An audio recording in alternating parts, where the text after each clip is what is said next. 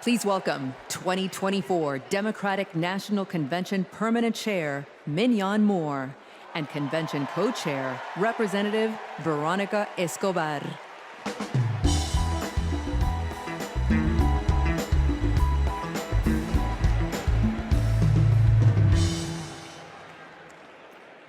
Hello, fellow Democrats.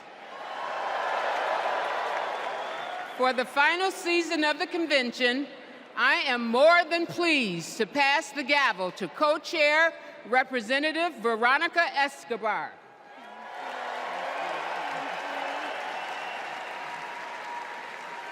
Thank you, Madam Chair. The fourth season of the 49th Quadrennial National Convention of the Democratic Party will now come to order.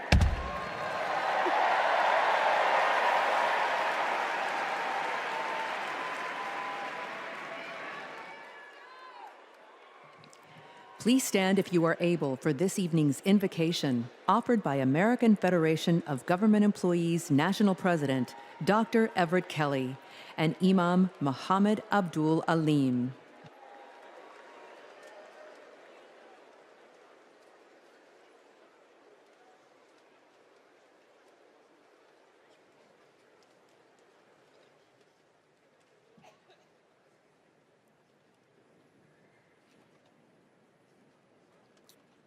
Let us pray. Eternal God, our Father, creator of the universe, help us to rise together in unity and love. The work ahead is monumental. We must heed our call to feed the hungry, heal the sick, and comfort all who suffer. We must conquer fear, injustice, and despair. Our great democracy's foundation is our knowledge that all are equal in God's eyes, that righteous truth, your gift of freedom and equality, are being questioned once again. They're what our forefathers and mothers fought and died for. They died on battlefields, in factories, on farms and picket lines. They died in chains, picket lines. They died in chains. They died for a better world. Beloved Creator, all this tonight, our democracy is now on the line. In the months that remain, guide Vice President Harris and Governor Walz with your wisdom and your thoughts. Eternal One, hear our prayer. Set our hearts afire that we may never weary in doing with your will in the pursuit of justice. In your Son's name, amen.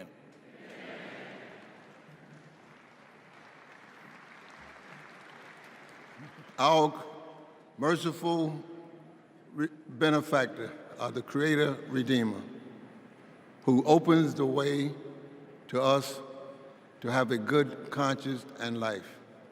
Grant that we continue as a nation out of many one, a people of faith, taking pride in caring for our common humanity. Let us pray that this great nation inspire nations to advance social and economic progress. O God, make us among those who seek justice for all. O God, help us stand with humanity against hate.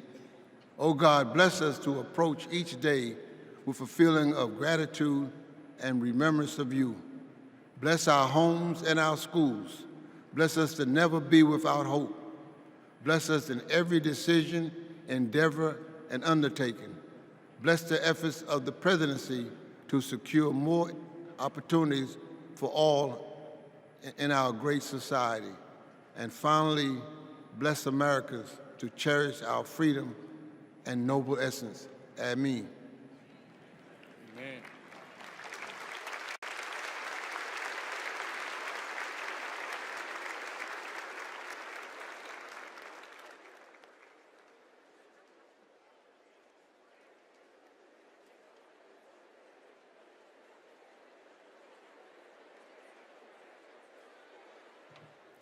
Please remain standing for the presentation of colors. by the Illinois State Police Honor Guard.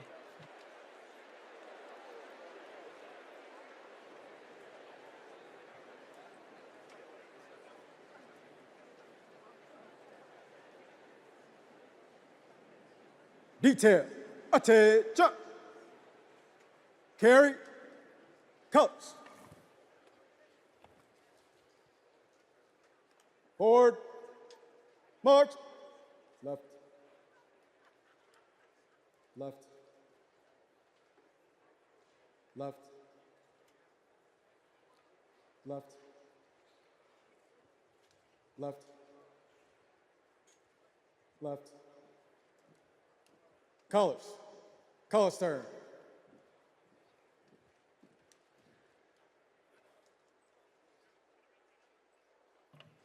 Please remain standing for the Pledge of Allegiance, led by Luna Mehring, sixth grader from Oakland, California.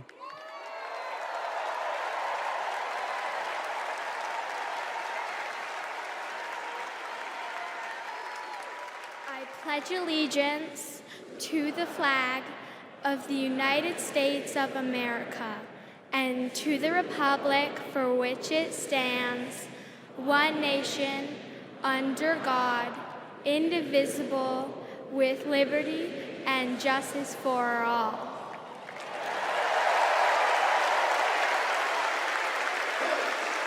Colors turn.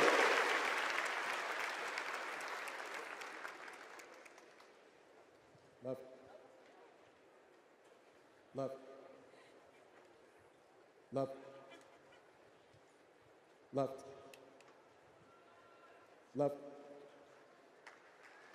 left.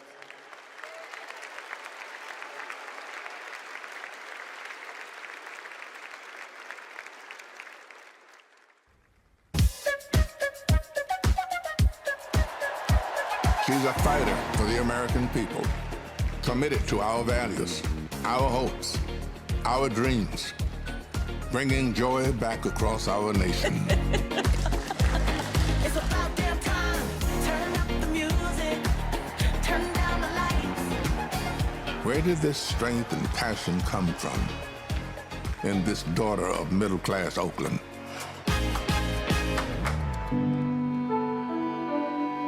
Well, it started with her parents, her mother, a South Asian scientist, and her father, a black economist. They took her to civil rights marches and inspired her to pursue her dreams. After her parents divorced, she and her sister were raised by her mother with the help of friends and neighbors, attending Sunday school at the 23rd Avenue Church. We grew up in this wonderful, loving, supportive environment. My mother was very well aware that she was raising two black girls to be two black women.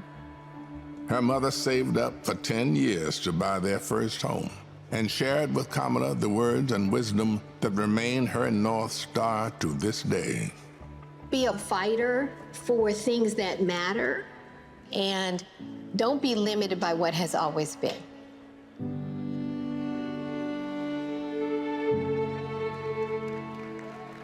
And then came a moment that changed Kamala Harris's destiny, the spark that lit the fire within. When I was in high school, I had a best friend who I learned was being molested by her father.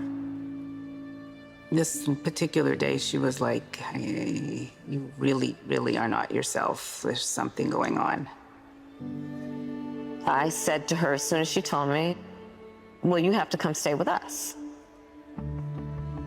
As you get older, you really, really reflect on how pivotal that intervention was at that crucial point in my life.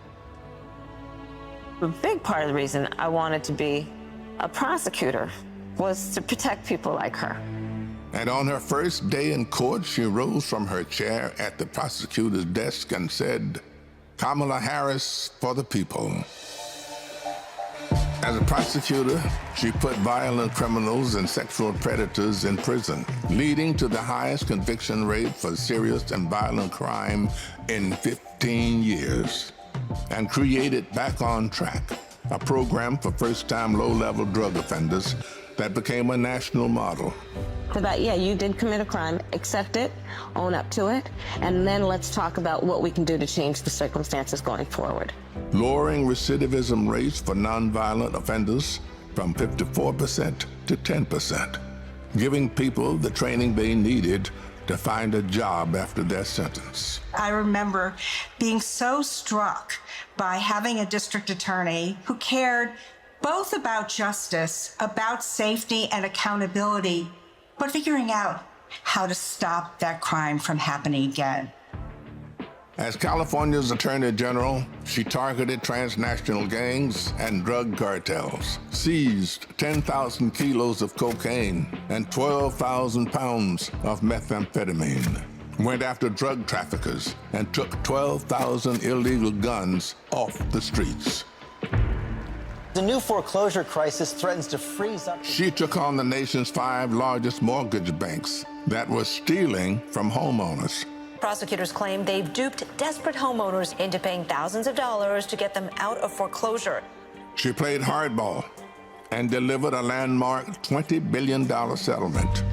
This represents one of the largest dollar amounts to come to California. And in 2016, the people of California sent her to represent them in Washington, D.C. In the Senate, she earned a reputation for taking on the tough fights on the Judiciary and Intelligence Committees. Kamala hit the ground running. She came in with confidence. She was always respectful, but she would not let a witness off easily. I wouldn't. Yes or no? And if an argument didn't hold water, she could spot that flaw and get at it. I do want you to be honest. I'm not able to be rushed this fast. It makes me nervous. And when Joe Biden went looking for his vice president, I wanted someone who was strong and who was ready to be president on day one.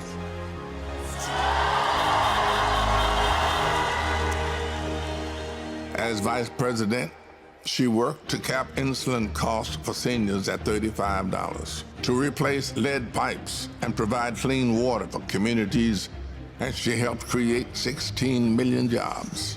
The Biden-Harris bipartisan infrastructure bill has already created thousands of jobs for our members. That is what the future looks like under a president, Kamala Harris. She fought to reduce the trauma of gun violence that has devastated our nation. How many of you guys, as college students, had to have a drill during high school or middle school or elementary school where you learned about how you need to hide in a closet or crouch in a corner in the event that there is a mass shooter roaming the hallways of your school? Look at that. Look at that.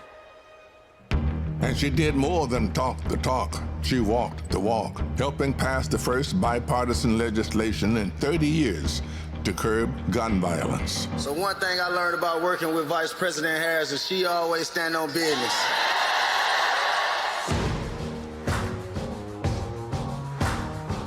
She has traveled the world to strengthen our national security and restore our global leadership, meeting with more than 150 heads of state. She stood shoulder to shoulder with our allies and stood up to dictators, helping to unite NATO behind Ukraine and impose punishing costs on Russia.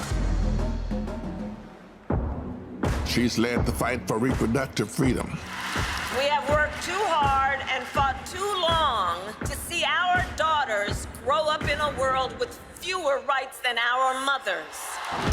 The first vice president to visit an abortion clinic, she built a nationwide grassroots movement to ensure that access to abortion, IVF, and birth control will always be protected. In the halls of power, she's a tough prosecutor, an effective policymaker, a powerful leader. And at home, she's the center of her family.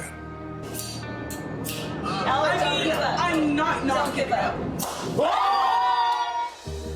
She's the best godmother, auntie. She's honest, she's loving, incredibly reliable. She's one of the most loyal people you'll ever meet. That is why I believe she is so prepared to be our next president. This love she has for her family, being there for all of us, that's how she will lead this country, being there for everyone.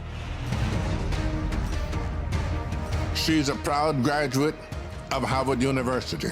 Hey, you know! Her campaign is a force of nature, generating the excitement we've all been yearning for. A campaign of joy, of love, of care. I am so fundamentally inspired. Kamala Harris will be our next president because you know there's too much on the line to stay on the sidelines. Thank you, Madam Vice President. Thank you for bringing back the joy. Sometimes people will open the door for you and leave it open. Sometimes they won't. And then you need to kick that door down. We are not going back.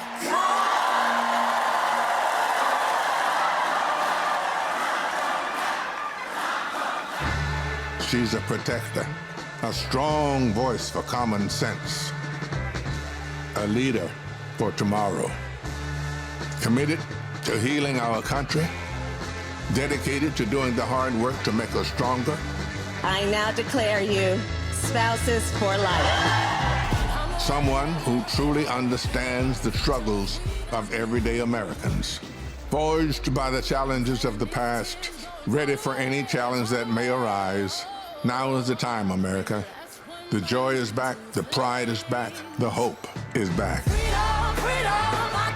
She's doing the work. She's fighting for us. She's the new way forward, our way forward. She is the next president of the United States of America, Kamala Harris.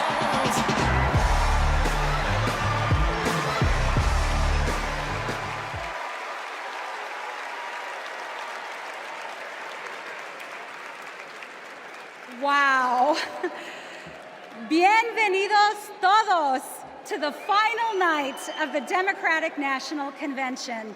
We have so much in store for all of you tonight, including a special rendition of our national anthem by our favorite country music rabble-rousers, the Chicks. And I just want to say, this week, our energy, hope, and joy have inspired the nation.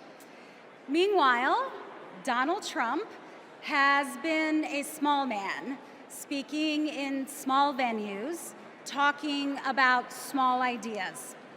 Our ideas, our vision for America brings us together. Our vision for America embraces every community and everyone. Kamala Harris and Tim Walz are working hard because they know our country is great. They know that we can build a future for all of us, and they're earning our votes by laying out a plan that puts the American dream not just within reach, but so we can fully grasp it. By making sure going to the grocery store doesn't break the bank, that we have control over our bodies, that our kids like my own kids, Christian and Eloisa, have opportunities to lead healthy and happy lives. We'll get to know Kamala a little more, and I promise you, you will not only be more inspired, but also ready to fight for a new way forward. And to keep us pumped for this journey, Chicago's very own DJ Metro. Over to you. Chicago, how's everybody feeling out there today? Welcome to night 4 of the Democratic National Convention. I know you all are having so much fun out there, is that correct? Well, there's only one thing left to do, and that's to make sure that the fun continues right here, right now, the only way that I know how. The Chicago way, baby. Y'all ready? Let's go. Thank you. You my little boo thing, so I'll give a hoot what you do. Say, girl, I know you a little too tame. I'll be shooting that shot like a girl.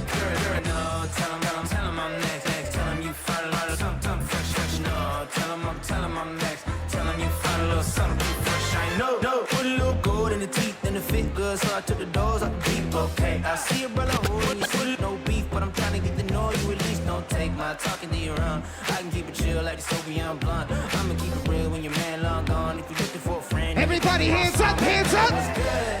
What's with you? If you book tonight, that's fiction. I'm outside, no pictures. You want me? Go figure. To the back, to the front. You a 10, baby girl, but I'm the one. Hey, to the back, one time, to the front. everybody, You a 10, hands girl, up in the air, let's go. You my little boo thing, so I'll give a hoot what you do. Say, girl, I know you a little too tame. I'll be shooting that shot like 2K, girl, I know. Tell 'em I'm next. Tell 'em you find a little something too fresh, I know. Tell 'em I'm next. Tell 'em you find a little. Thank you very much, ladies and gentlemen.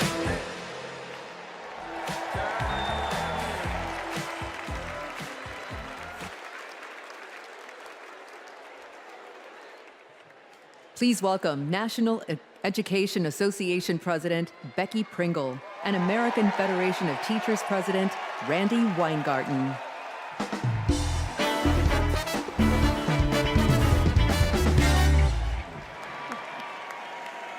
I am Becky Pringle,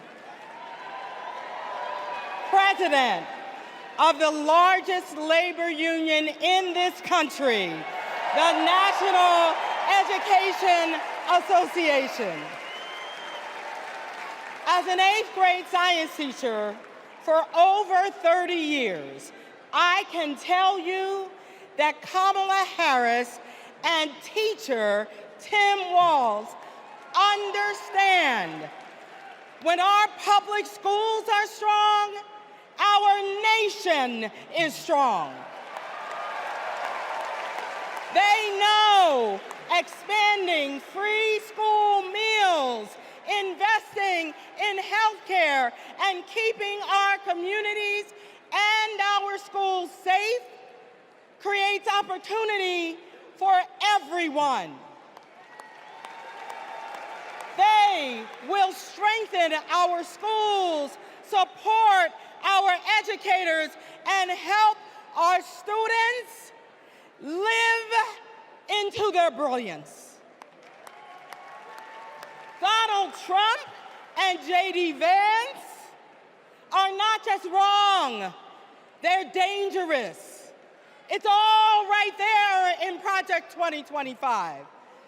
They will shut down the Department of Education, end Head Start, and make educators pay a higher percentage in taxes than billionaires.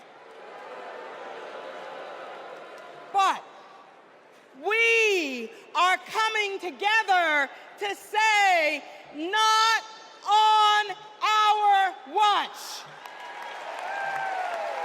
Not on our watch. So we will organize, and we will mobilize, and we will win all the things. So come this January, we will have a president who sees us, who believes in us, and who knows the beauty and the power of this diverse democracy. And her name is Kamala Harris.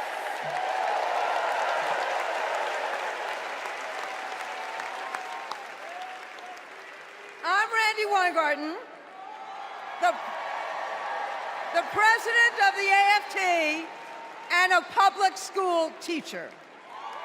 One of my first lessons I taught my students was about the social contract, how both individual freedoms and mutual responsibility are essential in our democracy. This covenant underlies our commitment to public schools, where educators prepare students to spark innovations, steward the environment, create our arts, and shape our democracy.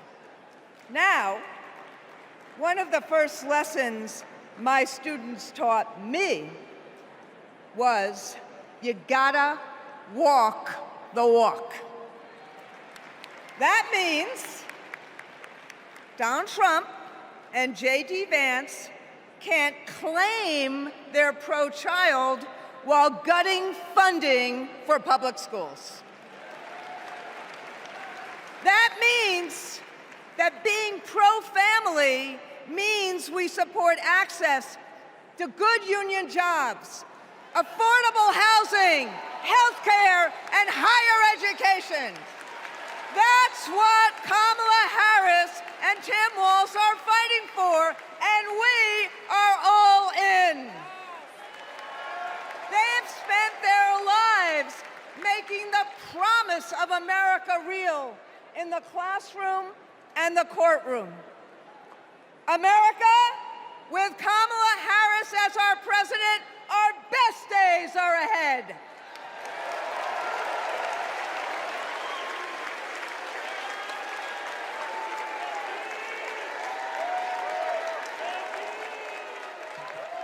Please welcome California Senator Alex Padilla.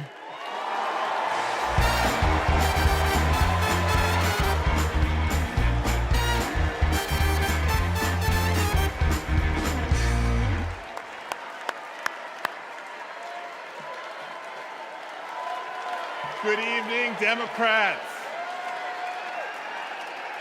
Buenas noches, demócratas. My name is Alex Padilla, and I am so proud to represent the great state of California in the United States Senate.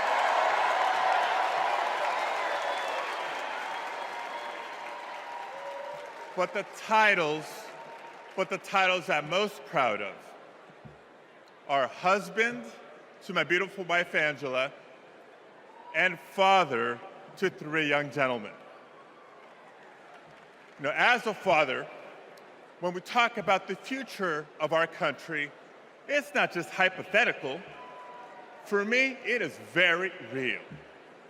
Every day I go to work in Washington, I think about my kids and the future we're building for their generation.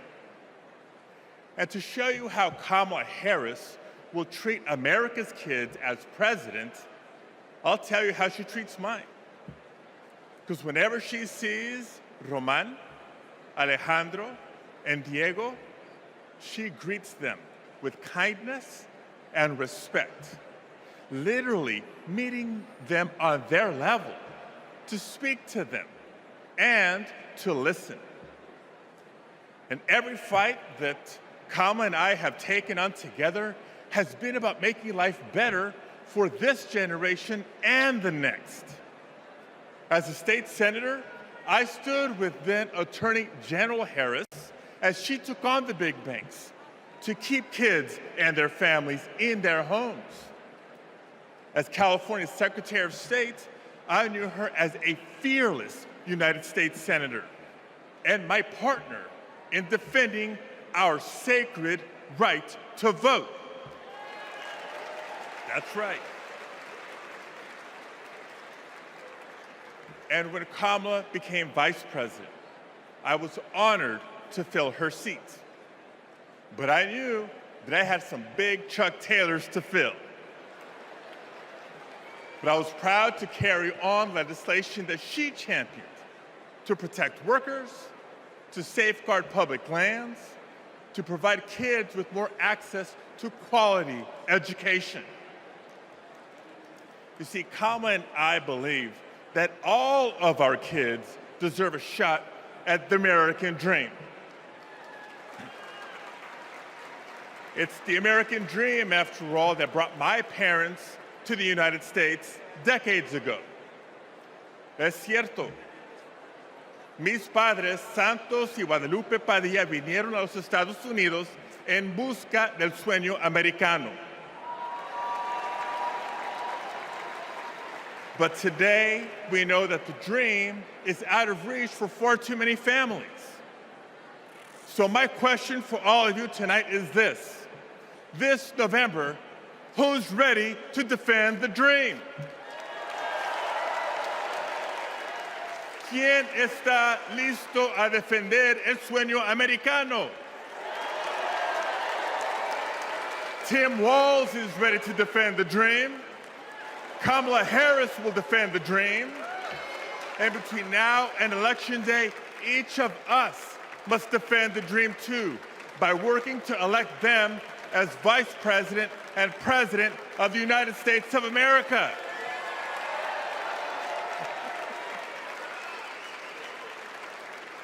So I want to thank you. May God bless you. Now let's go win this thing.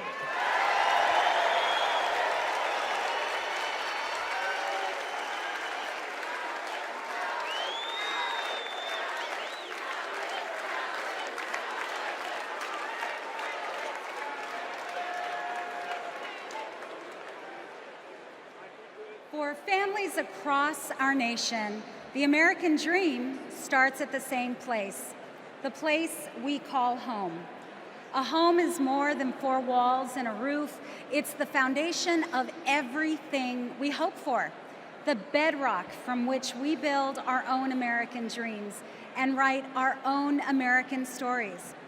To share Kamala's vision to give more Americans a place to call home, please welcome former Secretary of Housing and Urban Development, Marcia Fudge.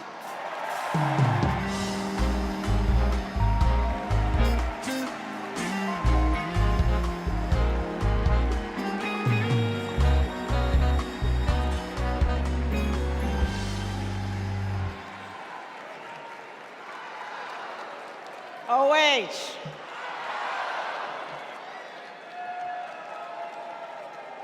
Kamala Harris has fought to protect homeowners and renters her entire career. As Attorney General, she held big banks accountable for their role in the foreclosure crisis and won billions of dollars for California homeowners. As Vice President, she and President Biden helped over 400,000 homeowners at the risk of foreclosure during the pandemic. And as President, she will build 3 million new homes and rentals, limit unfair rent increases, and offer down payment support for first-time home buyers. It's personal. Kamala remembers her mother's pride at buying their first home after saving for 10 years.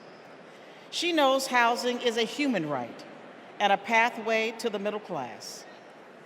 Where you live determines what schools your children go to, what health care you receive, and whether you can get a good job without spending hours commuting. Where you live too often determines how you live.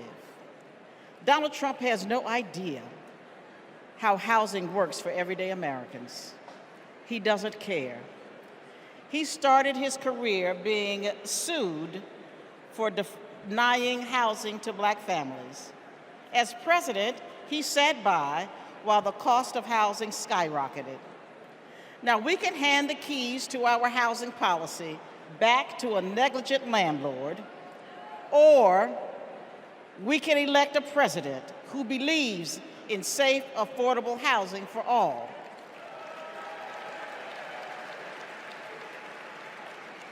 Let's ensure we have an opportunity economy by voting for Kamala Harris. Thank you. Don't know why, but I feel like freedom.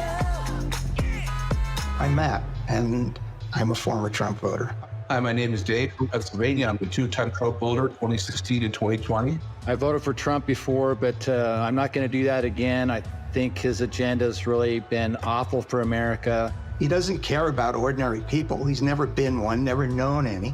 I'm extremely worried about Donald Trump getting in the White House again. People are working. All these people who weren't working under the Trump administration, they now have jobs. One thing I like about Kamala Harris is she talks about the issues. She talks about the economy. She talks about women's rights. I'm going to vote for Kamala Harris.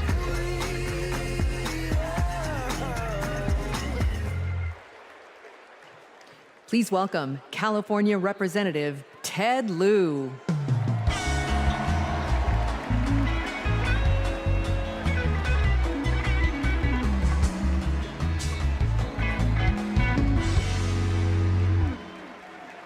As a computer science major, I am so impressed with how large this AI-generated crowd looks tonight.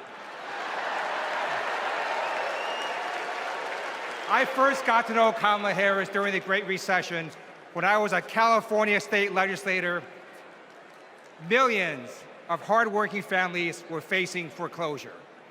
My constituents told me stories about predatory and unfair loan terms, and about how hard they were fighting to keep the homes that they loved. Thankfully, they had someone fighting just as hard for them, Attorney General Kamala Harris. She led an investigation of the mortgage industry to root out fraud. She helped pass the Homeowners Bill of Rights, and she held the big banks accountable, bringing back $20 billion to homeowners. Since those days, I've seen her continue to fight for affordable housing as vice president, and as president, she's going to cut red tape so we can build more houses, help new homeowners afford a down payment, and take on corporations that unfairly hike up rent. Kamala Harris fights for affordable housing because she gets it. You know, when her mom was raising 2 girls, she did what so many parents do: work early hours and work late nights, pay the bills, and put on a brave face so her girls did not know how hard it really was. It shouldn't be this hard in America, and President Kamala Harris will make sure it's not. She'll fight to lower housing costs so that everyone, everywhere, can find a place to call home.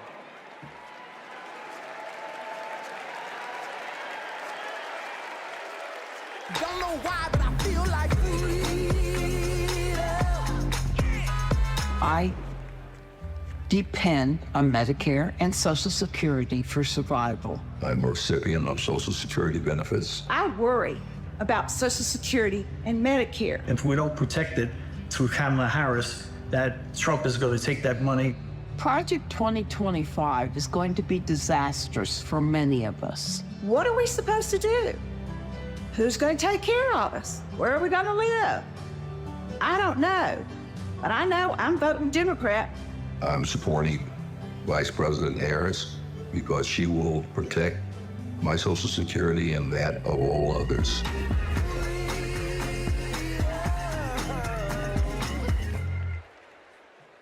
Please welcome Wisconsin Senator Tammy Baldwin.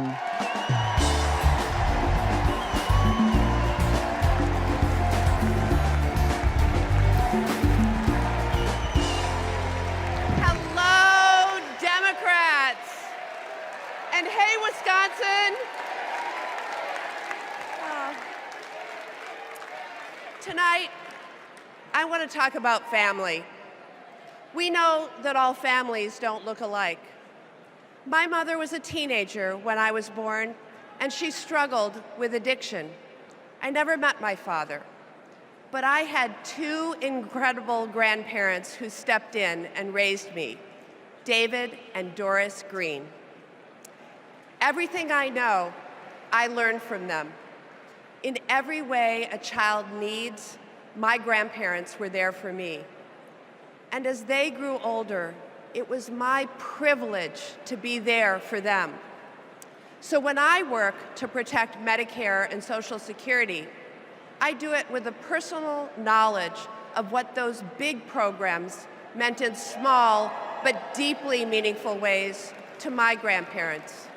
And I know what they mean for your parents and grandparents. But let's be clear, that is all at risk today. Donald Trump was asked what he would do about Social Security and Medicare, and he said, and I quote, "There's a lot you can do in terms of cutting." Cutting?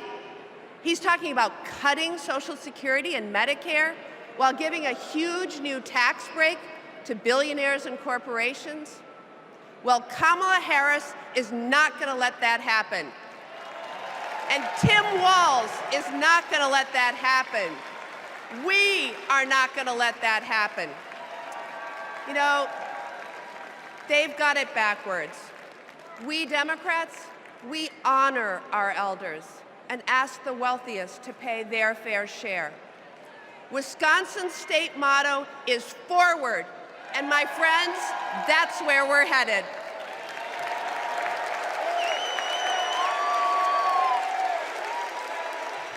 Please welcome Massachusetts Representative Catherine Clark.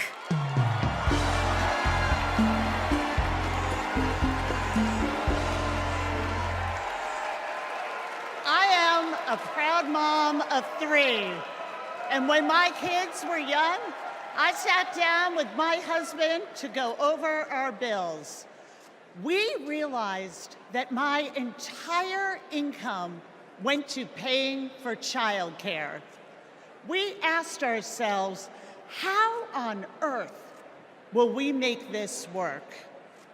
So many parents will tell you a similar story.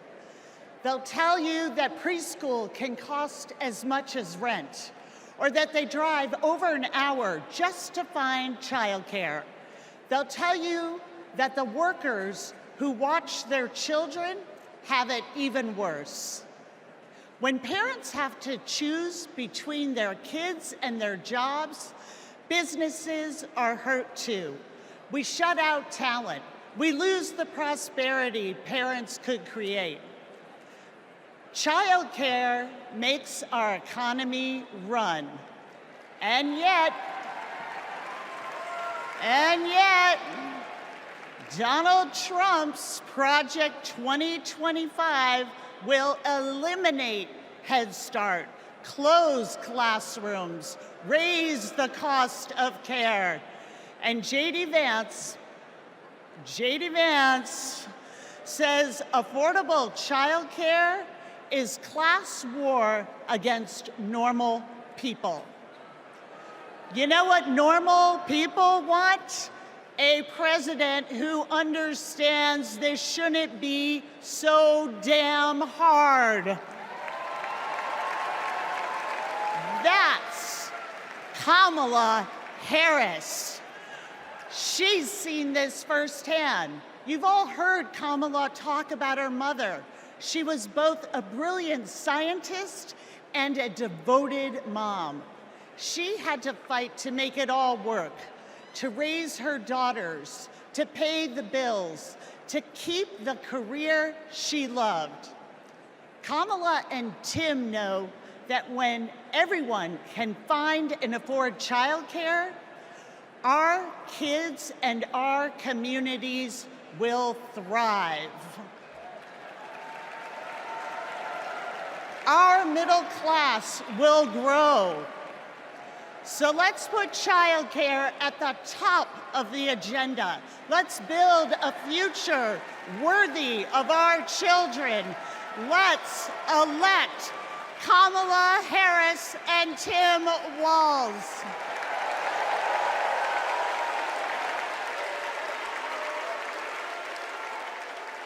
Please welcome Colorado Representative Joe Neguse.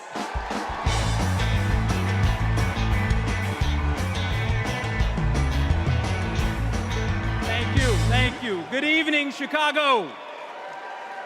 My name is Joe Neguse, and I represent the great state of Colorado in the U.S. Congress.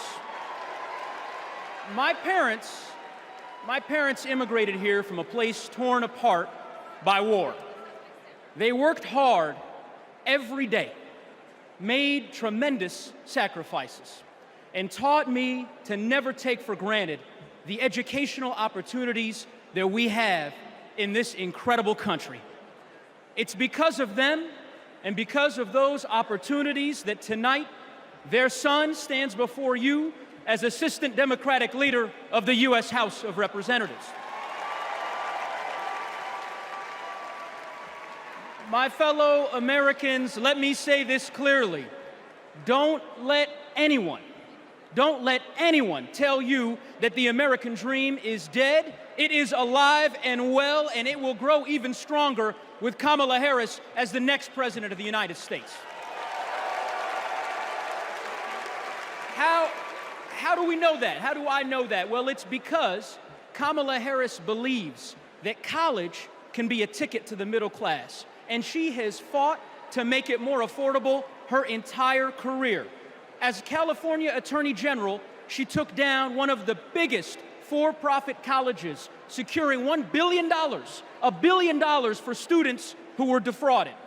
Alongside President Biden, she expanded Pell Grants and secured record funding for HBCUs.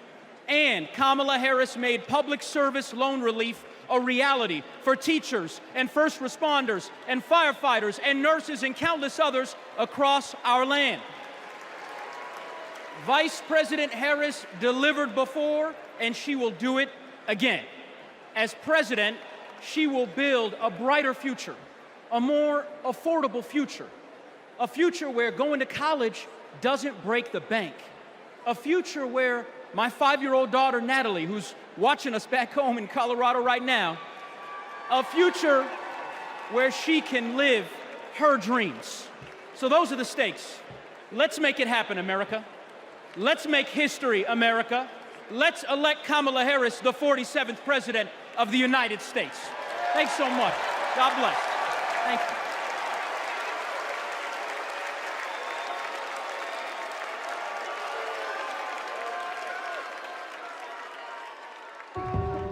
I basically worked in public service my entire adulthood, over 27 years. Seeing my mom work in the public service sector, it was actually inspiring me, and I'm like, she gives more to the community than she is for her own self. As a single mother, I knew I wanted my daughters to have a better life than I did. So I said, you know, going to school will help me.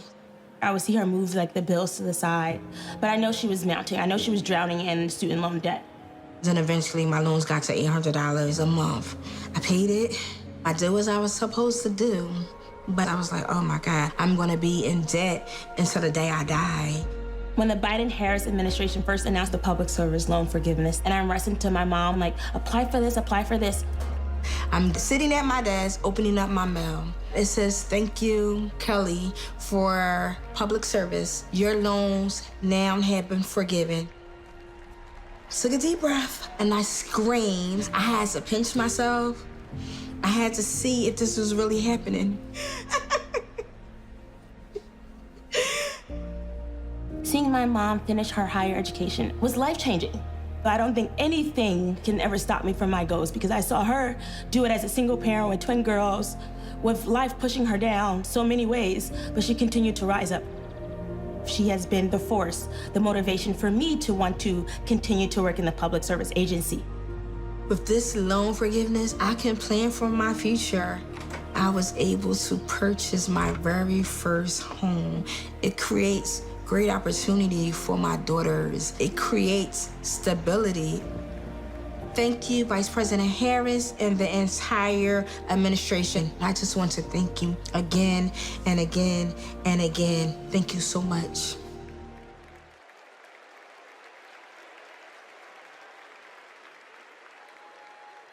Our party's not over, Chicago! Let me see you just rock with me once. This shit, that ice cold. Michelle fight for that white gold. This one for them hood girls, them good girls, straight masterpiece. Stylin', wildin', living it up in the city. Got Chuck's on with Saint Laurent. Gotta kiss myself, I'm so pretty. I'm too what? I'm too hot. Call the police and the fireman. I'm too hot. Make a dragon wanna retire, man. I'm too hot. Say my name, you know who I am. I'm too hot. And my band bout that. Everybody just clap. Girls hit you, hallelujah. Girls hit you, hallelujah. Girls hit you, hallelujah. Cause Uptown Funk don't give it to you. Cause Uptown Funk don't give it to you. Cause Uptown All right, Chicago. Let me see you just. Let me see you just. Don't believe me, just rock. Come on.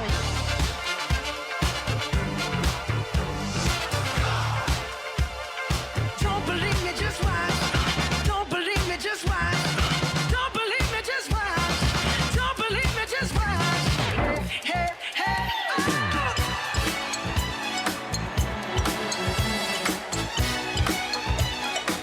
Anybody here ready to have a great time with me tonight? Let me hear you make some noise.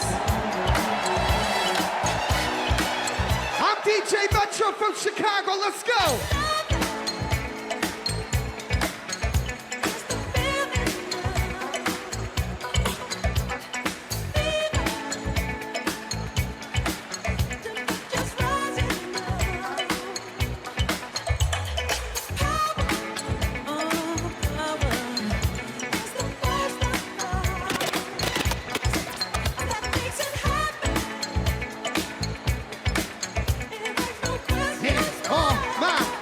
Ready to party!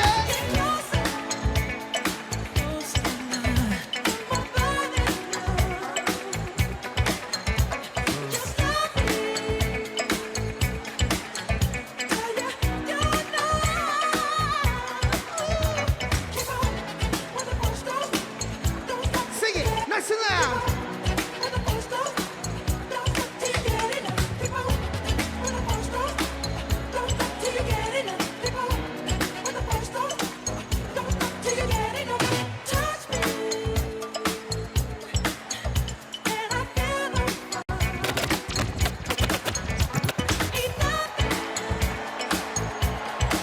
Ladies and gentlemen, I'm DJ Metro. I'll be back for more later.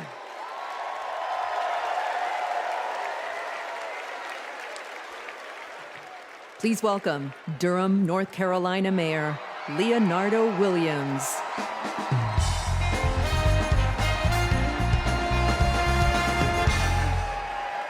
Hailing from the Tar Heel State, home of Duke University and North Carolina Central University, I am Mayor Leonardo Williams from Durham, North Carolina.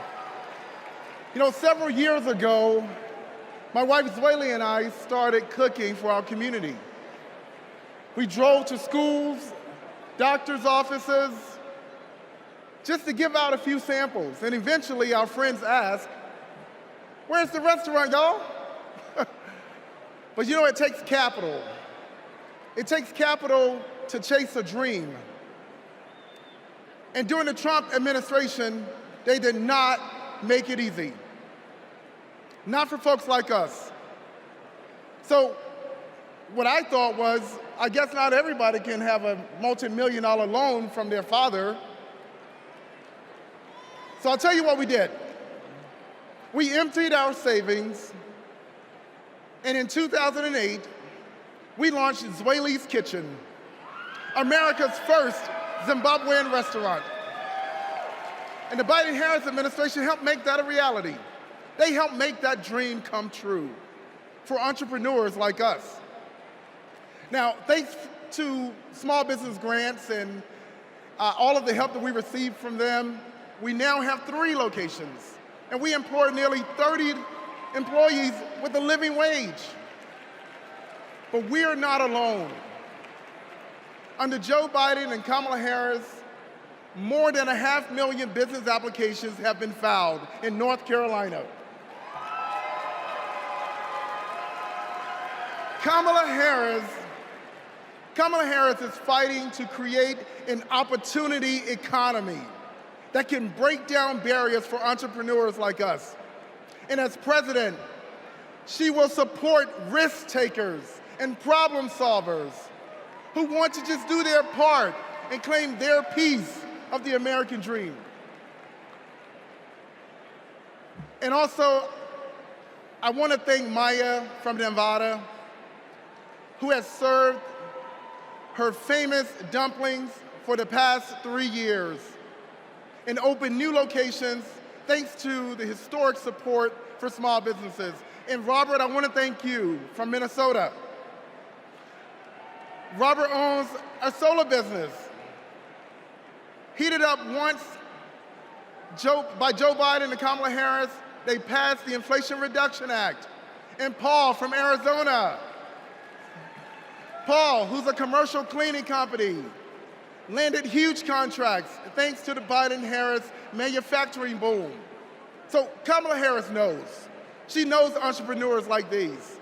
She knows that we are the backbone of our community. And when they succeed, we all succeed. Let's win this. Thank you.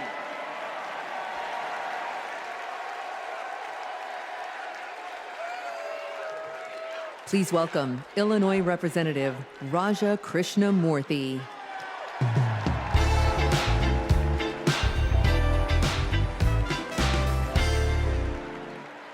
America Against America.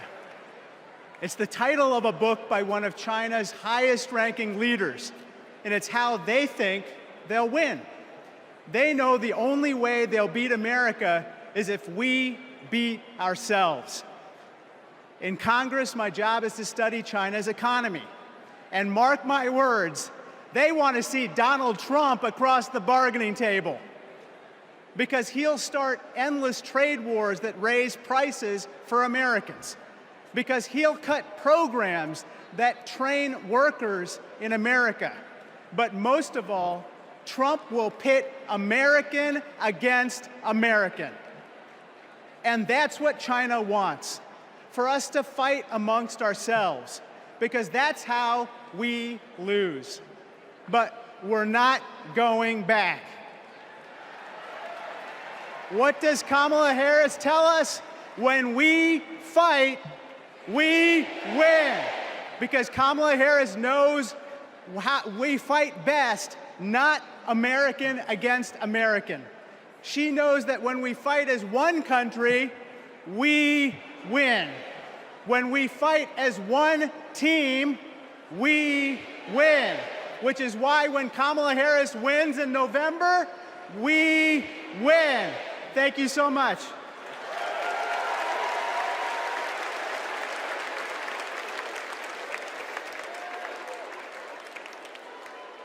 We believe in a future where every person has the opportunity to build a business, to own a home, to build intergenerational wealth, a future with affordable health care, affordable child care, paid leave. And all of this is to say, building up the middle class will be a defining goal of my presidency.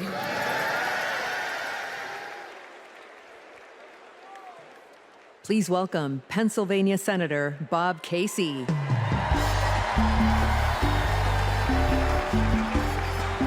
Pennsylvania. Here's a real question. Moms asked me in Pennsylvania, what am I supposed to do if I can't afford diapers? In just 6 months, a box of diapers went up $15. The corporations say your prices are up only because their costs are up. They're selling you a lie. It's in the bag with the diapers. Prices are up because these corporations are scheming to drive them up. Most companies are good companies. It's the food conglomerates that sit behind the supermarkets, the faceless wholesalers. They're the ones who are extorting families at the checkout counter. This is greedflation. I've been fighting it a long time. So has Kamala Harris. And finally, we're starting to win. When Big Pharma jacked up the cost of insulin, we passed a bill to stop them. Now, for millions of Americans, it's capped at $35 a month. So that's one. I've been fighting to ban price gouging on food. And next year, when she's president, Kamala Harris will sign a bill to do just that. So that's another.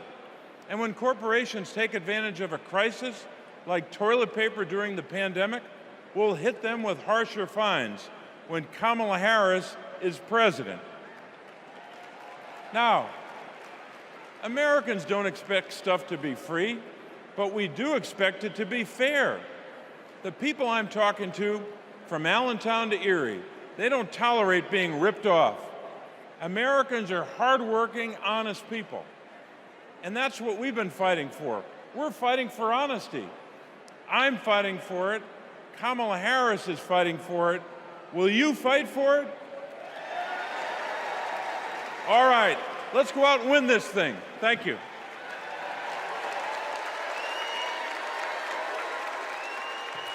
Please welcome Massachusetts Senator Elizabeth Warren.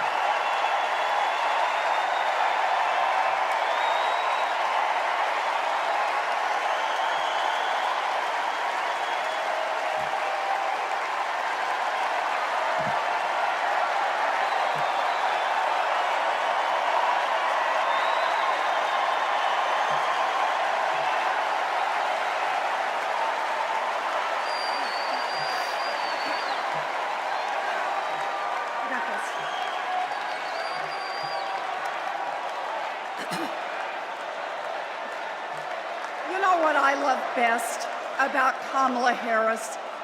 Kamala Harris can't be bought and she can't be bossed around.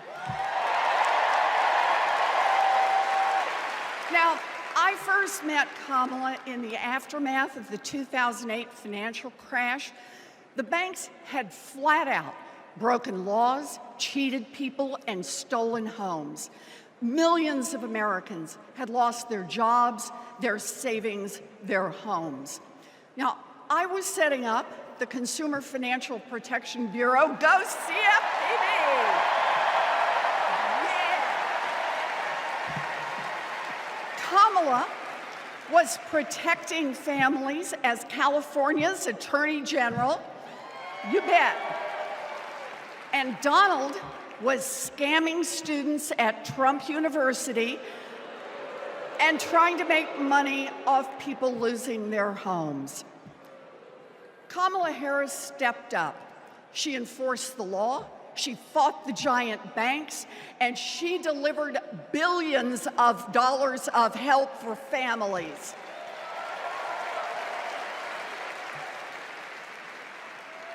And that is the difference between a criminal and a prosecutor.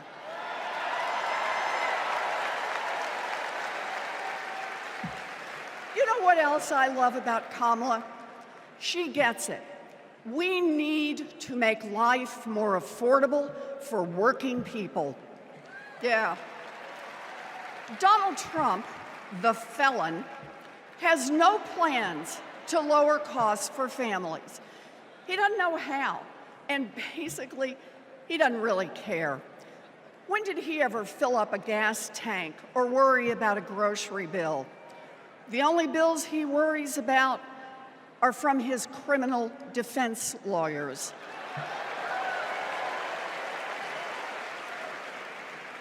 But Kamala, she cares deep down. And she will take on the giant corporations that are squeezing American families. In fact, it's something she's done before. During the California wildfires, she went after the price gougers. During the pandemic, we worked together in the Senate to stop price gouging. And as president, she will lower costs for your family. She'll take on the Wall Street firms that buy up millions of houses and apartments and then jack up the rent. She'll take on drug companies that charge an arm and a leg for prescriptions. She'll take on corporate monopolies that rip off consumers and billionaires who don't pay taxes.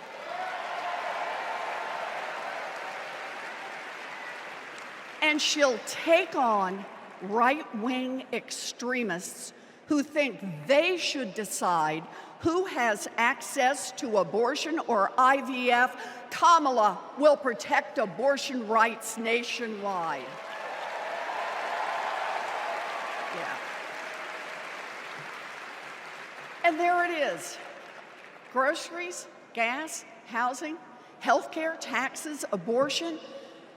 Trust Donald Trump and JD Vance to look out for your family? Shoot, I wouldn't let those guys, I wouldn't trust them to move my couch.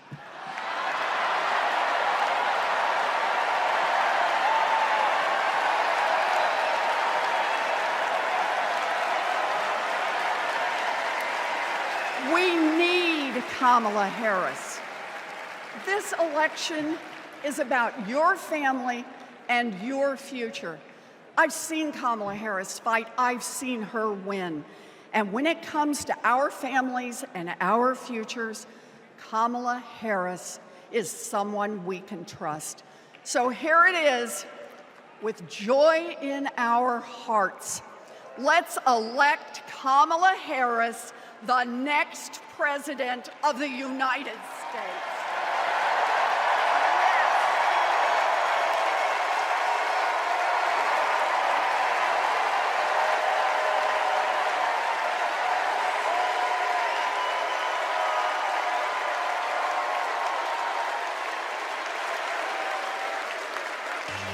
Our party is nowhere near over, Chicago! We're gonna do this real big because we got a good feeling about this presidency. Now let me see your hands up one time. I got a feeling that tonight's gonna be a good night. That tonight's gonna be a good night. That tonight's gonna be a good, good night. A feeling that tonight's gonna be a good night. That tonight's gonna be I want to see everybody losing their minds. 1, 2, now everybody party. Tonight's the night. Let's live it up. I got my money. Let's spin it up. Go out and smash it. Like, oh my God. Jump out that sofa. Let's kick it off. I know that we'll have a ball if we get down and go out and just lose it all. I feel stressed out, I wanna let it go. Let's go way out, spaced out, and losing our control. Fill up my cup, Marvel talk. Look at her dancing. Just take it up, up, up, up, up, up, up, up, up, up. Let me hear you shout down. Come on. Because in this nation, we're all one big family. Let me see.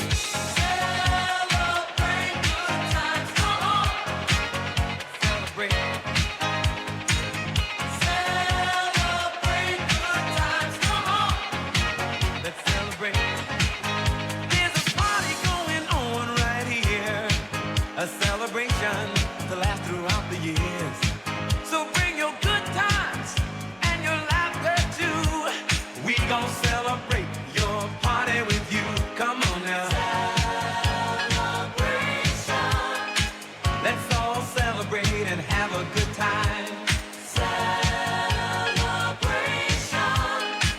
We gon' celebrate and have a good time.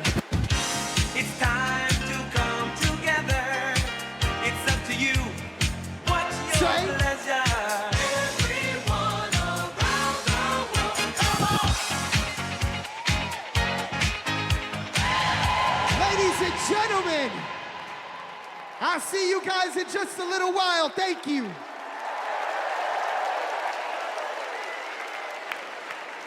Woo! We've got ourselves a party in here, Chicago. All right, Democrats, we know that a secure future depends on strong global leadership. As Vice President, Kamala Harris has been tested on the world stage. She's faced down threats, stood shoulder to shoulder with our allies, and engaged in the serious work of safeguarding America's security. Please welcome to the stage an Army Ranger, my colleague, Congressman Jason Crow.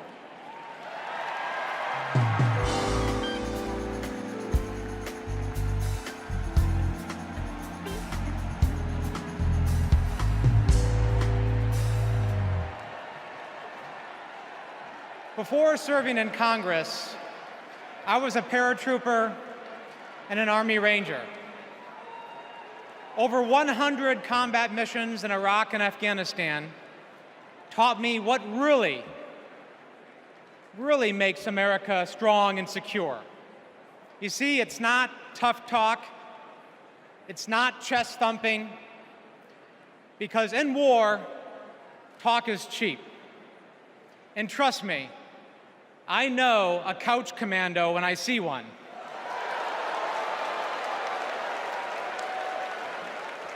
Real strength and security come from our people, from our allies. Donald Trump's Project 2025 would abandon our troops, abandon our veterans, our allies, and our principles. In Chapter 4, Trump plans to do Putin's bidding by abandoning Ukraine and walking away from our NATO allies. In Chapters 2 and 3, he plans to fire our national security and military professionals and then replace them with MAGA loyalists. But I refuse to let Trump's golf buddies decide when and how our friends are sent to war. When we join the military, we raise our right hand and we take the oath. We know that it comes with sacrifice, but we also know that it comes with a promise that America will have our back. Trump will break that promise. In fact, in Chapter 20 of Project 2025, he plans to slash veterans' benefits and then privatize VA healthcare. As a paratrooper, we learned that the leader of the unit jumps first, and then the others follow. Leaders always go first. But Trump, he would push your son or daughter out of the plane and then abandon them when they come home. Our troops deserve a commander-in-chief who will always have their back. That leader is Kamala Harris. And together, we will make Kamala Harris our next commander-in-chief.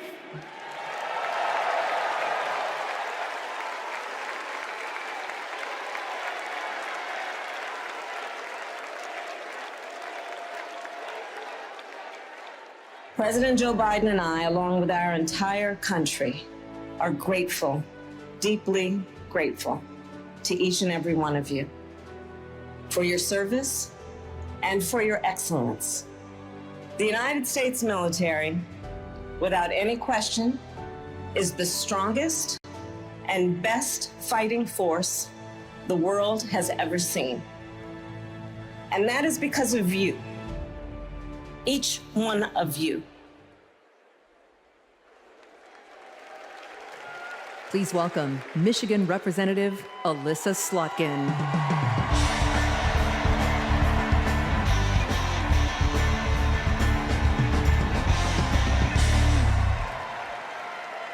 Good evening. I'm Alyssa Slotkin. I am honored to be your U.S. Senate nominee from the great state of Michigan. Go blue, go green, my peeps from Michigan. My life in service began in New York City on September 11th. As the smoke cleared, I knew my career would be spent protecting the country we all love. I was recruited by the CIA and served 3 tours in Iraq alongside our military. And I worked at the White House under presidents of both parties and as an acting Assistant Secretary of Defense under President Obama. I want to talk tonight about national security because the choice in November is stark. America retreating from the world or leading the world. Trump wants to take us backwards. He admires dictators a lot. He treats our friends as adversaries and our adversaries as friends. But our vision is based on our values, the values that took us to the shores of Normandy and helped us win the Cold War. We believe America should inspire and lead at home and abroad. We recognize that it's not just about having a strong military, but about tackling global challenges like AI and climate change together. And guess what? That takes friends. You gotta have friends to do that. Vice President Harris understands our strength abroad is inextricably linked to our strength here at home. Our schools, a strong middle class, and the health of our democracy. So, for everyone here and everyone watching, I want you to proudly claim your patriotism. You are here because you love your country. Do not give an inch to pretenders who wrap themselves in the flag, but spit in the face of freedoms it represents.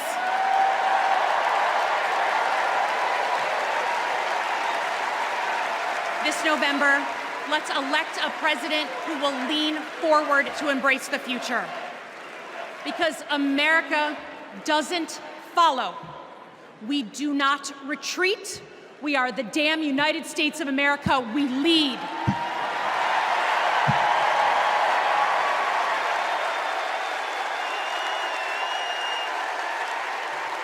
Please welcome New York Representative Pat Ryan.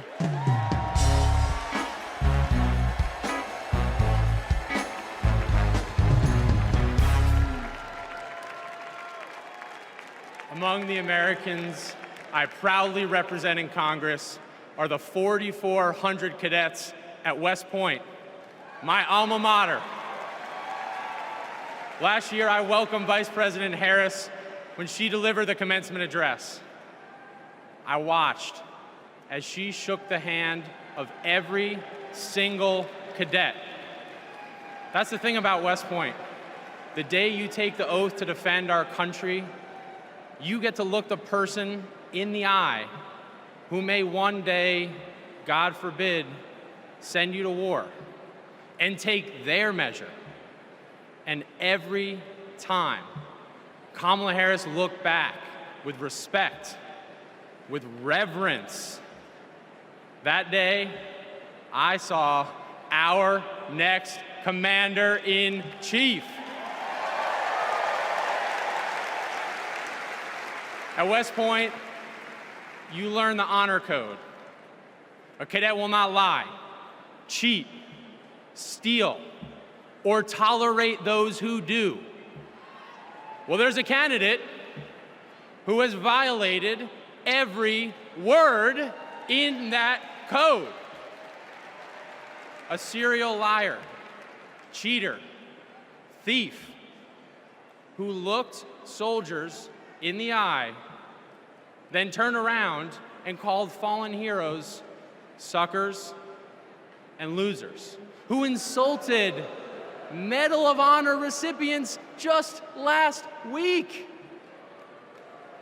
I tell you what I think of Donald Trump. They told me I can't say that word on TV.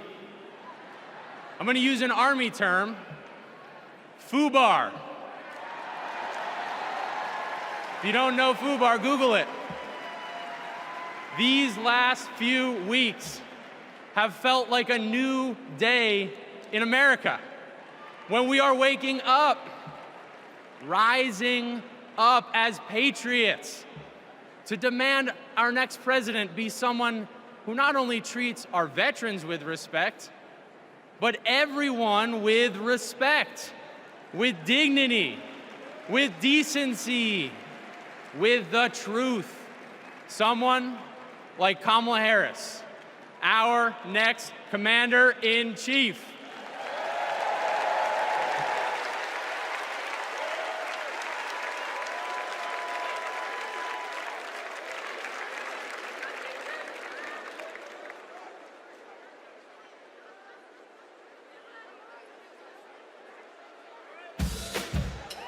We are not done.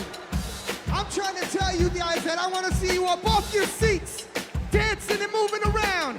Get excited with me and say, I say I'm too late. Got nothing in my brain. That's what people say. That's what people say. I go on too many dates, but I can't make them stay. At least that's what people say. That's what people say. But I keep cruising. Can't stop, won't stop moving. It's like I got this music in my mind saying it's gonna be alright. 'Cause the player's gonna play, play, play, play, play. And the haters gonna hate, hate, hate, hate, hate, baby. I'm just gonna shake, shake, shake, shake, shake.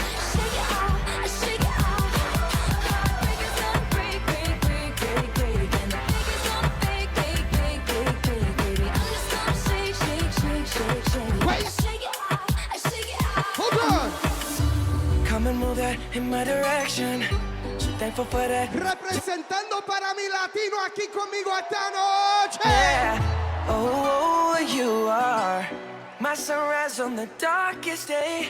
Got me feeling some kind of way. Make me wanna savor every moment slowly, Hold on. slowly. Despacito. Quiero respirar tu cuello despacito. Deja que te diga cosas al oído. Para que te acuerdes si no estás conmigo. Despacito. Quiero desnudarte a besos despacito. Firmo en las paredes de tu laberinto. Y hacer de tu cuerpo todo un manuscrito. Quiero ver bailar tu pelo, quiero ser tu ritmo. Que le enseñes a mi boca tus lugares favoritos. Ladies and gentlemen, one more time, I'm DJ Metro and I'll be back.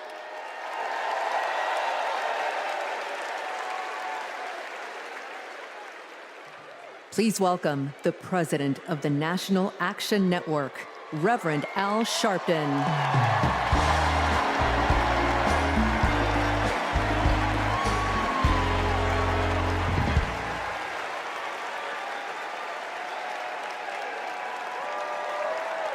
Thank you. Thank you.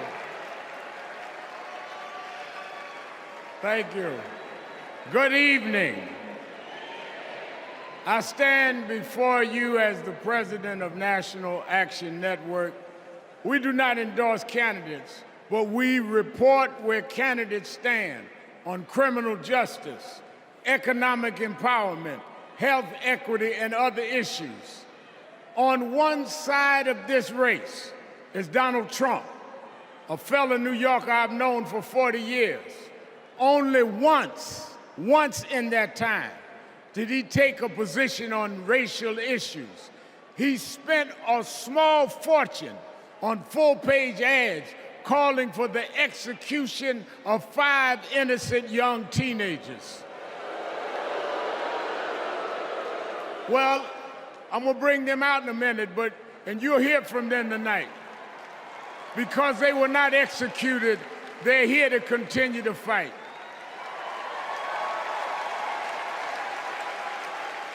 But it was there that I saw Trump love to fan racial flames. On the other side is a woman that I've walked with in Selma, Alabama to commemorate the 59th anniversary of Bloody Sunday. Kamala Harris spoke to me that day about unity and passing bills. All I ever heard from Donald Trump was how he can get an advantage. I see one candidate who wants to protect the right to vote, while the other has tried to cook up 11,000 votes in Georgia. I see a candidate who, with Joe Biden, brought leaders to the White House to confront violent hatred, running against a man who said neo-Nazis in Charlottesville were fine people. I see a candidate who has sought to reform and uphold the law, and a man who wrongly assumes his mugshot appeals to Black Americans. I worked with Kamala Harris. In every job she's had, she has consistently committed to making government work for those of us who've been disadvantaged. All Donald Trump has been consistent about is making himself richer and sowing division to get that done. This man sat right here in Chicago a few weeks ago, refusing to apologize for claims that migrants were taking Black jobs. Well, in November, we're gonna show him when Blacks do their job.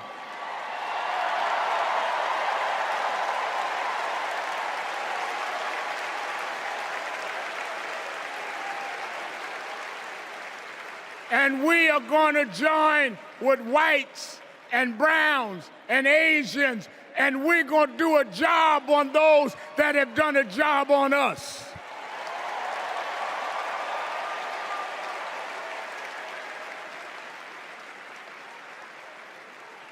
Tonight, we are going to realize Shirley Chisholm's dream.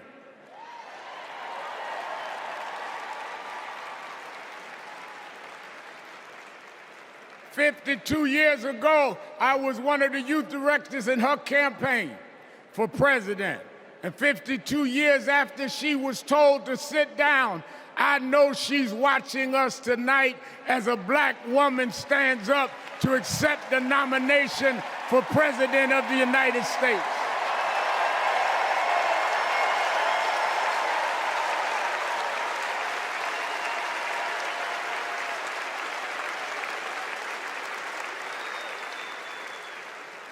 We have fought too hard for women to be told to get out of the kitchen. We are now on our way to the Oval Office. We won't go back.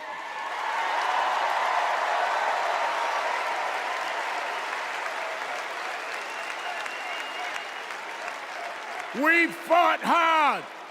We fought hard for LGBTQ loved ones to get out the closet. We won't go back.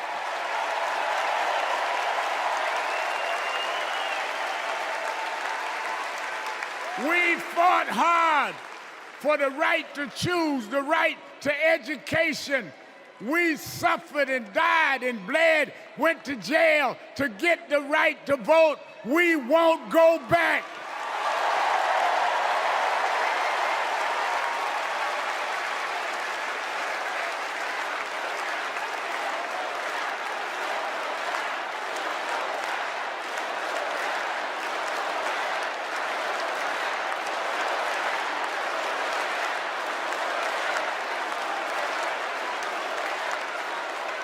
So we must be committed, no matter how the Supreme Court tries to roll back on civil rights, no matter what the amount of money they have. We are here because others fought and suffered for us, and we vowed tonight we won't go back.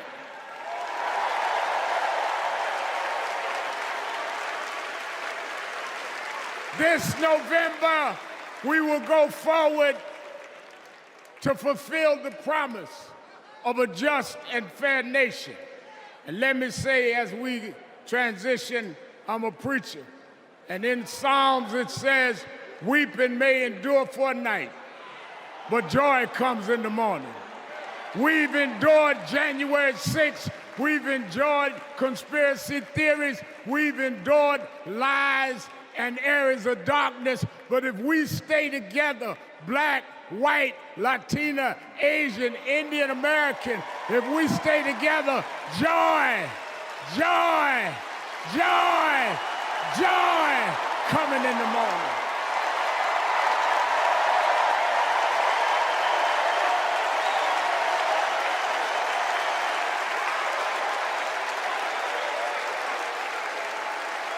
I want to now, since I was a teenager, I was mentored by Reverend Jesse Jackson.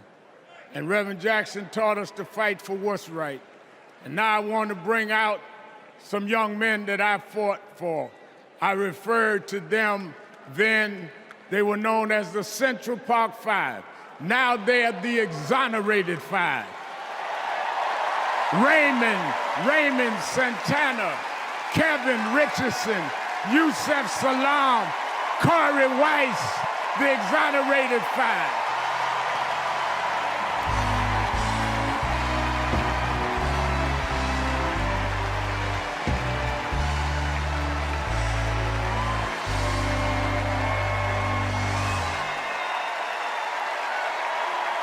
We won't go back.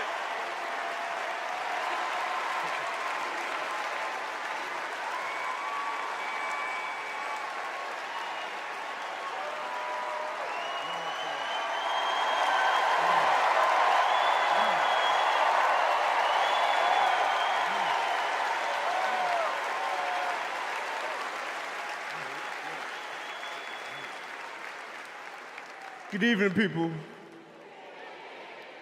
My name is Corey Wise. 35 years ago, my friends and I were in prison for a crime we did not commit. Our youth was stolen from us.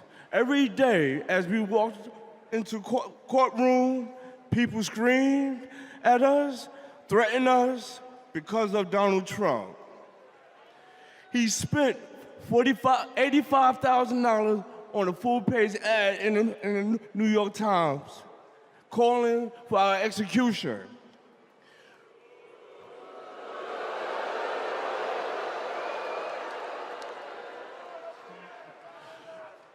We were innocent kids, but we served a total of 41 years in prison. Reverend Al Sharpton stood with us. Now, I'm proud to stand with him today.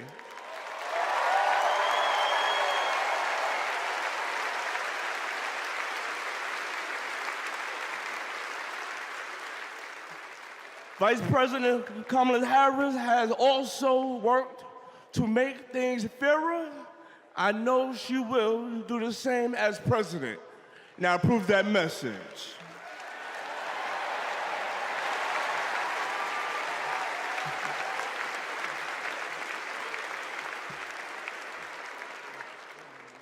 I love these guys. These are my brothers. These are my brothers. Yes, indeed. America. I am Yusef Salaam.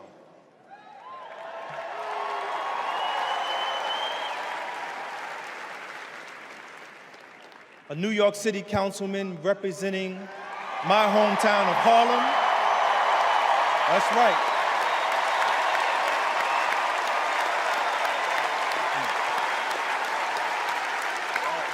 Man. Representing my hometown of Harlem, USA.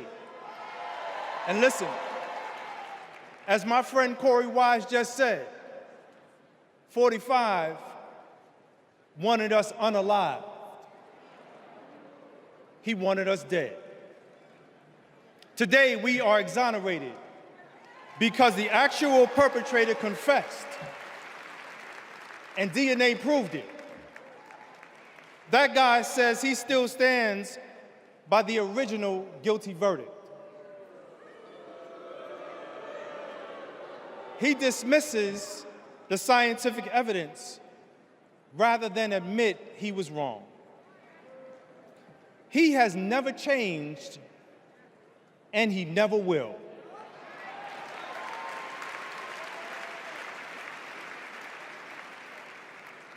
That man thinks that hate is the animating force in America. It is not. We have the constitutional right to vote. In fact, it is a human right. So let us use it. I want you to walk with us. I want you to march with us. I want you to vote with us.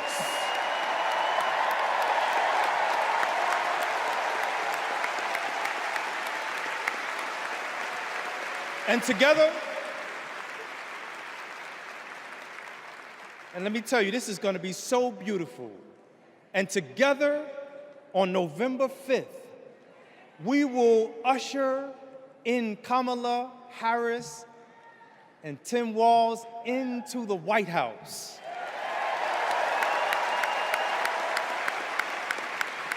So I want to do this. When I say when they, I want you to say see us. When they, see us. When they, see us. When they see us, America will finally say goodbye to that hateful man.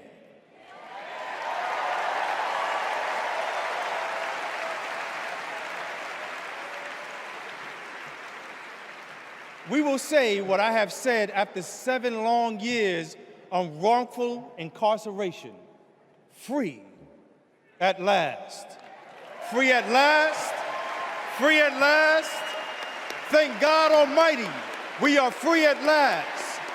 God bless you, and God bless the United States of America.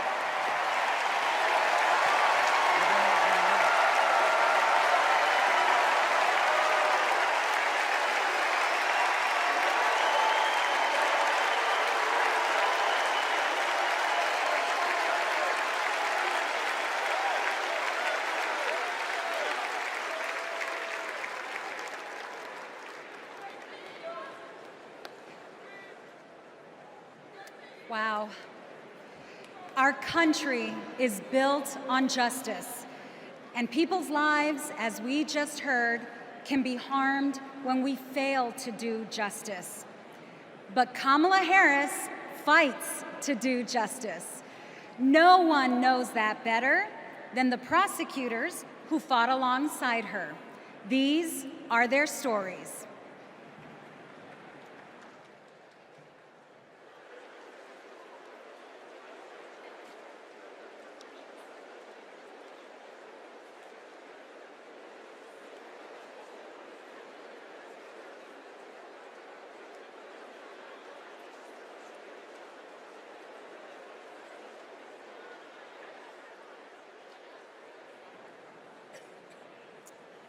I'm Amy Resner.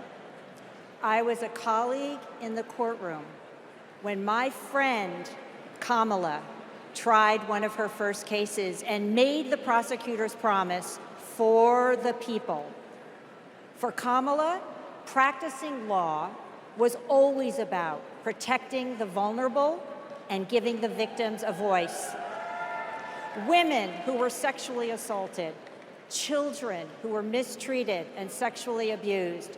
She helped them navigate their nightmares and demand justice for their injuries. And she did it all with grit and grace, intelligence and heart. She was a remarkable prosecutor, and she will be a remarkable president.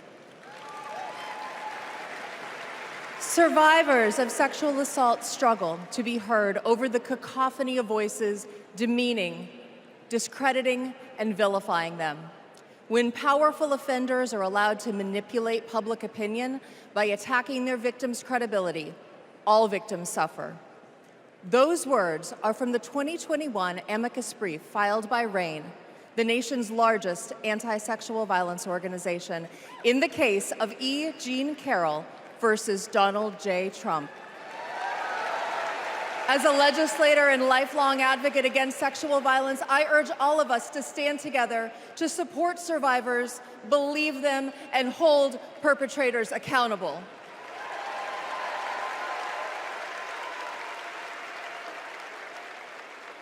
I'm Lisa Madigan, former Attorney General of Illinois. I worked with Kamala Harris during the Great Recession to protect homeowners from foreclosure. As Attorney General of California, Kamala met thousands of people on the verge of losing their homes and their faith in the American dream. She demanded big banks provide mortgage relief to allow families to stay in their homes. She stood her ground, and together, we prevailed. For as long as I have known her, Kamala Harris has always taken principled positions and never wavered. Thanks to Kamala's determination, countless Americans have a home they can call their own.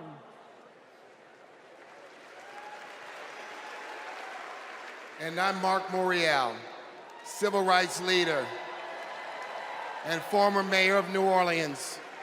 In the 1970s, Donald Trump was sued for refusing to rent his apartments to African Americans. His employees were told, put those applications in a drawer and leave them there. It was straight up housing discrimination.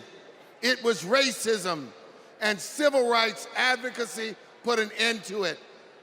Kamala Harris has a plan to build more housing, keep rent prices fair, and help more people own homes.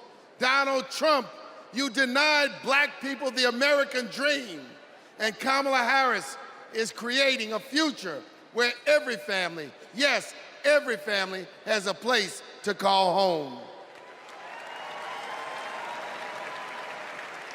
I'm Nathan Horns. In 2010, I went to college in California to pursue my dreams, but ended up with a nightmare. Corinthian Colleges was a predatory for-profit chain. They defrauded more than 500,000 students and burdened us with loans we could never repay. Then, Kamala Harris stepped in. As Attorney General of California, she stuck up for students. She prosecuted Corinthian, and as Vice President, she stuck with us. As we fought and we organized for debt relief, the Biden-Harris administration came in, canceled all Corinthian student debt, and gave us back our futures. My name is Tristan Snell, and I prosecuted Trump University.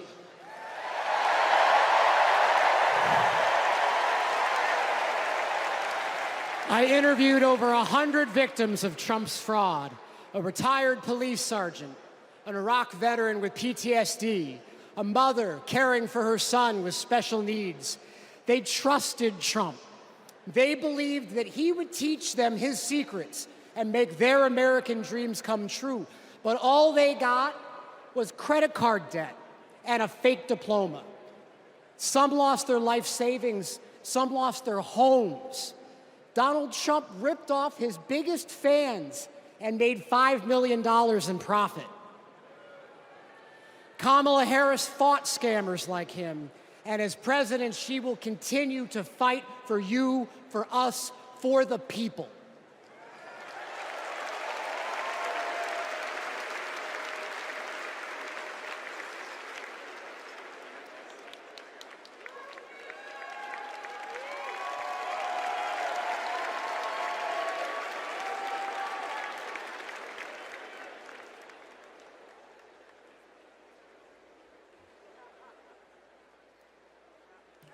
Please welcome Massachusetts Governor Maura Healey.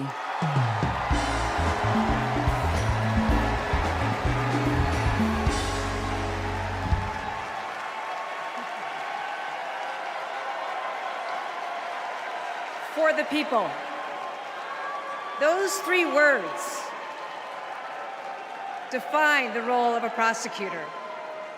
To serve not only our clients in the courtroom, but our community and our country.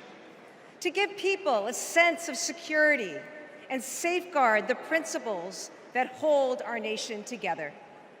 To stand up to abusers and bullies, and stand up for the voiceless and the vulnerable.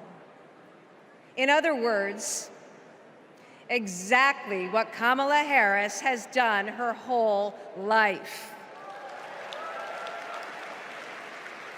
When she was DA, mothers of children who'd been murdered, whose cases had gone cold, would come to her office saying, "I'll only speak to Kamala," because they knew she would listen, because they knew she would help them find justice. And she did. That's the Kamala Harris I know. A few weeks ago in Massachusetts, I watched a little girl meet the vice president. Her eyes were so wide, as open as the future. Kamala asked her about the summer, her basketball camp, and what position she likes to play. The little girl said to her, anything but defense. Kamala put her hand on her shoulder and replied, me too, I love offense. That's what it means to be for the people. Kamala Harris fights for all Americans. She stays on offense and she wins. And I know that she'll fight with the same passion, the same determination as President of the United States. I can't wait to see her prosecute the case against Donald Trump on the debate stage in September. We face a stark choice in this election: a felon and con man, or a dedicated prosecutor. The contrast between Donald Trump and Kamala Harris is clear. He obstructs justice. She upholds it. He swindles people. She serves them. He thinks he's above the law. She actually understands the law.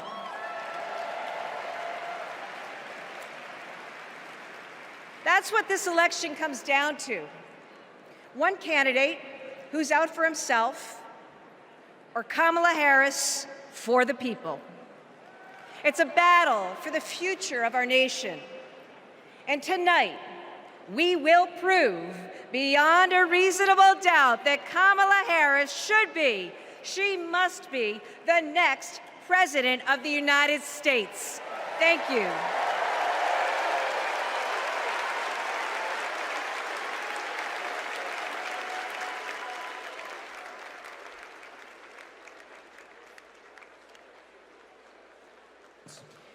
Please welcome survivor and advocate, Courtney Baldwin.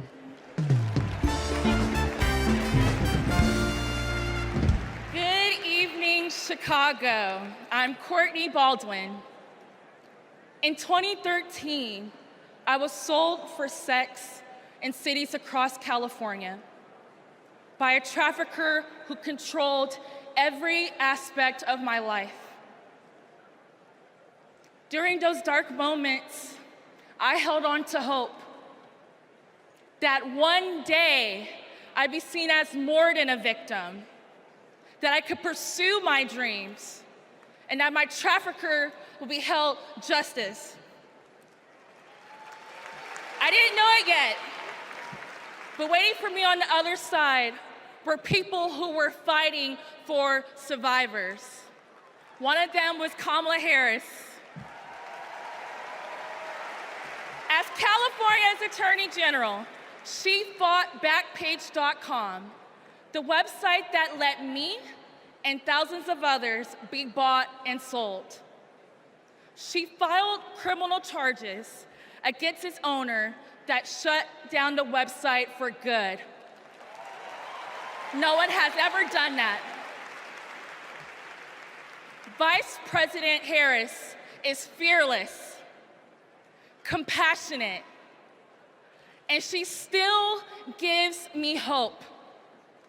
She's protected people like me her whole life, and I know she'll fight for us all as president. Thank you.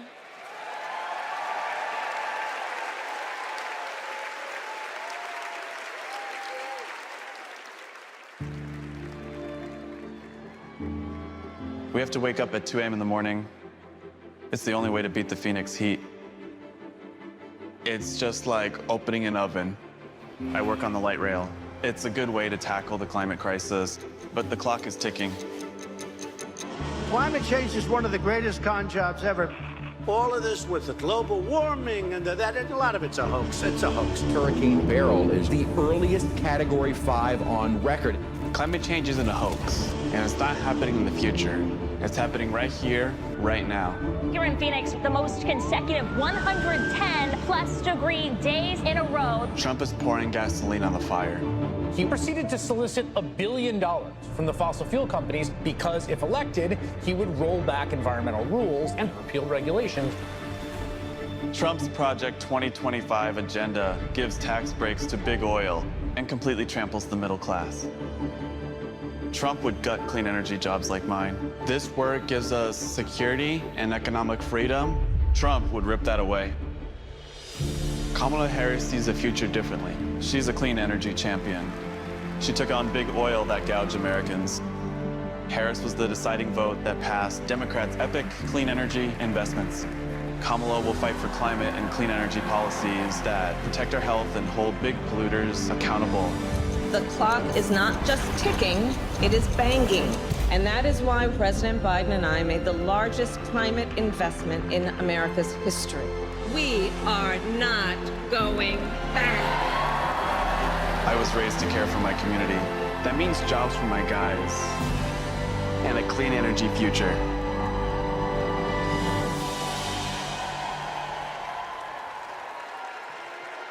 Please welcome former New Mexico Representative Deb Haaland.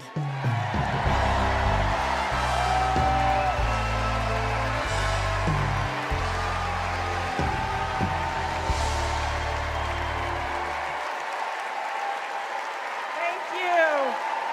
Thank you. Thank you. Thank you. Thank you. Thank you.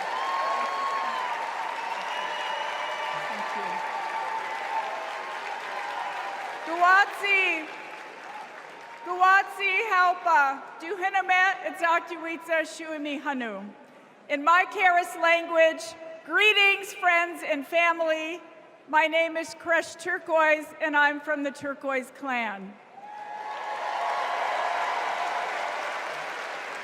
35 generations ago, my ancestors built lives in the high desert of New Mexico.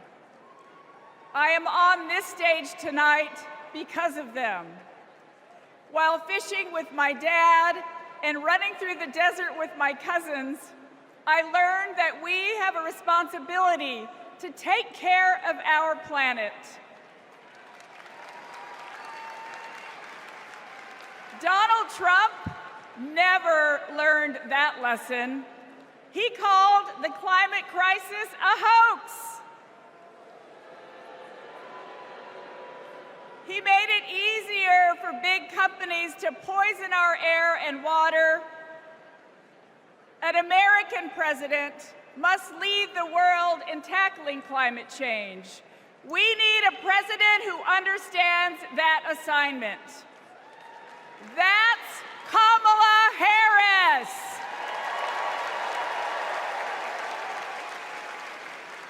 I know her record. She held polluters accountable for spilling oil into the San Francisco Bay. She defended President Obama's Clean Power Plan in court. And as Vice President, she cast the tie-breaking vote for the most ambitious climate action plan in our nation's history.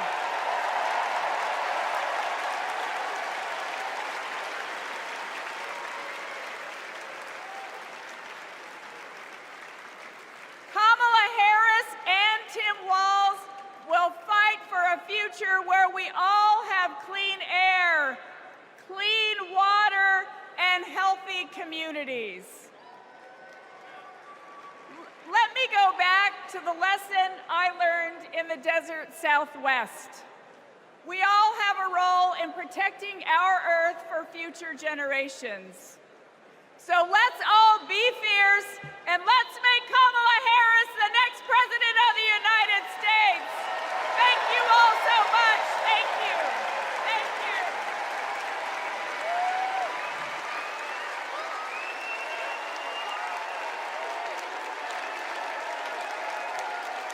you. It's an election year, and both parties are battling to prove that they stand with workers. But sometimes, workers don't get the invite.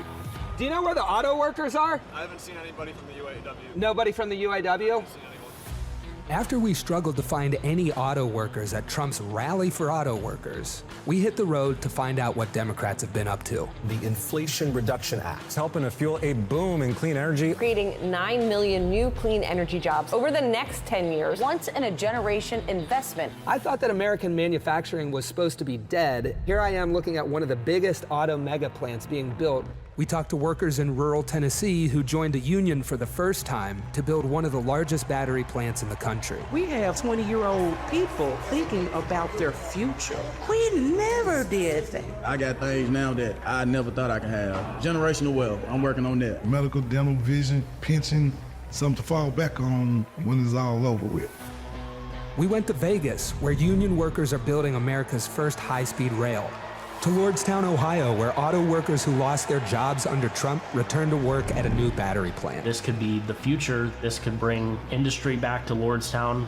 We saw it in its heyday, and here we are. We have the opportunity to make the battery. And Milwaukee, where workers are replacing every lead pipe in the city. It helps with the struggle.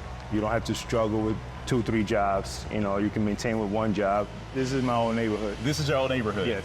Makes me feel good because I'm giving back something. It's easy for stories like these to get drowned out by fake worker rallies at non-union plants. Does anybody know that there's a Donald Trump event just an hour away from here? Yes? No? No. Was anybody invited to it? But over the last 4 years, only one party has invested trillions in clean energy, bringing back manufacturing and rebuilding infrastructure, putting workers at the center of it all. And this is just the start. Please welcome John Russell.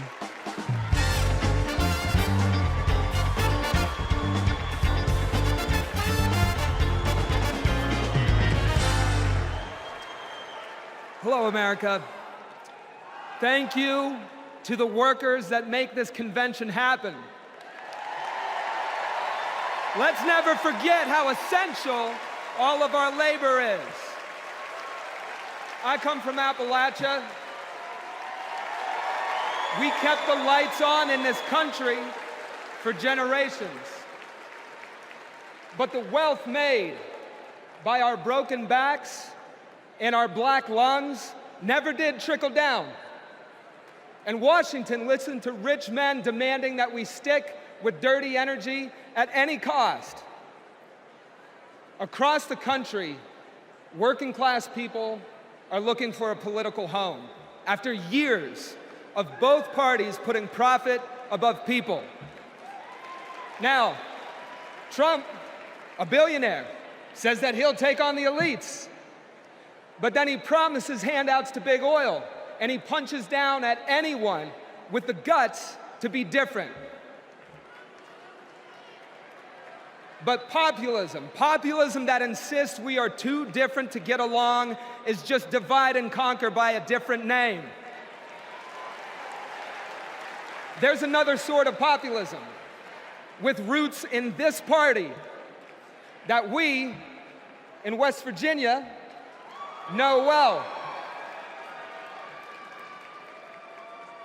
They called us rednecks back in the 1920s because striking workers from all different races wore red bandanas around their necks as they fought and died for respect and a living wage.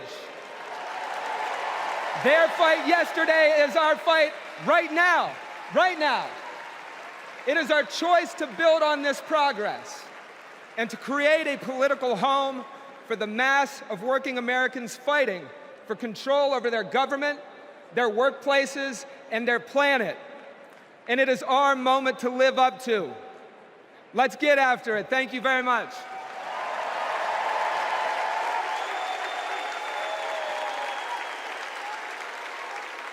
Don't know why, but I feel like When our team of students passed one of the first climate justice policies in our nation, Vice President Kamala Harris showed up. She came to highlight our initiatives because she believes in us. Last year, my dad retired after spending more than 30 years working at one of our country's most polluting power plants. Donald Trump doesn't care about people like my dad. I know Vice President Harris will put working families ahead of big oil billionaires. Kamala Harris approaches climate policy through the eyes of future generations, like mine. As new voters and as new leaders, I'm excited to join Harris in the fight for our future.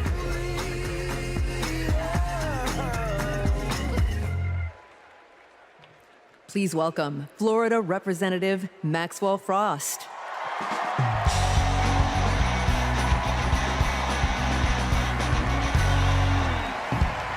I'm Maxwell Alejandro Frost, and I'm proud to be the first member of my generation in Congress. I'm also proud to represent Central Florida.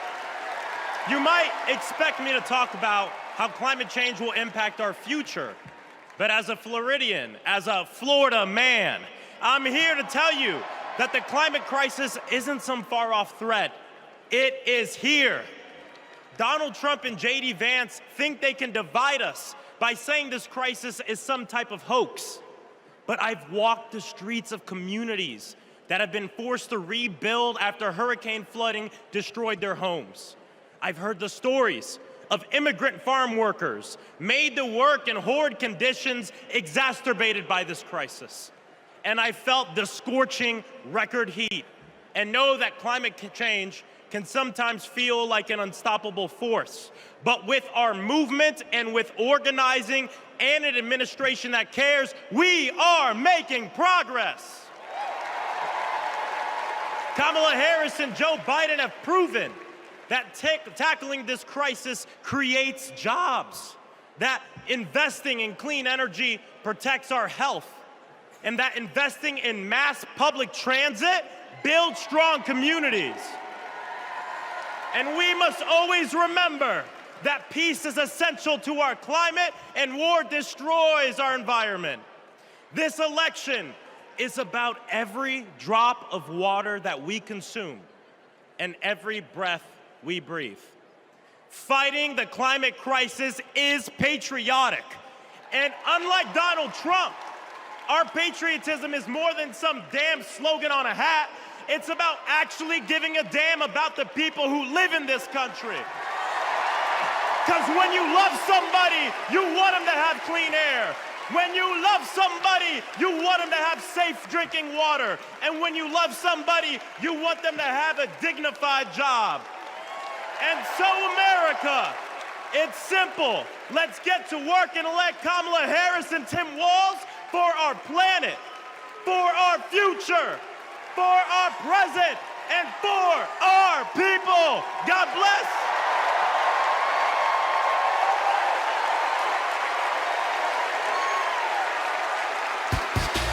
Ladies and gentlemen, if y'all are ready to send Madam Vice President and keep her in the White House, let me hear you make some noise! All I do is win, no matter what. Got money in my mind, I can never get enough. And every time I hit the building, everybody's hands go. Let me see. And they stay there, and they stay there, and they stay there, and they stay there, and they stay there, and they stay there, and they stay there, and they. I want to hear you nice and loud, Chicago. Are there any union workers here today? Make some noise. Are there any teachers in this building? Make some noise. Now everybody hands up, up.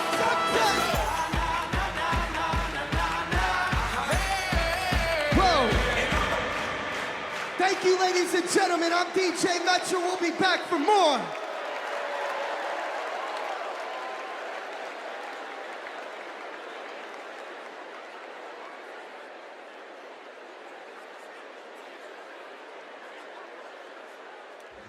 What's up, everybody? Stephen Curry here.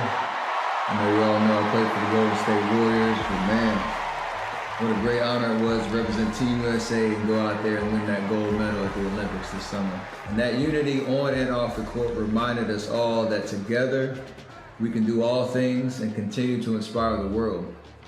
That's why I believe that Kamala, as president, could bring that unity back and continue to move our country forward. This is about preserving hope and belief in our country, making sure families can be taken care of during their most precious times. I got to visit Kamala with my team in the White House last year, and I can tell you one thing I knew then and I definitely know now. The Oval Office suits her well. So in the words of Michelle Obama, do something. Go vote. Be active. Let's show out in November like never before. It's been an honor for me to represent our country. It's an honor to support Kamala. So let's all do our part. God bless. Please welcome Democratic nominee for U.S. Congress in Alabama, Shamari Figures.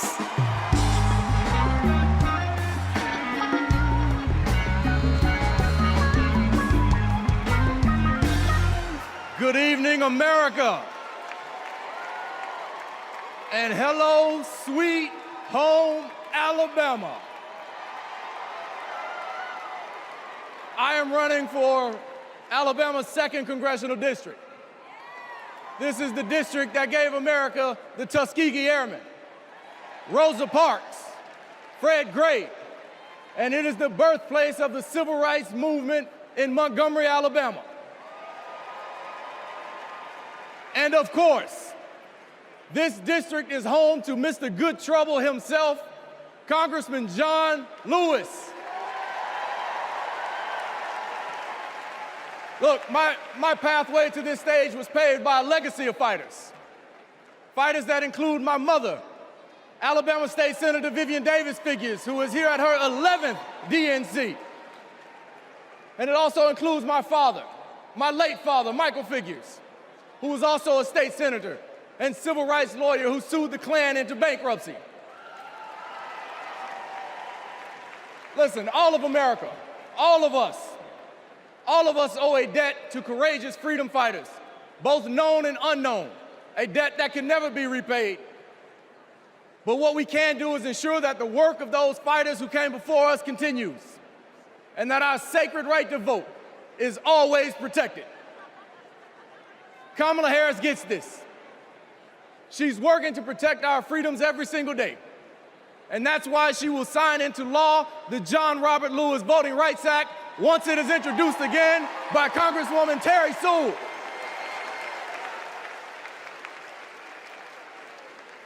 Listen, America, a California poet named Kendrick Lamar recently reminded us that sometimes we gotta pop out and show up. Well, America, it's time we pop out and vote. It's time we pop out from California to Alabama and all across America, and we show them that we are not going back. We are going forward, and we are going forward with Kamala Harris as the next president of the United States of America. Thank you. God bless you. Roll Tide. Let's go win this thing.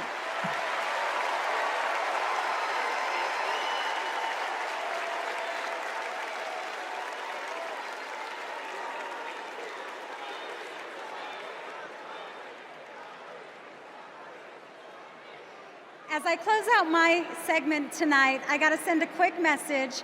Madrecita querida, I love you. Kamala Harris and Tim Walz understand what everyday Americans are going through because unlike Donald Trump, they actually grew up in families where every dollar mattered, where everything was earned and nothing was handed to them. Our next speaker knows something about that too. Please welcome my dear friend, our fellow Texan, our next senator, Representative Colin Allred.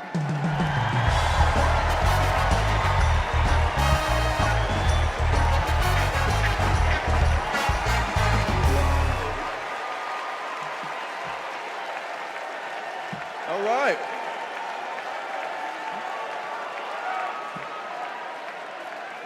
Hey everybody, I'm Colin Allred. a congressman from Dallas, dad to 2 perfect little boys. And this November, I'm gonna beat Ted Cruz.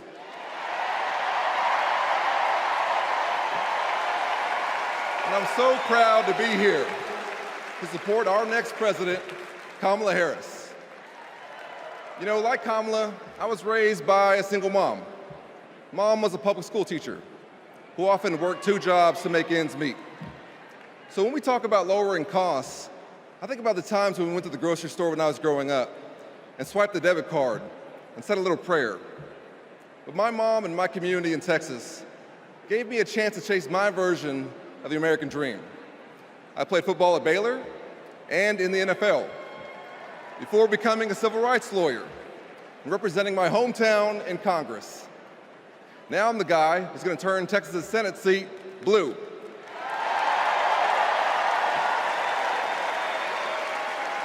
You know, in the NFL, we had a term for guys like Donald Trump and my opponent, Ted Cruz. Me guys. You know the type. Talk a big game, only care about themselves, but you don't want to be stuck with them at a barbecue. The truth is, America has never been about me. As President Obama said, the single most powerful word in our democracy is the word we. We the people. We shall overcome. Yes, we can. And we've got a message for the me guys. We is more powerful than me. We will protect and restore reproductive freedom. We will secure the border. We'll protect Medicare and Social Security. And we'll turn the page and write a new chapter for this country and elect Kamala Harris to be the next president and beat Ted Cruz. Thank y'all so much. God bless you, and may God bless Texas.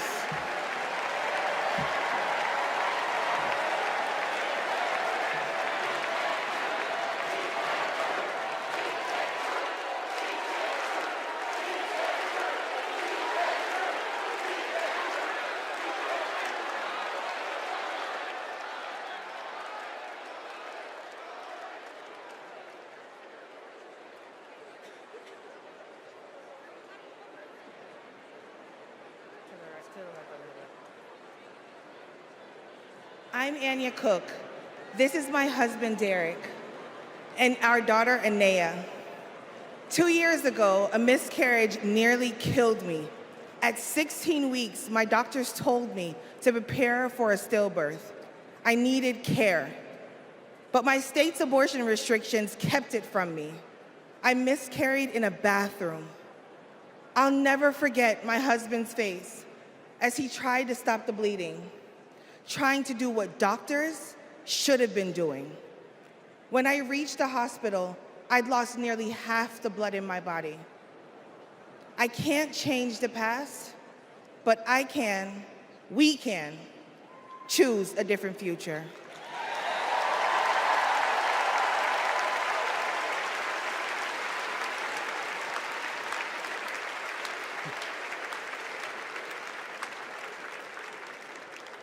I'm Craig Sicknick, and this is my mother, Gladys. My brother was a U.S. Capitol Police officer, Brian Sicknick, a hero who died after defending our country on January 6th.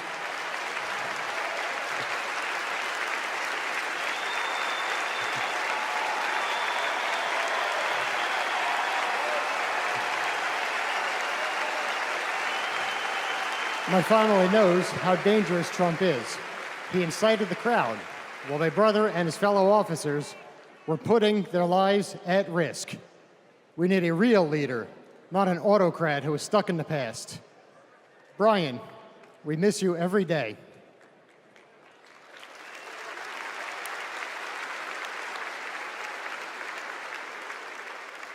I'm Gail DeBoer. I've had type 1 diabetes since I was 11.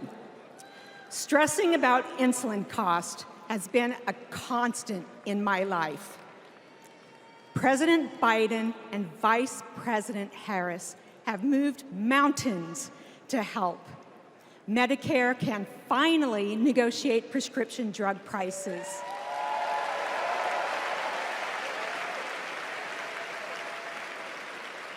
Insulin is capped at $35 for Medicare recipients. And when elected, Kamala Harris plans to extend that cap to the rest of us. That's the future I want. That's the future I am voting for.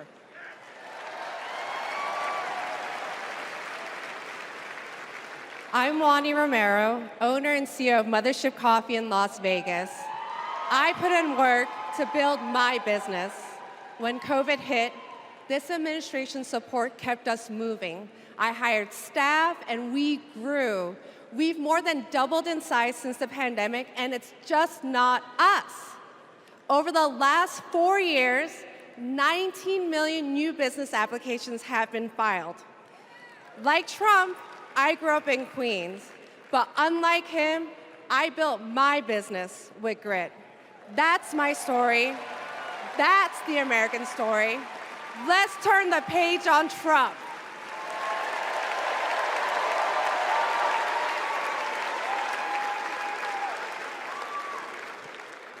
I'm Eric Fitz, and these are my sons, Christian and Carter.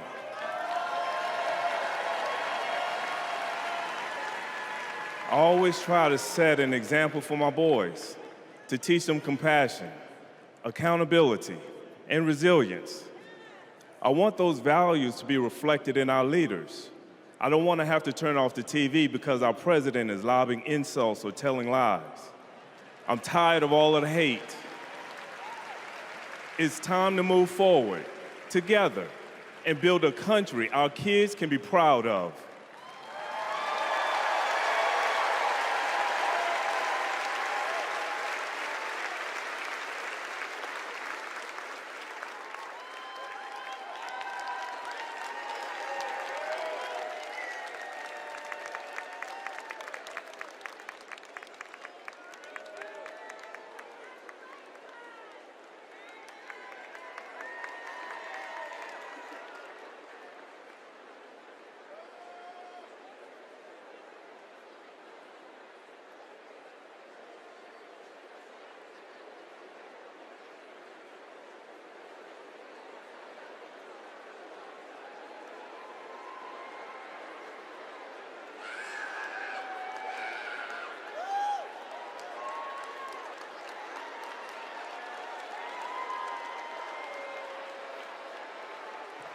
Please welcome the Bulls' official drumline, Chicago's own Pack Drumline.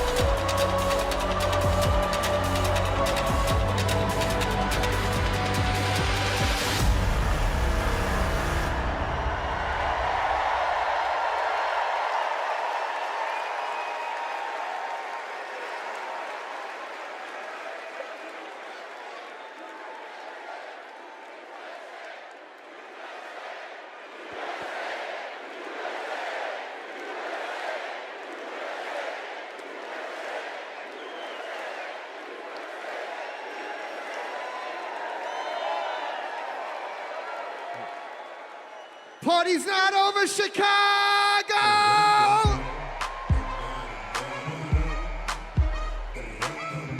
What I want to see is those flags and those hands up in the air. Help me sing it out nice and loud. Y'all ready to get down and party with me one time? DNC say. 369, damn, damn, damn. Tell me one more time and roll. Get low, get low, get low, get low, get low, get low. To the window, to the wall, to the wall. To the sweat drop down my body.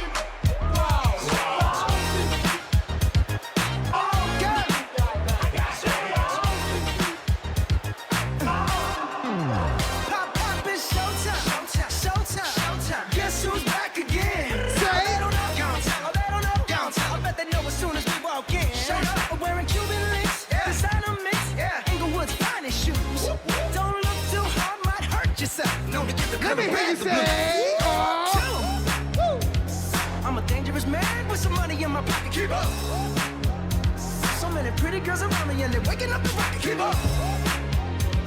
Why you mad? Fix your face. Ain't my fault they all be jacking. Keep up. Players only. Come on, put your pinky rings up to the moon. Girls, what y'all trying to do?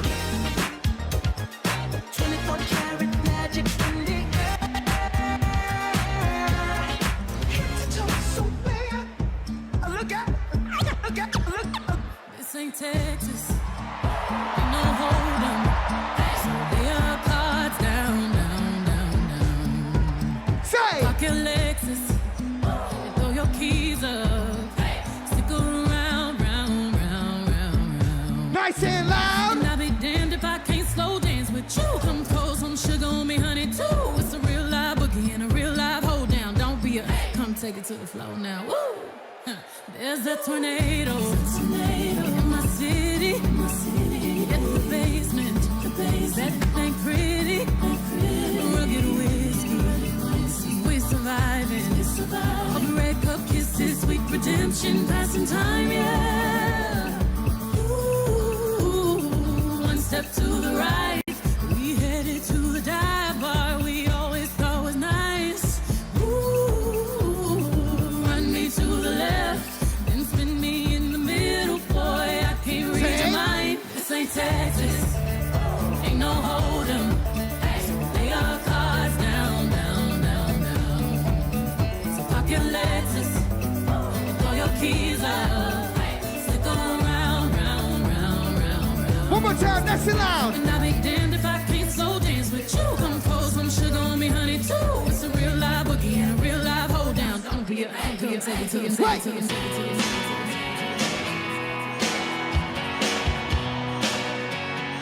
If you've been with me all 4 days, let me see you make some noise right now. And if this is your first convention, let me hear you make some noise. I was born in a small town, and I live in a small town. Probably died in a small town, small communities. All my friends are from small town. My parents live in the same small town. My job is a small town. Provides little opportunity.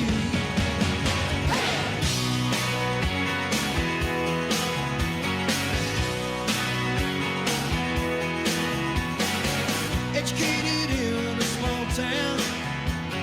Taught to feel Jesus in a small town. Used to daydream in that small town. Another boring romantic, that's me. But I've seen it all in a small town. Had myself a ball in a small town. Met an LA dollar, brought her to this small town. That small town, just like me. Hold on inside. No, I cannot forget from where it is that I come from. I cannot forget the people who love me. Yeah, I can be myself here in this small town. And people let me be just what I want to be.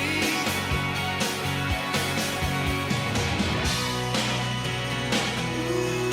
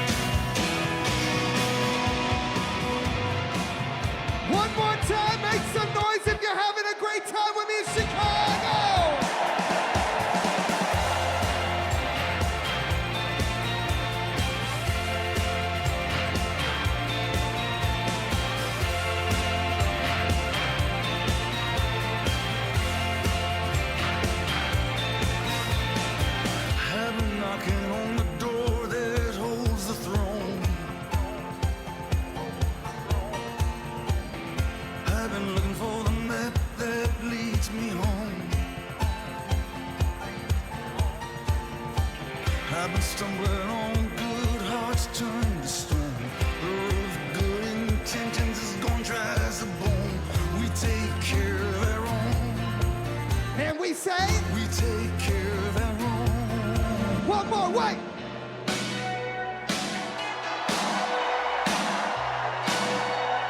Cause if you're proud of your country and you're ready to say, Madam VP, and keep her in the White House, make some noise.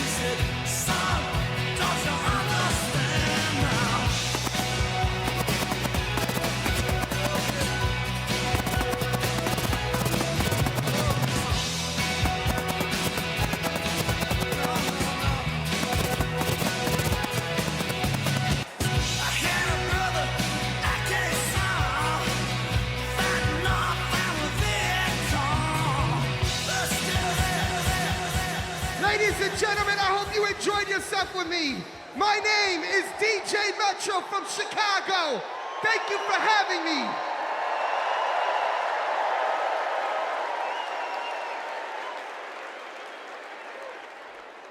Here we go.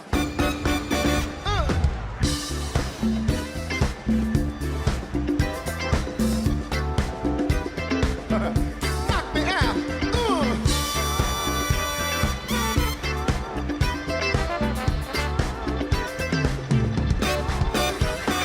Superhighway, coast to coast, easy to get anywhere. On the transcontinental overload, just slap behind the wheel. How does it feel? There's no destination too far, and somewhere on the way you might find out who you are. Living in America, eye to eye, station to station. Living in America, hand in hand, across the nation.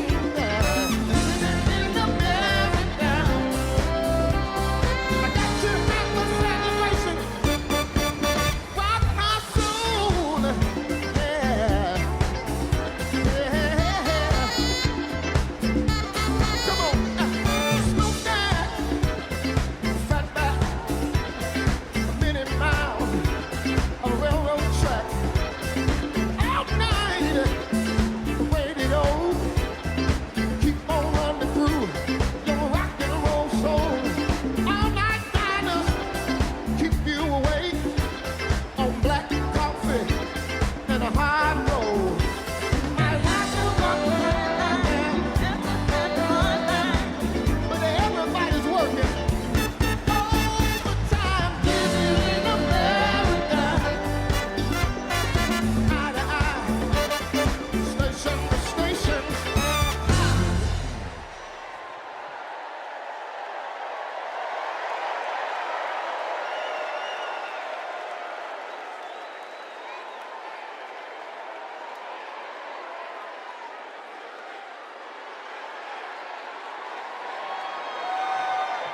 Please stand if you are able and welcome winners of 13 Grammy Awards and the biggest selling U.S. female group of all time, the Chicks.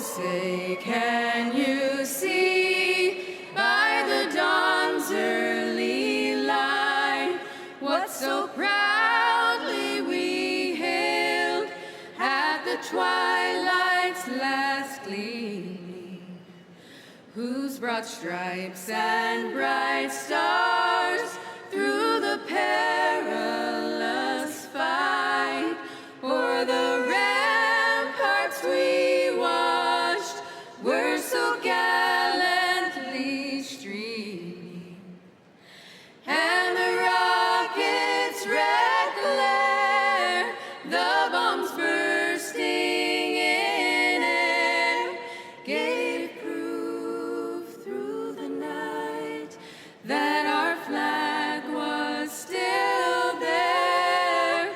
Oh, say does that star-spangled banner yet wave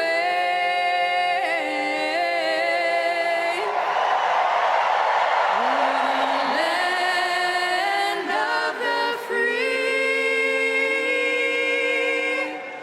and the home of the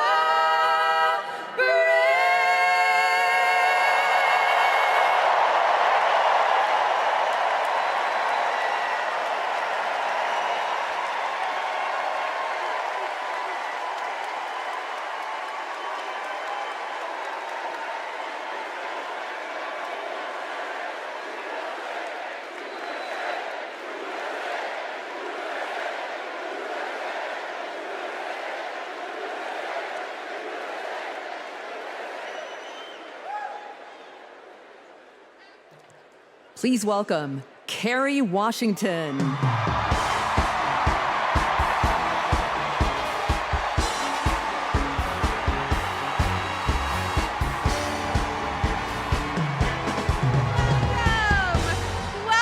to the final night of the Democratic National Convention. The last 3 nights have been extraordinary, and tonight we hear from our next president, Kamala Harris.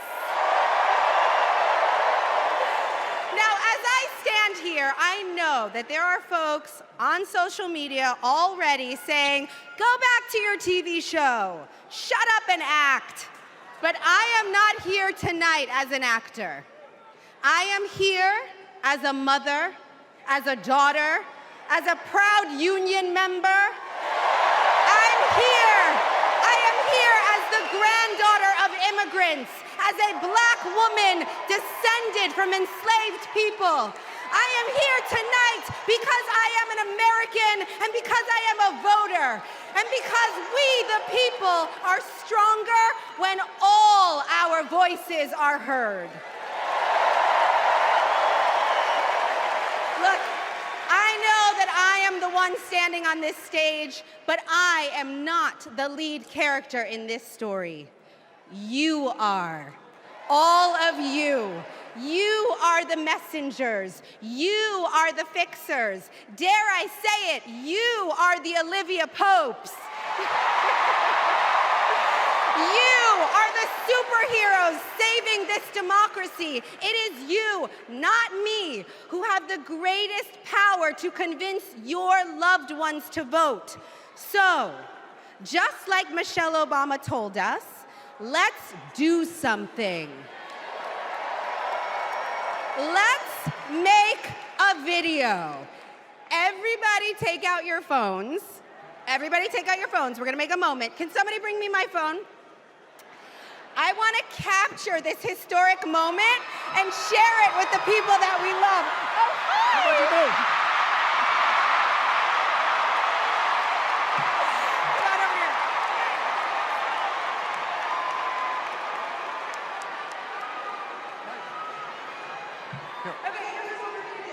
We're gonna take this video, guys. We're all gonna take it together. We're gonna post it to social media, text your friends, send this message out into the world. When I say when we fight, you're gonna say? Are you ready? Okay, let's record. We're recording. You ready, Tony? Yep, I'm ready. Okay, ready? When we fight, when we fight,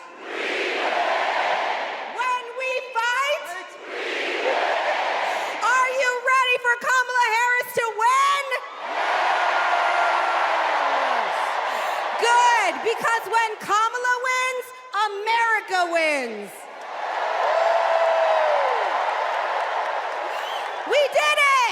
We did it, Joe. Thank you, Tony. I don't get to stay? No, you gotta go. Bye, everybody. Tony Goldwyn, ladies and gentlemen. Okay, so listen. It's come to my attention that there are some folks who struggle or pretend to struggle with the proper pronunciation of our future president's name. So, hear me out. Confusion is understandable. Disrespect is not. So tonight, we are going to help everyone get it right. Here to help me are some very special guests.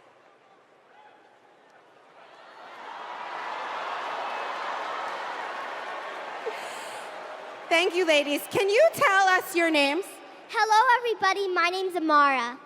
And my name is Leela, her little sister. And what are you here to do? To teach you how to say your auntie's name. Okay, so how do you pronounce it? First you say comma like a comma in a sentence. Then you say la like la la la la la. Put it together and it's 1, 2, 3, Kamala. All right, so let's practice. Everybody over here say comma. Everybody over here say la. Together.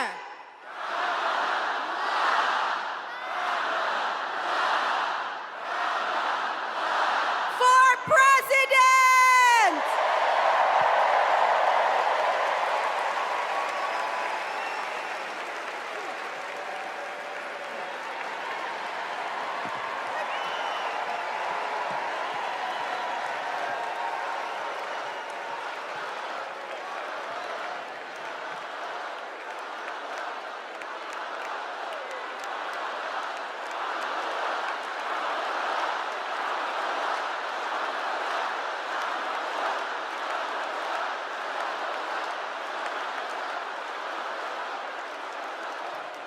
Please welcome Mina Harris, Ella Emhoff, and Helen Hudlin.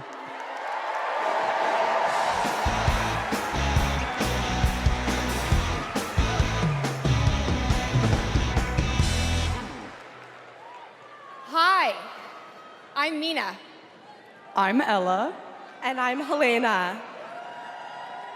I grew up in Oakland, California, in a house full of extraordinary women. My mom, my grandma, and my auntie, who showed me the meaning of service, helping her sister, a 17-year-old single mom, fighting for justice for the American people, and still cooking Sunday family dinner. She guided me, now she's guiding my own children, and I know she'll guide our country forward. Kamala came into my life when I was 14. Famously a very easy time for a teenager. Like a lot of young people, I didn't always understand what I was feeling. But no matter what, Kamala was there for me. She was patient, caring, and always took me seriously. She's never stopped listening to me, and she's not gonna stop listening to all of us.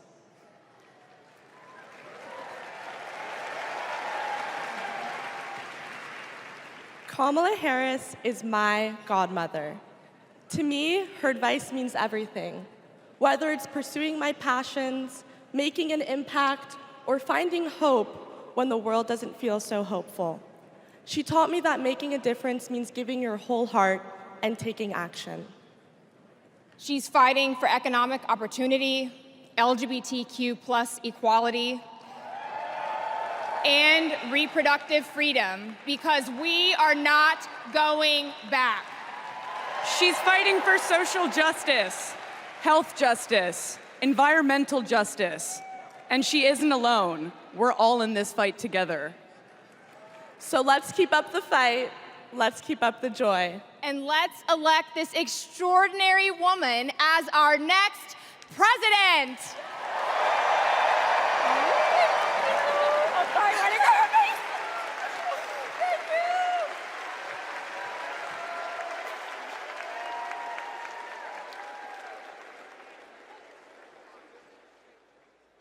Please welcome actor and comedian D.L. Hughley.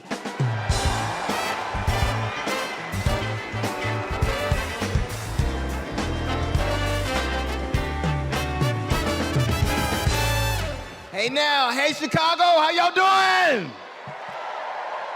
What's happening, California? Now, wait, where those AKAs at? Where they at? You know what? In 3 months, ain't gonna be no living with y'all. I can tell you this, I don't blame Donald Trump for not wanting to debate Kamala. I've been married to a black woman for 40 years and I ain't won one debate. I'm owing $93,000. Now, of course, Trump is saying that Kamala isn't black. I guarantee you this, Kamala's been black a lot longer than Trump's been a Republican.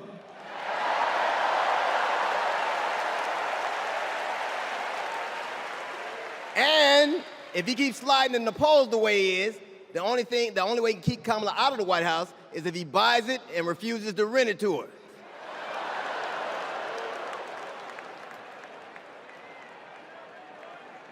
Of course, Kamala's getting broad support. They got black men for Kamala, white men for Kamala, Latinos and Asians for Kamala. They even have Republicans for Kamala. Republicans for Kamala. I guess Donald Trump will finally know what it's like when you get left for a younger woman.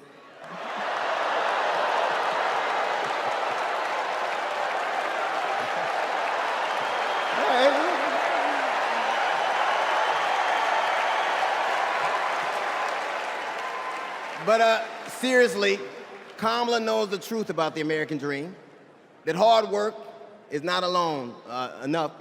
Hard work alone is not enough to succeed, that you need access and information and opportunity. And she knows that some folks are often denied those very things. As president, she will give each and every one of us a fair shot in life. But I have to admit, I didn't always believe that. I mean, if you told me the 15-year-old me would be on stage supporting a prosecutor and a teacher,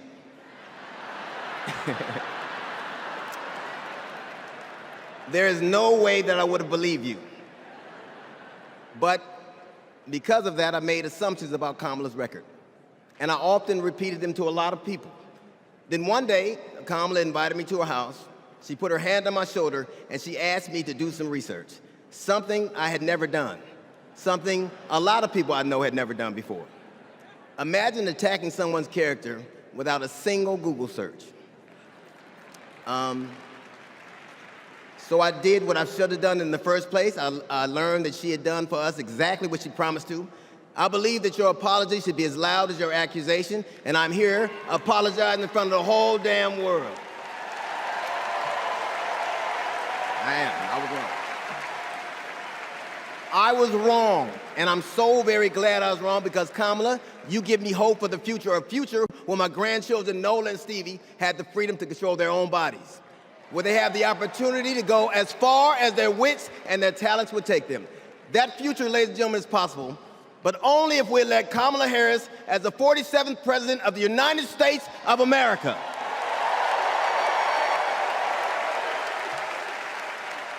I will say this to you. The best piece of advice I've ever gotten in my entire life is you don't have to know what you will do, just know what you won't. And we won't go back.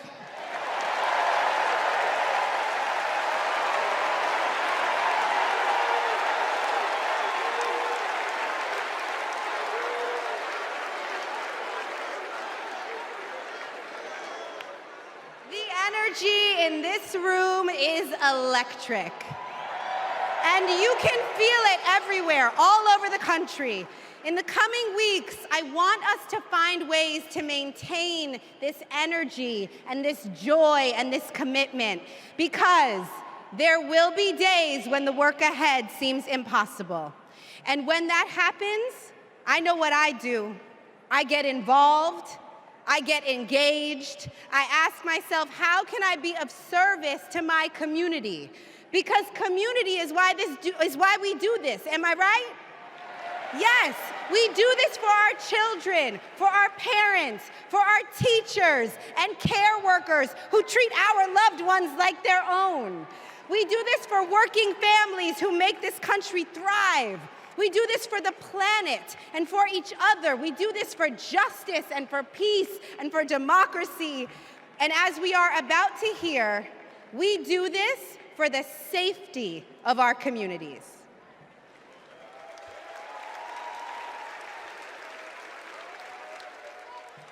Please welcome Genesee County, Michigan Sheriff Chris Swanson.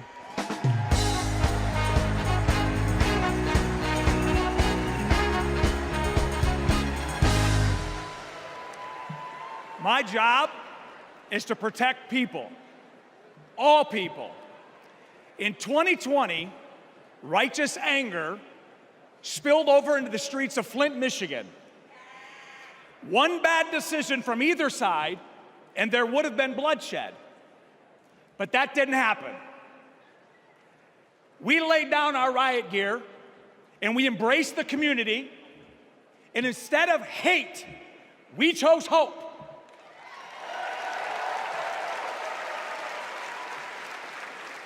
On January 6th, the opposite occurred. That day was paved with division, deceit, and denigration. Police officers were attacked that day. It could have been stopped. We need a leader who will embody what's affixed to all three sides of my sheriff patrol cars: protect, serve, and unify. Kamala Harris is that leader. As a prosecutor, Kamala Harris protected us by putting violent criminals and sex offenders behind bars. If I was in a courtroom, she's exactly the tough prosecutor that I'd want to see. As vice president, she served America by keeping us safer.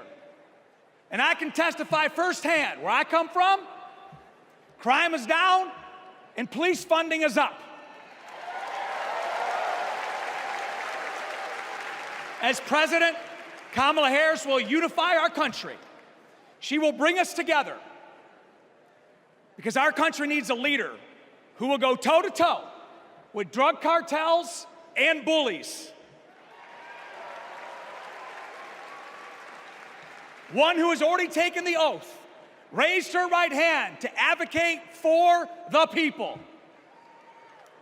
I can tell you in 2020, we were able to turn a protest into a peaceful movement by walking together. One city, one community, and one country. America, let's walk. Let's walk. Let's walk together and let's elect Kamala Harris and turn hate into hope yet again. Thank you.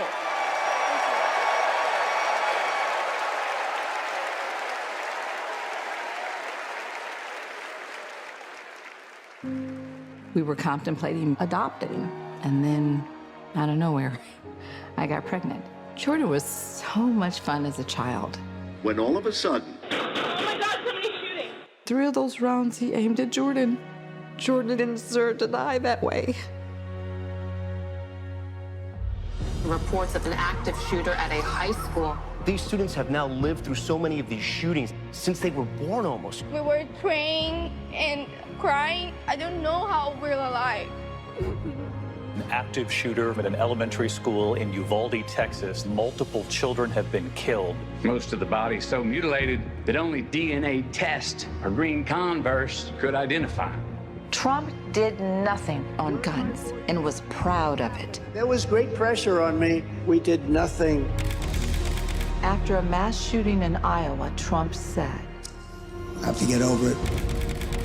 "You never get over it." Kamala Harris and Joe Biden refused to get over it. As district attorney, she got illegal guns off the street As Attorney General, she took on transnational crime rings and stopped gun trafficking. As Vice President, she helped pass the most sweeping gun violence legislation in 3 decades, keeping guns out of the hands of criminals, expanding background checks, closing loopholes. We'll finally pass red flag laws, universal background checks, and an assault weapons ban.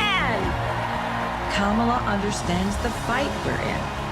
The power is with the people. And gives people like me, survivors like me, hope.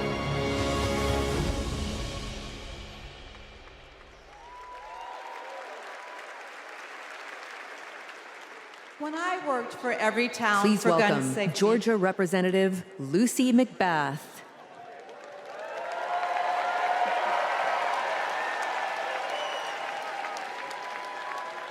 When I worked for Every Town for Gun Safety and Moms Demand Action for Gun Sense in America, I saw firsthand the power of telling our stories. You've just heard mine, but there are many more to tell.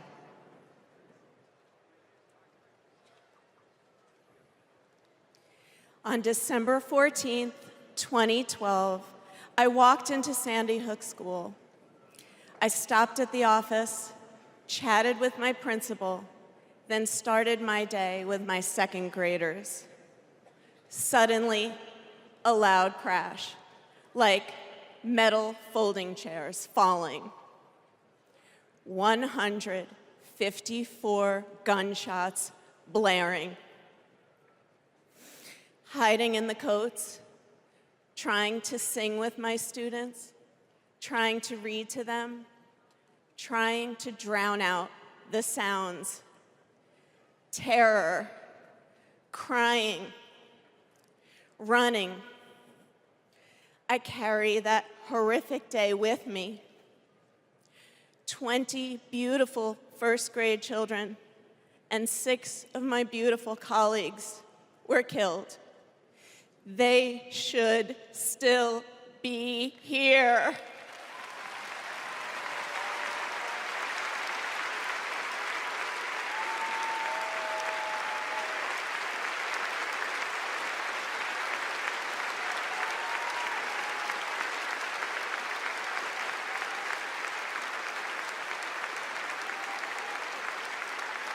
It's 10:30 a.m. at Robb Elementary in Uvalde.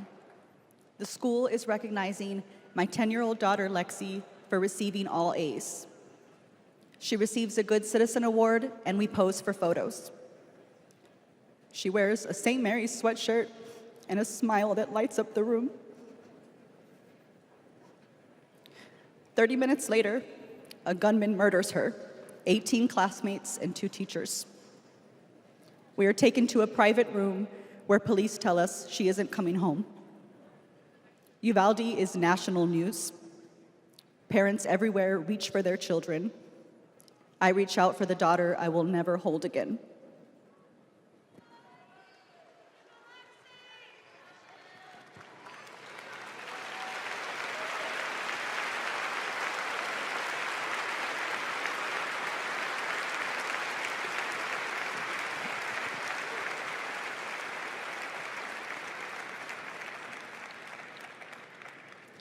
My niece, Sandy Patrice, was 22. She drove to Myrtle Beach for sun and fun and motorcycle parades. Hours later, my phone rang. Shooting on the beach. No one can find Sandy. I stayed calm. You see, my mother, Patricia Ann, had been shot and killed by an abusive partner. I was calm then, too. I got to handling business. I called relatives, the police, hospitals, and I kept calling, voice steady, heartbeat pulsing. Then I was connected to the coroner. 10 years of waiting, and Sandy's murder is still unsolved. I'll keep calling, and I'll keep fighting.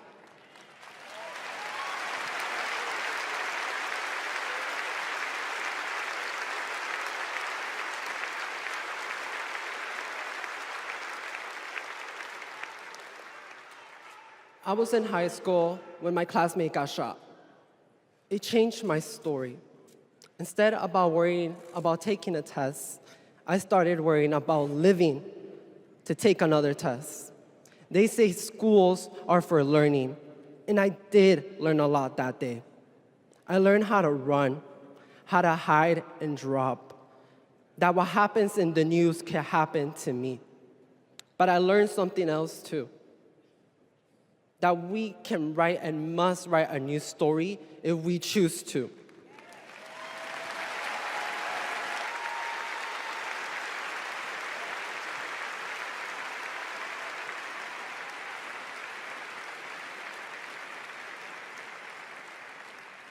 Our are stories of loss.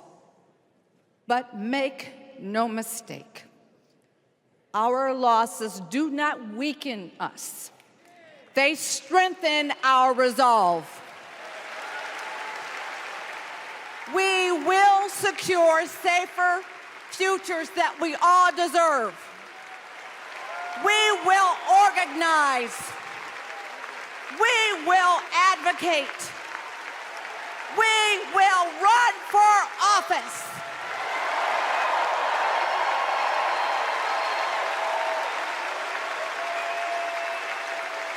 And we will join with Americans from small towns and big cities to keep our communities safe.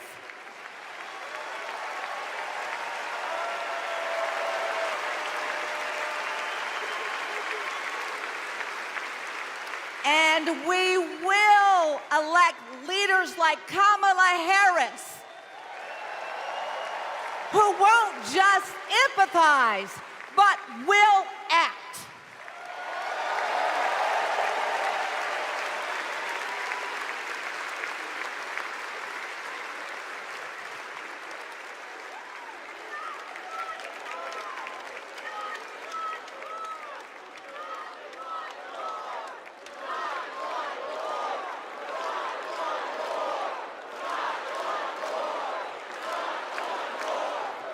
Please welcome former Arizona Representative Gabby Giffords.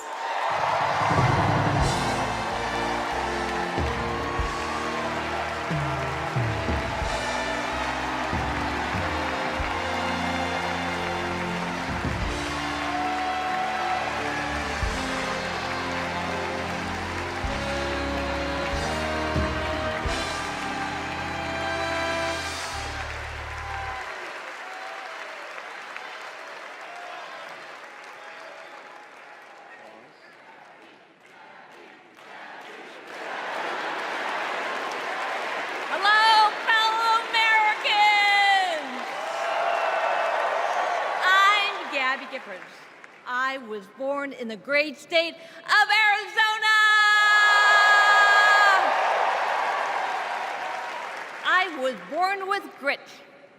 I grew up racing motorcycles, mucking stalls, and exploring the beautiful desert. I fell for an astronaut.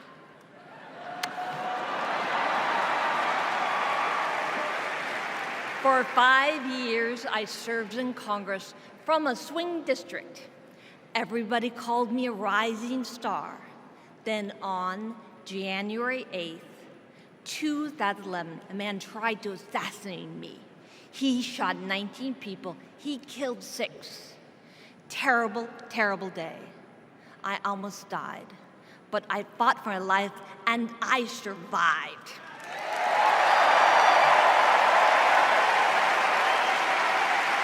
I learned to walk again, one step at a time.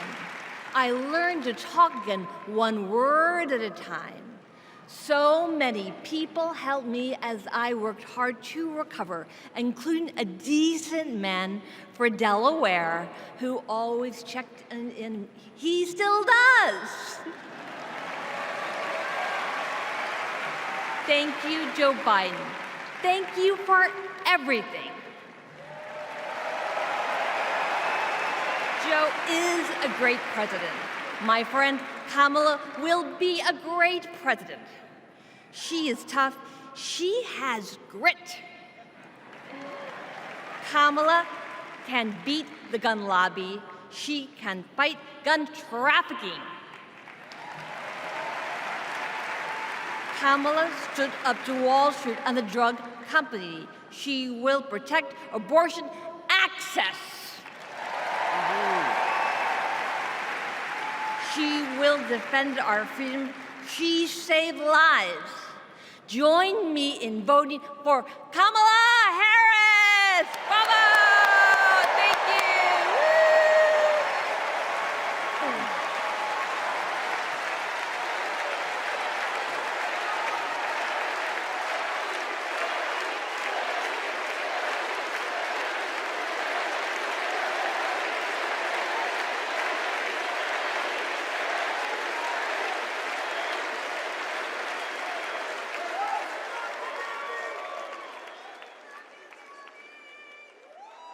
Don't know why, but I feel like I had the honor of meeting Vice President Harris when I got to introduce her when she spoke at my high school about gun violence. Parkland happened, and all I could think about is that I wanted to keep my kids safe. On July 4th, 2022, I was next in line to walk in the Highland Park Independence Day Parade when gunshots erupted. 7 people were shot and killed, and 48 more were injured. Vice President Harris has been a gun sense champion since she was our California AG. We have 2 options in November. We have Kamala Harris, who has already proven her leadership in the Biden-Harris administration. They passed the first ever comprehensive gun reform in 30 years. Meanwhile, Donald Trump has cozied up to the NRA and the gun lobby. I have full confidence in Vice President Harris that she's dedicated to and committed to finding a solution to end gun violence.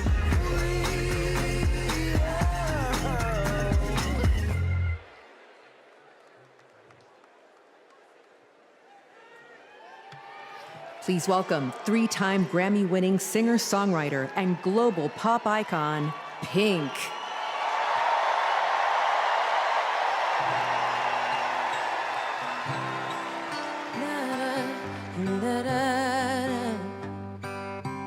We're searchlights,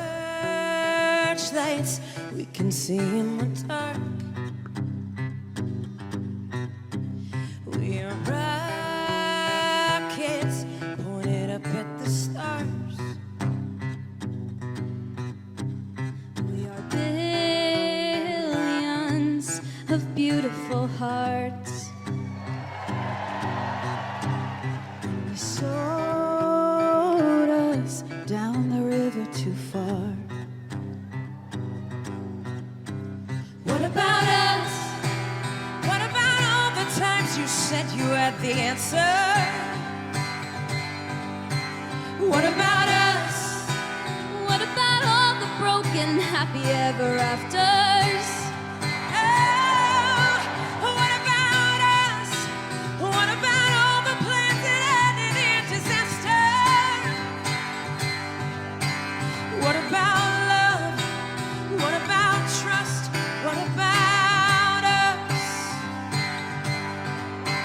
We're problems that want to be solved. We are children that need to be loved. We were willing, we came when you called. But man, you fooled us. Enough is enough. Oh, what about us? What about all the times you said you had the answers? What about us? What about all the broken happy ever afters? What about us? What about all the plans that ended in disaster? What about love? What about trust? What about us? Sticks and stones, they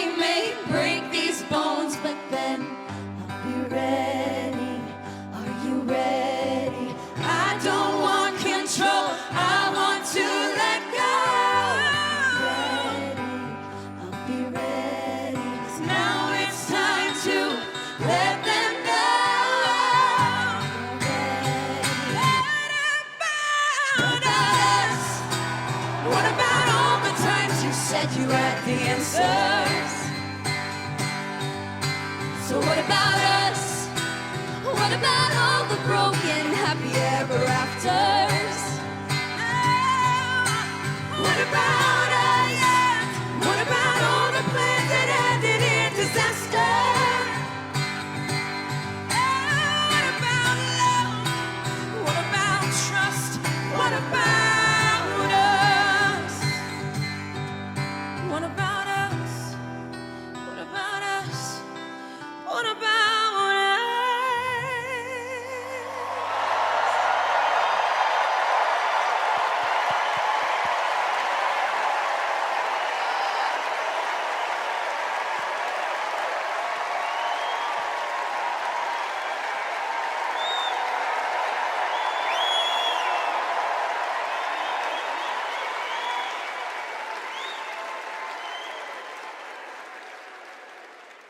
Global security and global prosperity depend on the leadership of the United States of America. And a strong America remains indispensable to the world.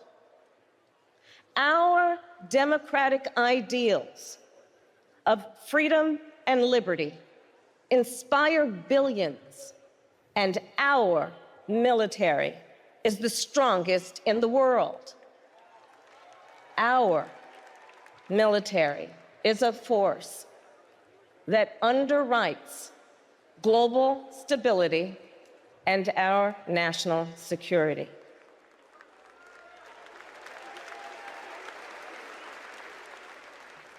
Please welcome Arizona Senator Mark Kelly.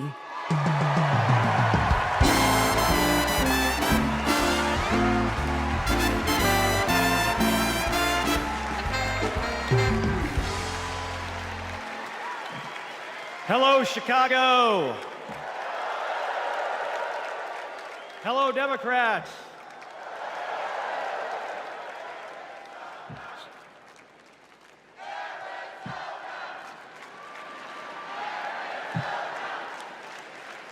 So, President Obama had to follow Michelle.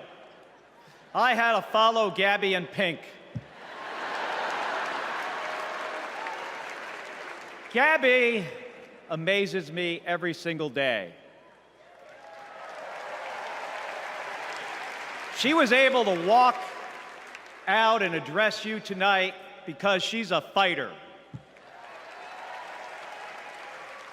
And thanks to a team of doctors, nurses, and especially her speech therapist. We all need a team. I've flown into space 4 times. I've flown into combat nearly 40 times. Not once did I do that by myself. It took a team to accomplish a mission. It always does. I flew in the Navy during the first Gulf War.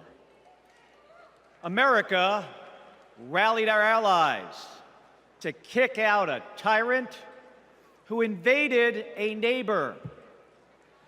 Today, Vladimir Putin is testing whether we're still that strong.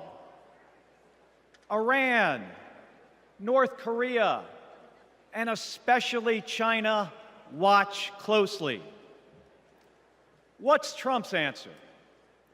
He invited Russia to do, and these are his words, not mine, whatever the hell they want.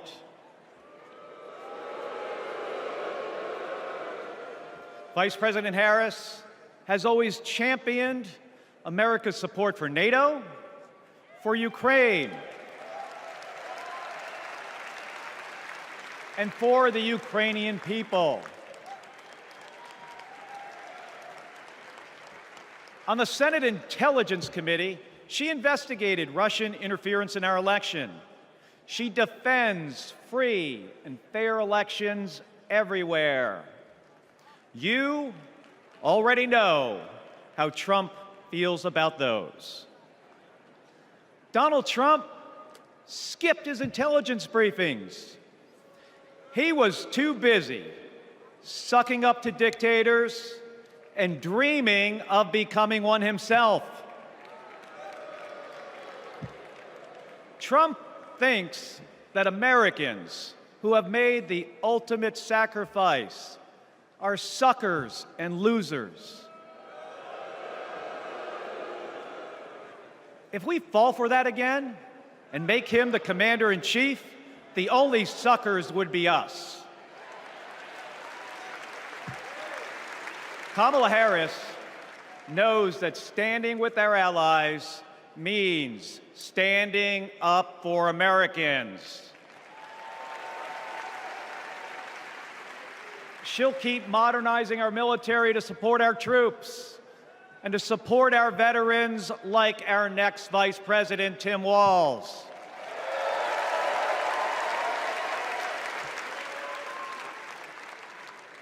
The world laughs at Trump, literally. But folks, it is not funny. When he was president, that meant the world was laughing at us. The threats we face are too serious. The sacrifices our service members make are too sacred. The alliances we've spent decades building are too critical. That's what's at stake now. And the choice isn't even close. But in Arizona and nationwide, this election will be.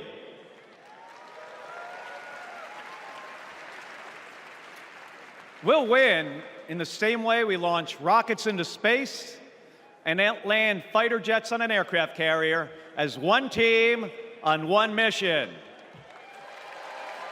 State by state, voter by voter, coming together. No country is better than ours at solving big problems. So, on November 5th, let's prove that America is still the leader the world needs today by electing the leader we need right now, Kamala Harris. Thank you, everybody. Thank you.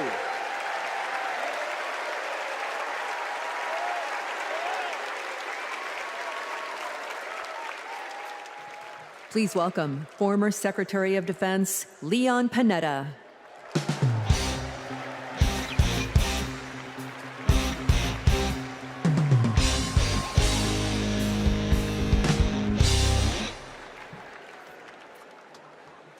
My fellow Americans, I'm proud to have served in the Army, the Congress, the White House, Chief of Staff, CIA Director, and Secretary of Defense.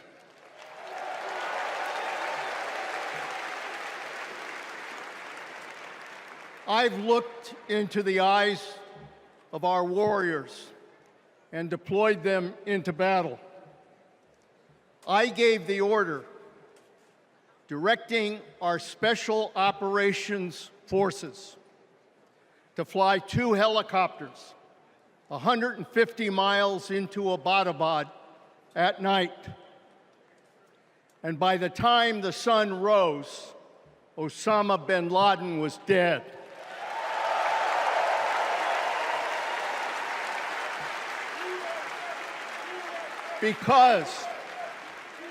Because nobody attacks our country and gets away with it. Nobody.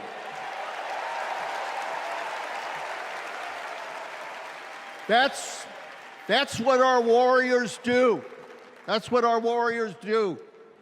Our warriors need a tough, cool-headed commander-in-chief to defend our democracy from tyrants and terrorists.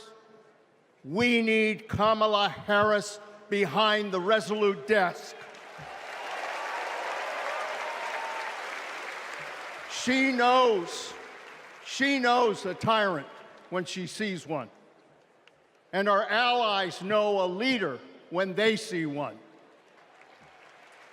On the Senate Intelligence Committee and as vice president, she worked with more than 150 world leaders. She's looked our allies in the eye and said, America has your back. Trump would abandon our allies and isolate America. We tried that in the 1930s. It was foolish and dangerous then, and it's foolish and dangerous now.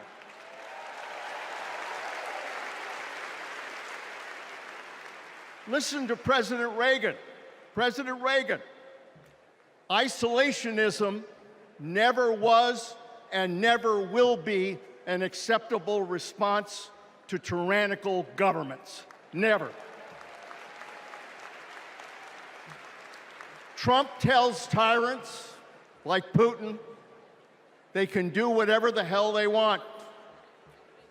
Kamala Harris tells tyrants, the hell you can, not on my watch. She's worked with President Zelensky to fight back against Russia. She knows that protecting their democracy protects our democracy as well. Look, Donald Trump does not understand the world, and he does not understand the service and sacrifice of our military. Our fallen veterans are not suckers, they are not losers, they are our heroes.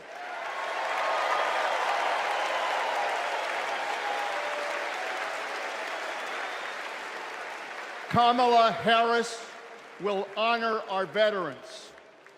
And in Tim Walz, we will have a vice president who has served in uniform honorably for 24 years.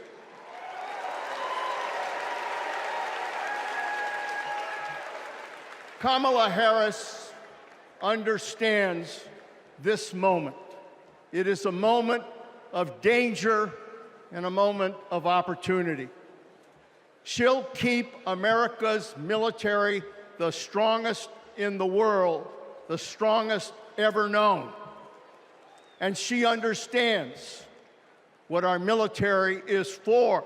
The role of our military is to defend us from foreign enemies. It is not to threaten Americans, and it sure as hell isn't to put immigrants in camps.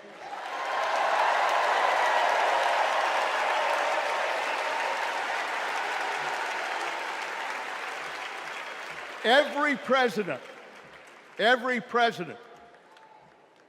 since World War II, Republican and Democrat, has shared the belief that America must protect democracy in the world. Every president has honored our veterans and their sacrifices. Every president, but one. So we face a critical choice: to vote for someone who stands with our military and stands up for democracy, or someone who will disrespect our heroes and undermine our democracy. My fellow Americans, there is only one choice. One choice. And let me tell you something. When she takes her oath of office, as she will this January,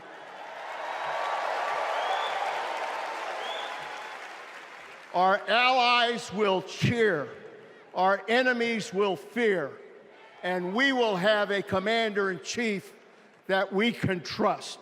God bless our veterans, and God bless our country.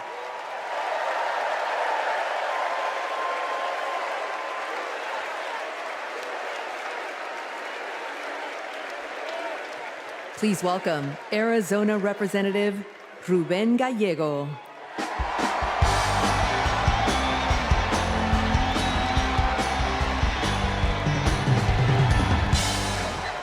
a dad, husband, congressman, and the proudest Arizonan you'll ever meet. But I am even prouder to be a Marine. Rah! My mom raised us alone on a secretary's salary. I slept on the floor. I worked every job I could, meat packing, construction, making pizzas. I made it to Harvard with no money or connections. Other kids were happy because they were at Harvard. I was happy because I finally had a mattress. Then I enlisted, fought alongside my brothers with Lima 325 in Iraq. They called us Lucky Lima, but our luck ran out. We saw some of the heaviest combat of the war. And when we got home, the government failed to help us readjust. We have a duty to care for our patriots who serve our nation.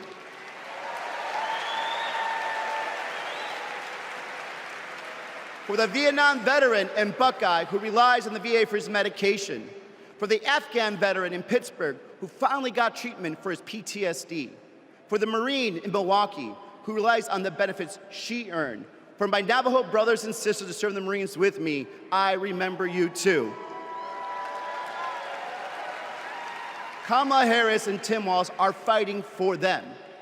Kamala Harris has delivered more benefits to more veterans than ever before, and has achieved the lowest veterans unemployment rate in history. Vice President Harris has stood up for us and our families always. Tim Walz served for 24 years. His passion for veterans earned him respect on both sides of the aisle, and he stands with us too. In fact, let me introduce you to some of the many Democrats who understand what service means, because we put country over politics. We were proud to wear the uniform. And we're proud serving our countries in city halls, state capitals, the U.S. House, and the Senate. These veterans represent the best of our country. We stand united as veterans, Democrats, and patriots to fight for everyone who serves.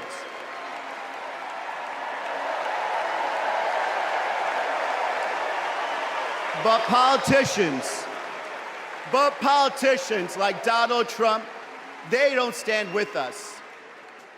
They call patriots like Senator McCain losers.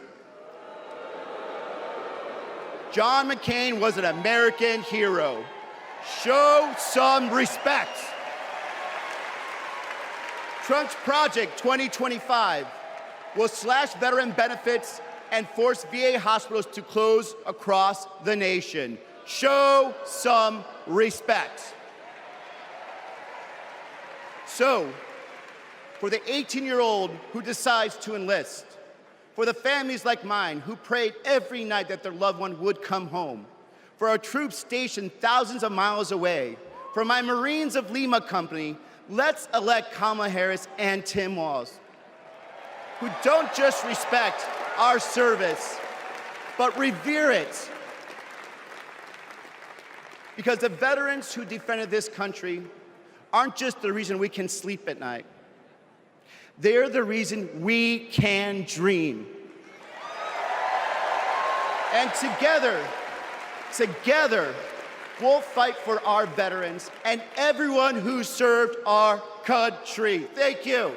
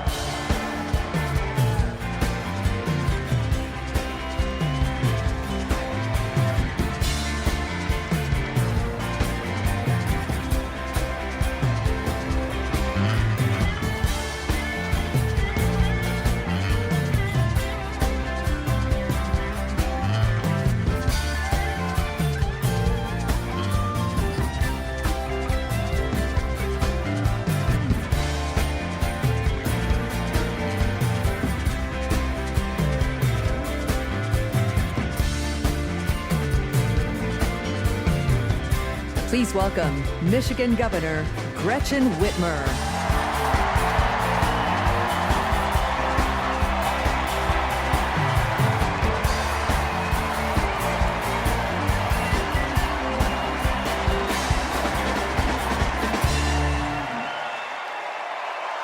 I'm Governor Gretchen Whitmer. In Lansing, they call me Governor. But in Detroit, they call me Big Gretch.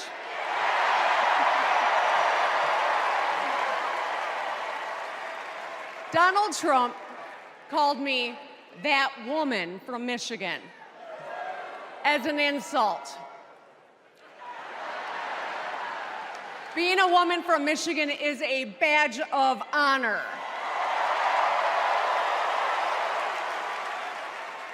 Like women across America, we just GSD. Get stuff done. At 29, I joined the sandwich generation.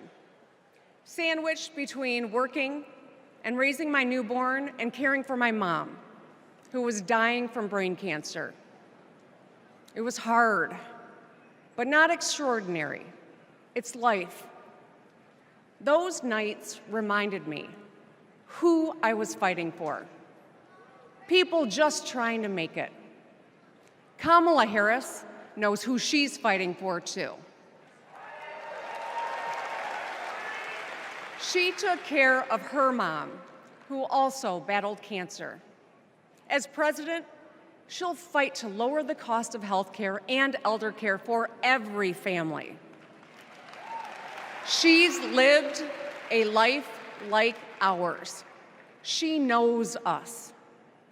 Donald Trump doesn't know you at all. You think he understands that when your car breaks down, you can't get to work? No. His first word was probably chauffeur. You think he's ever had to take items out of the cart before checking out? Hell, you think he's ever been to a grocery store? That's what the chauffeur is for. But Kamala Harris, she gets us. She sees us. She is us.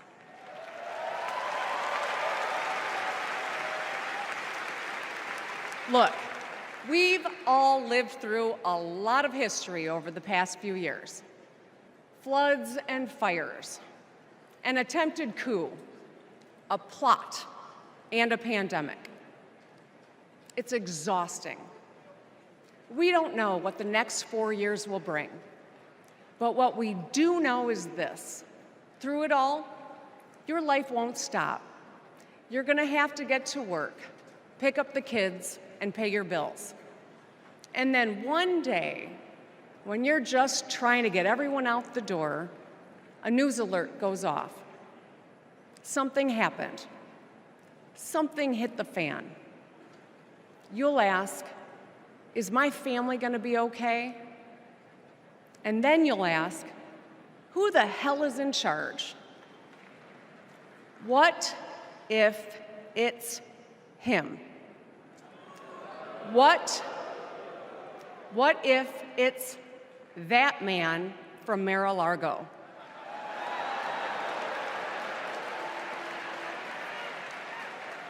I know, in a crisis, we need someone strong enough to come up with a plan, to tell the truth, and to bring people together. Right now, before the crisis, is when we get to choose. Why wouldn't we choose the leader who's tough, tested, and a total badass?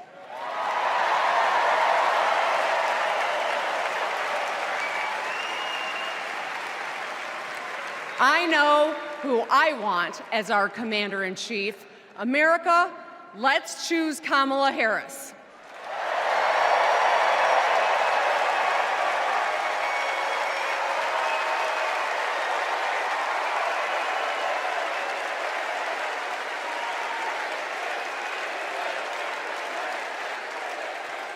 Please welcome actress, director, and philanthropist, Eva Longoria.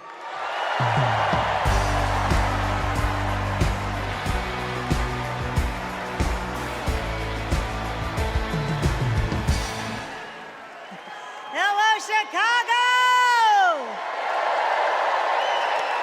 Yes! I am so excited to be here tonight. What an honor to be part of this historic moment, and y'all are part of it.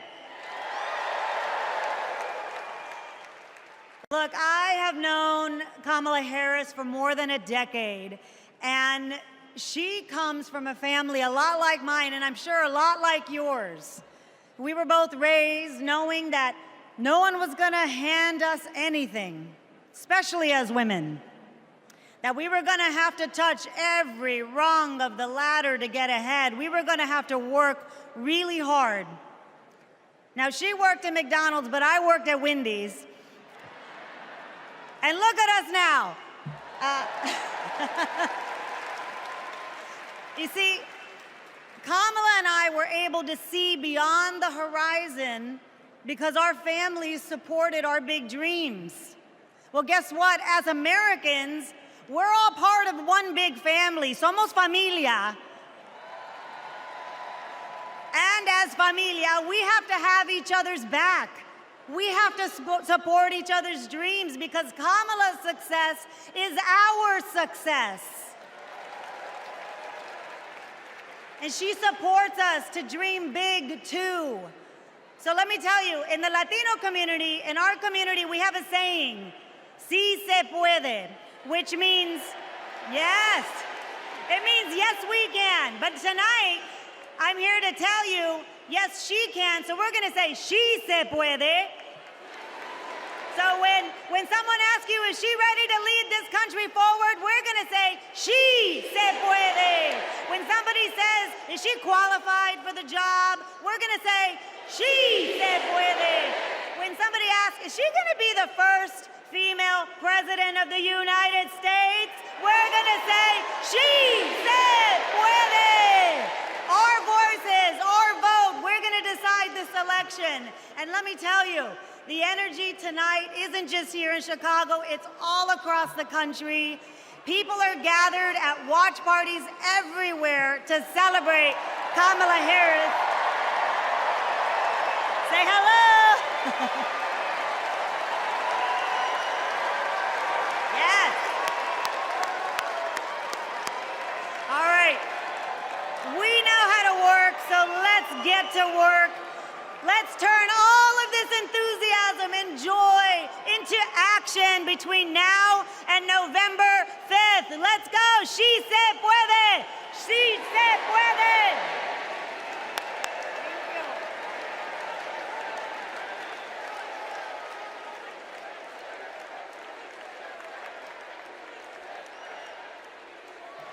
Please welcome former Illinois Republican Representative Adam Kinzinger.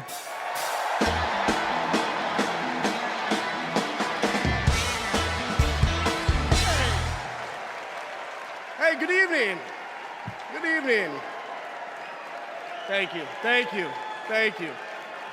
I'm Adam Kinzinger, and I am proud to be in the trenches with you as part of this sometimes awkward alliance that we have to defend truth, defend democracy, and decency.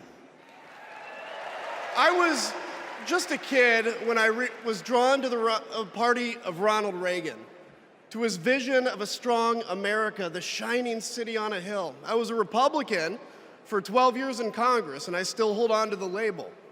I never thought I'd be here, but listen, you never thought you'd see me here, did you?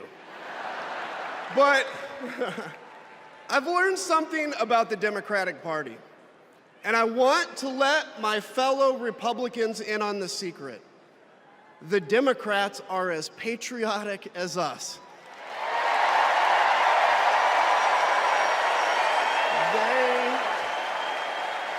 They love this country just as much as we do.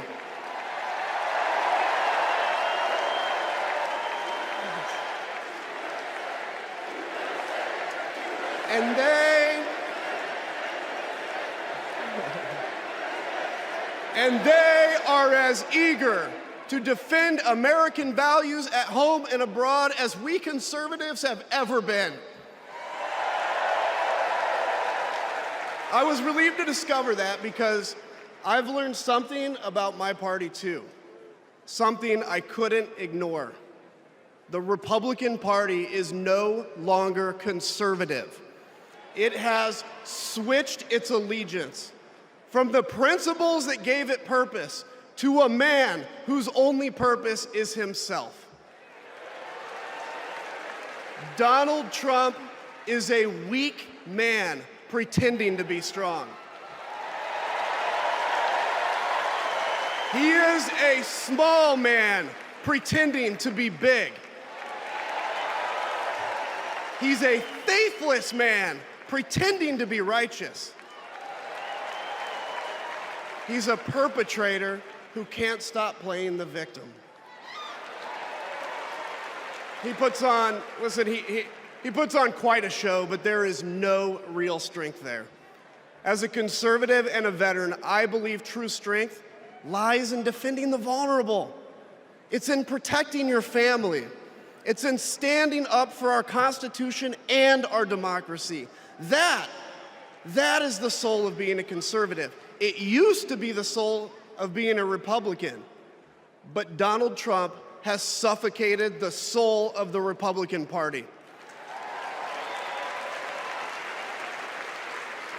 His fundamental weakness has coursed through my party like an illness, sapping our strength, softening our spine, whipping us into a fever that has untethered us from our values.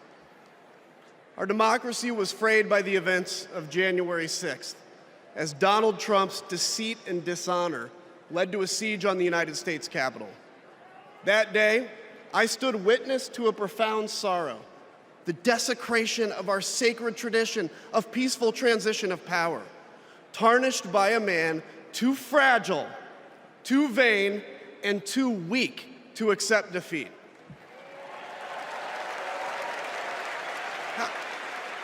How can a party claim to be patriotic if it idolizes a man who tried to overthrow a free and fair election? How can a party claim to stand for liberty if it sees a fight for freedom in Ukraine, an attack pitting tyranny against democracy, a challenge to everything our nation claims to be, and it retreats, it equivocates, it nominates a man who is weirdly obsessed with Putin?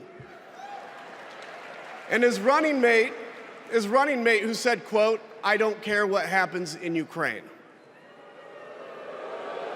Yeah, and he wants to be vice president. Yeah. How can a party claim to be conservative when it tarnishes the gifts that our forebears fought for?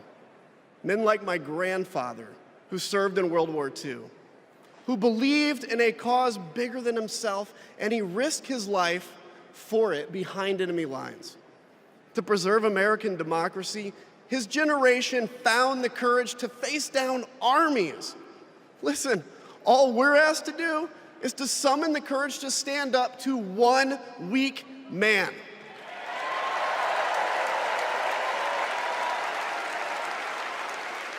Some have questioned why I've taken the stand I have.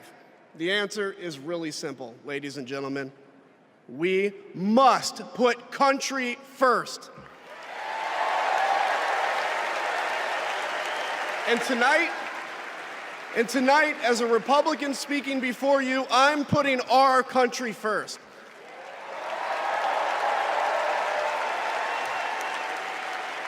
Because the fact is, I do belong here. I know Kamala Harris shares my allegiance to the rule of law, the Constitution, and democracy. And she is dedicated to upholding all three in service to our country. Whatever policies we disagree on pale in comparison with those fundamental matters of principle, of decency, and of fidelity to this nation.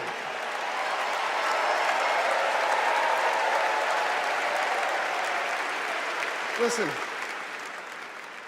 to my fellow Republicans, if you still pledge allegiance to those principles, I suspect you belong here too. Because Because democracy knows no party. It's a living, breathing ideal that defines us as a nation. It's the bedrock that separates us from tyranny, and when that foundation is fractured, we must all stand together, united, to strengthen it.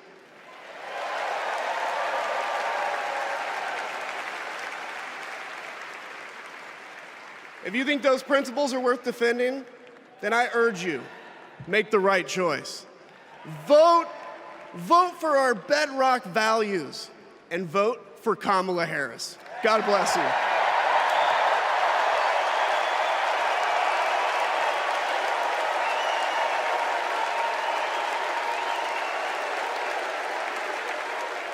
Please welcome lawyer, policy advocate, and sister of the Vice President, Maya Harris.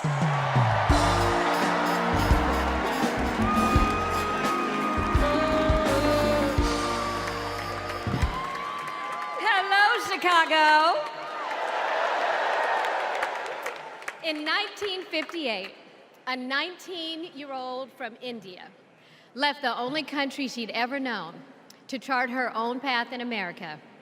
She came here to pursue an education, but she stayed here to build a life.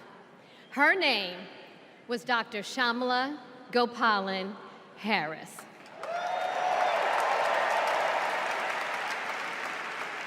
But we called her Mommy. Mommy was so many things to so many people: a civil rights activist, a scientist, a devoted mother to her 2 little girls. But most of all, Mommy was a trailblazer who defied the odds and defined herself. And when it came to Kamala and me, Mommy had great expectations for us, but she had even greater expectations of us. She raised us to believe that we could be and do anything. And we believed her. You see, Mommy understood the power and the possibility that come with knowing and showing who you truly are. She knew we could be the authors of our own stories, just as she'd been the author of her own.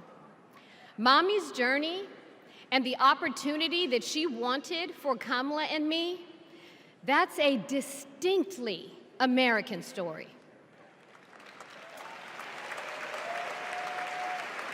We may all have different histories, different struggles, or different perspectives, but what binds us together is the fervent desire to be free, to fulfill our God-given potential.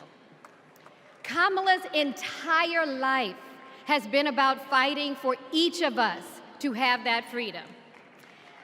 And like so many Americans, Kamala knows what it's like to be underestimated and be counted out.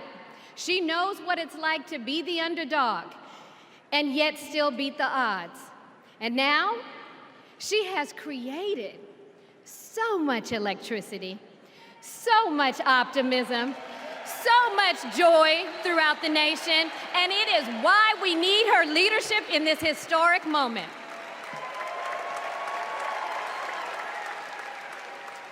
We are living in a time when some are trying to divide us, to separate us in ways that make it difficult for us to come together. Well, look, my sister rejects that view. Where others push darkness, Kamala sees promise. Where others feel detachment, Kamala fosters connection. Where others want to drag us back to the past, my sister says, hold up now, we are not going back.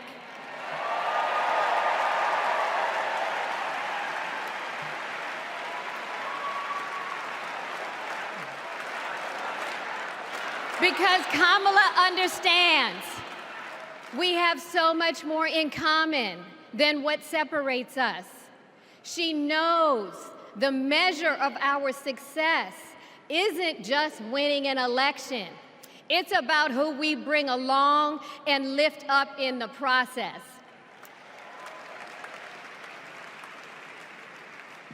And so as I look out at all of you today and take in this incredible moment, I so wish that Mommy could be here tonight.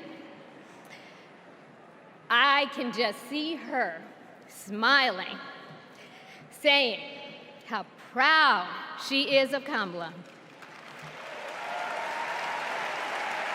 And then, without missing a beat, she say, "That's enough, you got work to do."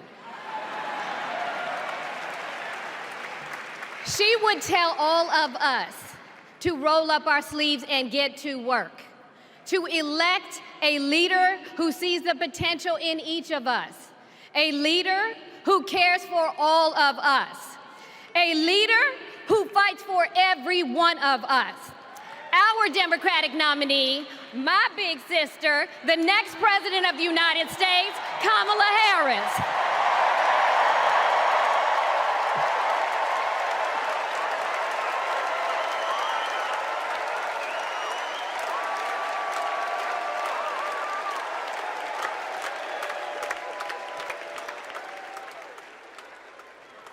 Please welcome North Carolina Governor Roy Cooper.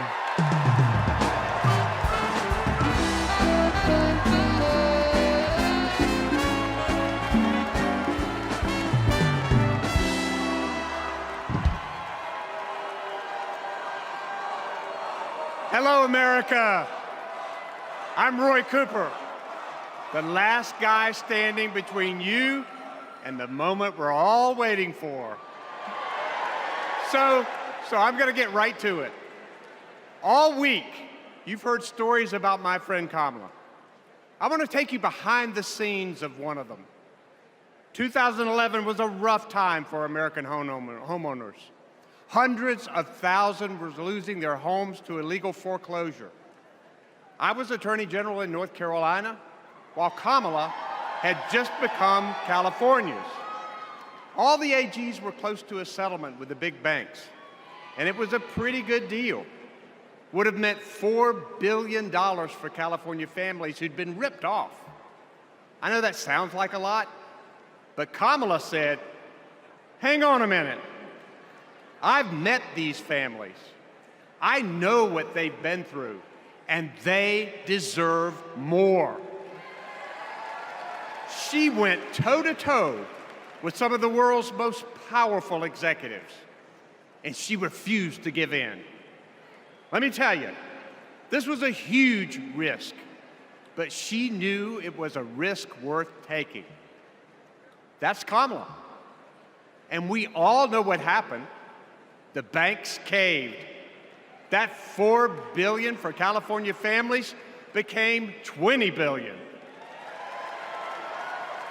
That was the first time I witnessed Kamala in action. And what I saw was a leader who does exactly what she says she's going to do, who never will settle for less.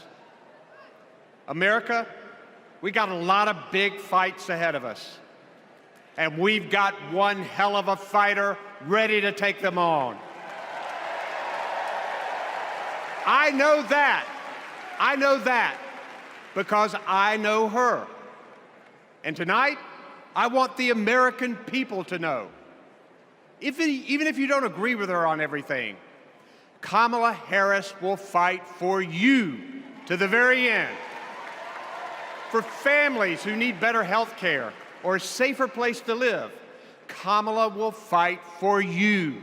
For parents who want better schools for their kids, for workers worried about a secure retirement for themselves, Kamala will fight for you. For any one of our allies, anywhere in the world, wondering if America still has your back, remember this: Kamala will fight for you. And when she fights, we win. Kamala's ready. Kamala's ready. The question is, are we?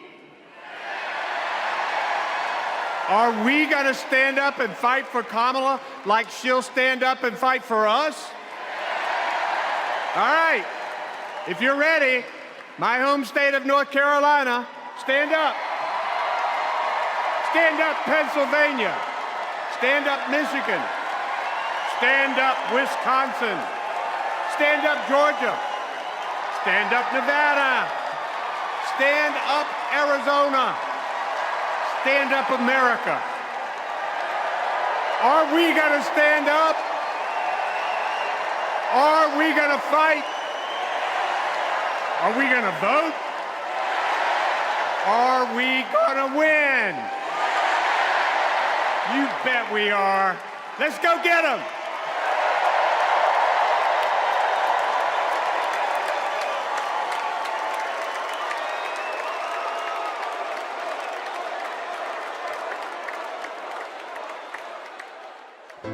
She grew up in a tight-knit neighborhood. It was the kind of place where your neighbor would look after you when school let out, where your first grade teacher would show up at your law school graduation. It's where Kamala Harris learned what it means to be in the middle class, making every paycheck count. She was raised by a working mom who taught her about standing up for what's right and protecting the people you love. Kamala carries the lessons of our mother, the fighting spirit of our mother, the compassion. She was all of 5 feet tall. If you met her, you would have thought she was 7 feet tall. And our mother, if I'd ever come home complaining about anything, she wouldn't have it. The first thing she'd say is, well, just stop the complaining. Just tell me what you're going to do about it. And since she was a young girl, Kamala Harris has been fighting for families like the ones she grew up with. That is Kamala. She can't help herself from standing up for people and standing up for what she thinks is right. She has been that way our whole lives. Being a protector is what led her to become a prosecutor. Looking back now, I could say it was her calling. As a courtroom prosecutor, she went after predators who targeted women and children, and fraudsters who ripped off working families. And she put dangerous gang members and human traffickers behind bars. We didn't have partnerships with DOJ or FBI or DEA or any of those law enforcement agencies. Now, we all work collaboratively. She was the person who built the foundation in how we do criminal justice in America. As Attorney General of California, she held the big Wall Street banks accountable for fraud, winning $20 billion for California families. She took on one of the largest for-profit colleges that was scamming students. And in the Senate, she fought for her constituents with the determination of a prosecutor, standing up for reproductive freedom. Can you think of any laws that give the government the power to make decisions about the male body? I'm not thinking of any right now, Senator. She fought to keep our children safe from the terror of gun violence. How many of you guys had to have a drill where you learned about how you need to hide in a closet or crouch in a corner in the event that there is a mass shooter? Look at that. Look at that. On the Intelligence Committee, she defended our nation against foreign adversaries. And in 2020, she made history as the first woman to be elected Vice President of the United States. She cast the tie-breaking vote to deliver urgent relief to the American people during the pandemic. She beat Big Pharma to lower prescription drug costs and cap the cost of insulin, and led the fight to restore reproductive rights after Roe v. Wade was overturned. We have worked too hard and fought too long to see our daughters grow up in a world with fewer rights than our mothers. Because she's never been afraid to stand up to powerful interests. Sometimes people will open the door for you and leave it open, sometimes they won't. And then you need to kick that door down.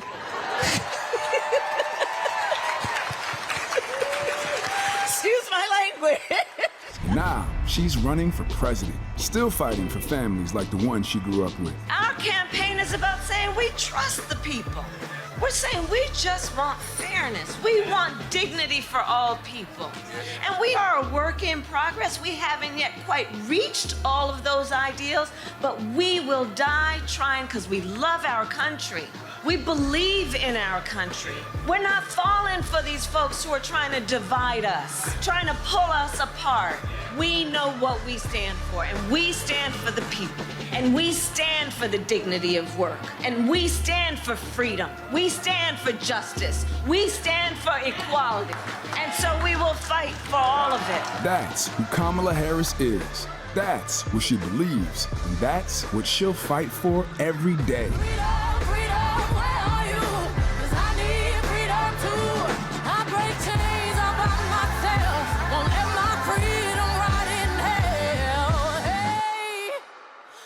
Keep on running, cause the winner don't quit on themselves.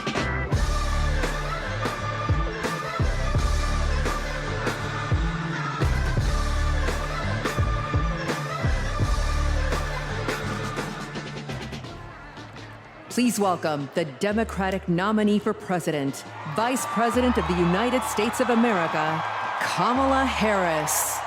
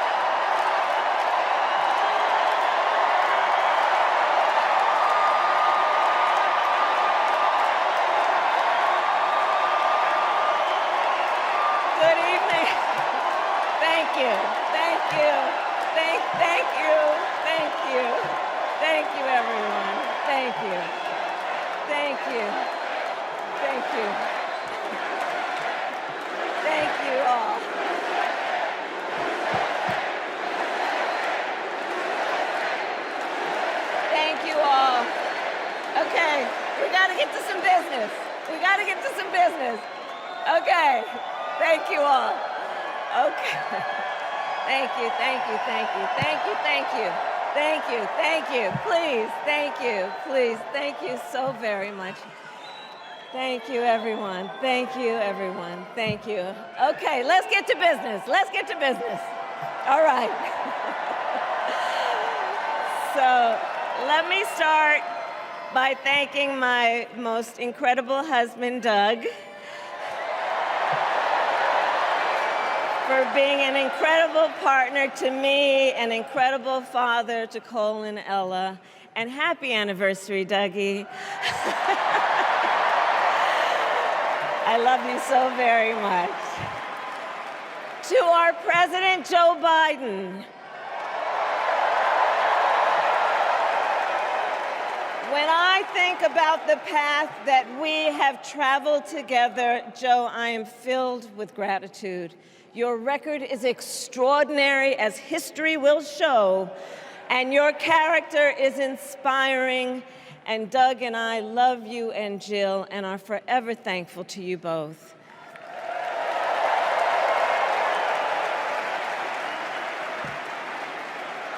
And to Coach Tim Walz,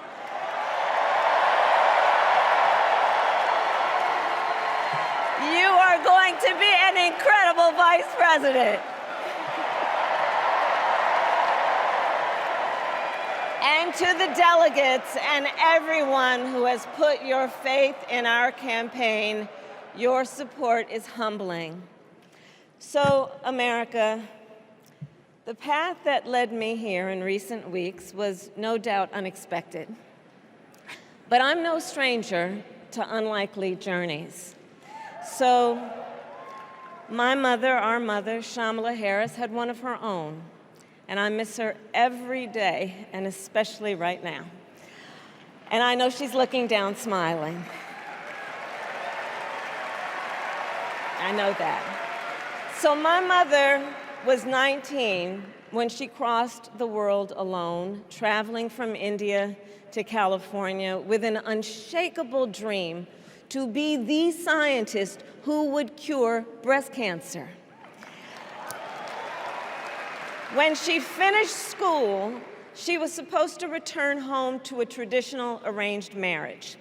But as fate would have it, she met my father, Donald Harris, a student from Jamaica.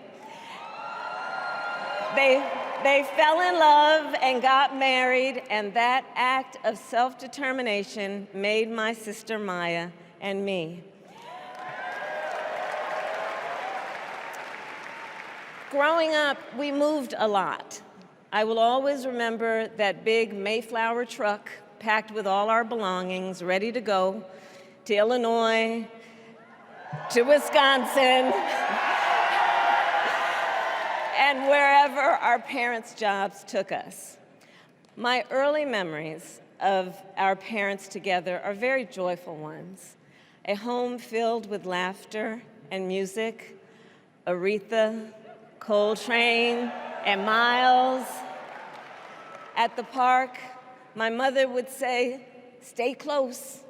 But my father would say, as he smiled, "Run, Kamala, run. Don't be afraid. Don't let anything stop you."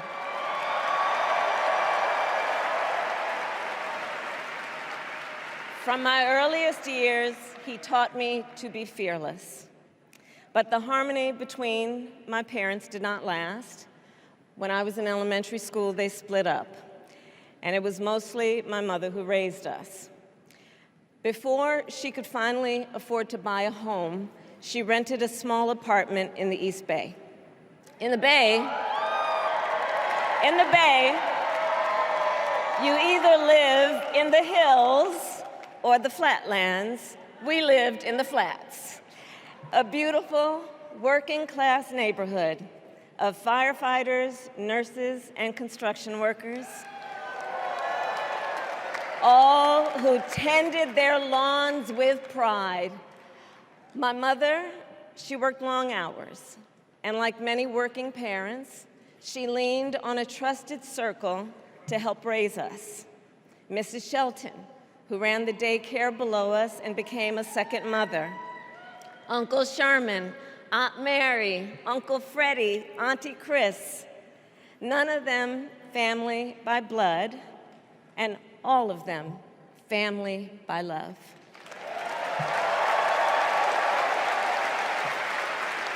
Family who taught us how to make gumbo, how to play chess, and sometimes even let us win. Family who loved us, believed in us, and told us we could be anything and do anything. They instilled in us the values they personified: community, faith, and the importance of treating others as you would want to be treated, with kindness, respect, and compassion. My mother was a brilliant, 5-foot-tall, brown woman with an accent. And as the eldest child, I saw how the world would sometimes treat her. But my mother never lost her cool. She was tough, courageous, a trailblazer in the fight for women's health, and she taught Maya and me a lesson that Michelle mentioned the other night. She taught us to never complain about injustice, but do something about it. Do something about it. That was my mother. And she taught us, and she also taught us, and never do anything half-assed. And that is a direct quote. A direct quote. I grew up immersed in the ideals of the civil rights movement.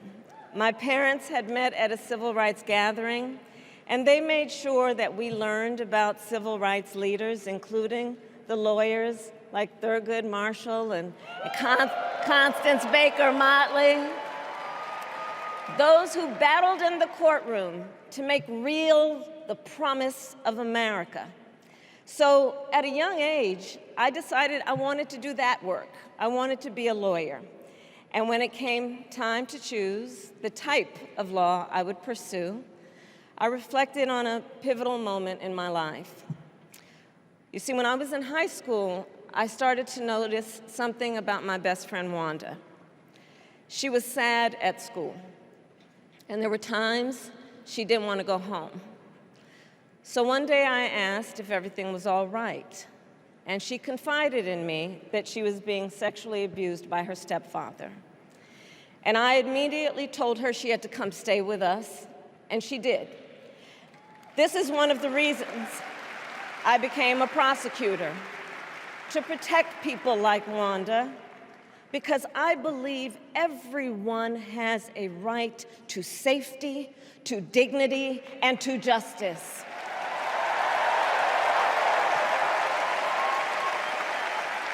As a prosecutor, when I had a case, I charged it not in the name of the victim, but in the name of the people. For a simple reason. In our system of justice, a harm against any one of us is a harm against all of us.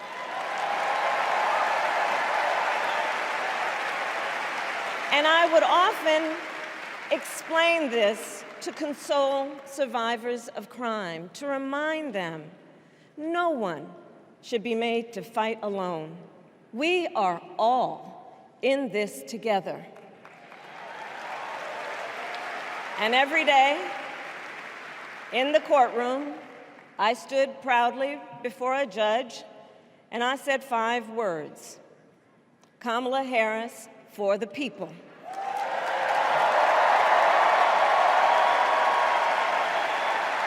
And to be clear, my entire career, I've only had one client, the people.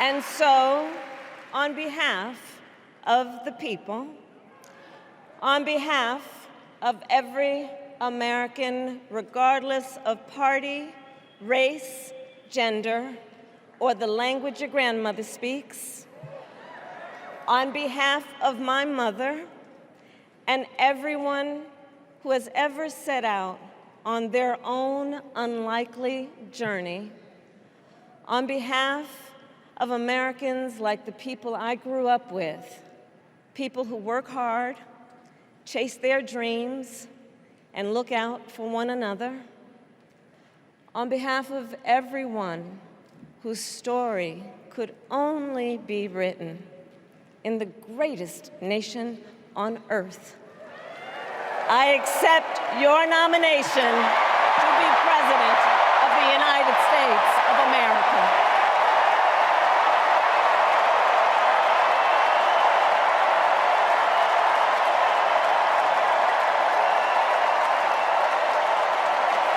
And with this election,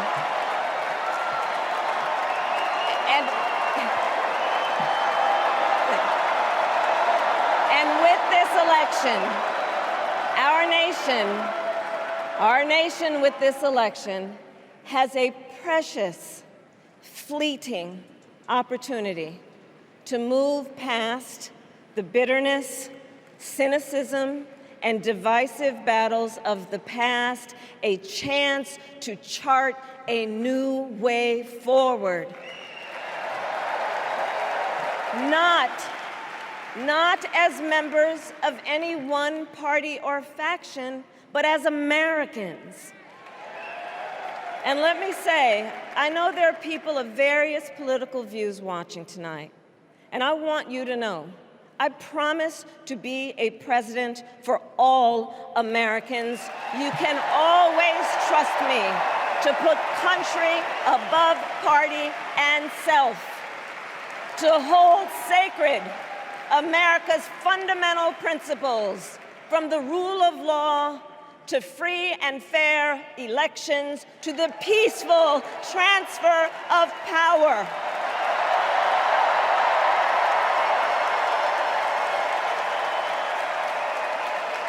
I will be a president who unites us around our highest aspirations, a president who leads and listens, who is realistic, practical, and has common sense, and always fights for the American people. From the courthouse to the White House, that has been my life's work. As a young courtroom prosecutor in Oakland, California, I stood up for women and children against predators who abuse them. As Attorney General of California, I took on the big banks, delivered $20 billion for middle-class families who faced foreclosure, and helped pass a homeowner Bill of Rights, one of the first of its kind in the nation. I stood up for veterans and students being scammed by big for-profit colleges, for workers who are being cheated out of their wages, the wages they were due, for seniors facing elder abuse. I fought against the cartels who traffic in guns and drugs and human beings, who threaten the security of our border and the safety of our communities. And I will tell you, these fights were not easy, and neither were the elections that put me in those offices. We were underestimated at practically every turn, but we never gave up, because the future is always worth fighting for. And that's the fight we are in right now, a fight for America's future.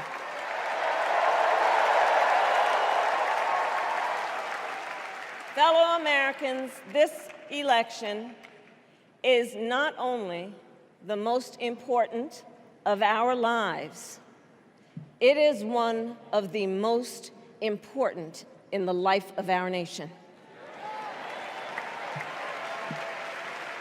In many ways, Donald Trump is an unserious man. But the consequences of putting Donald Trump back in the White House are extremely serious. Consider not only the chaos and calamity when he was in office, but also the gravity of what has happened since he lost the last election. Donald Trump tried to throw away your votes. When he failed, he sent an armed mob to the United States Capitol, where they assaulted law enforcement officers. When politicians in his own party begged him to call off the mob and send help, he did the opposite.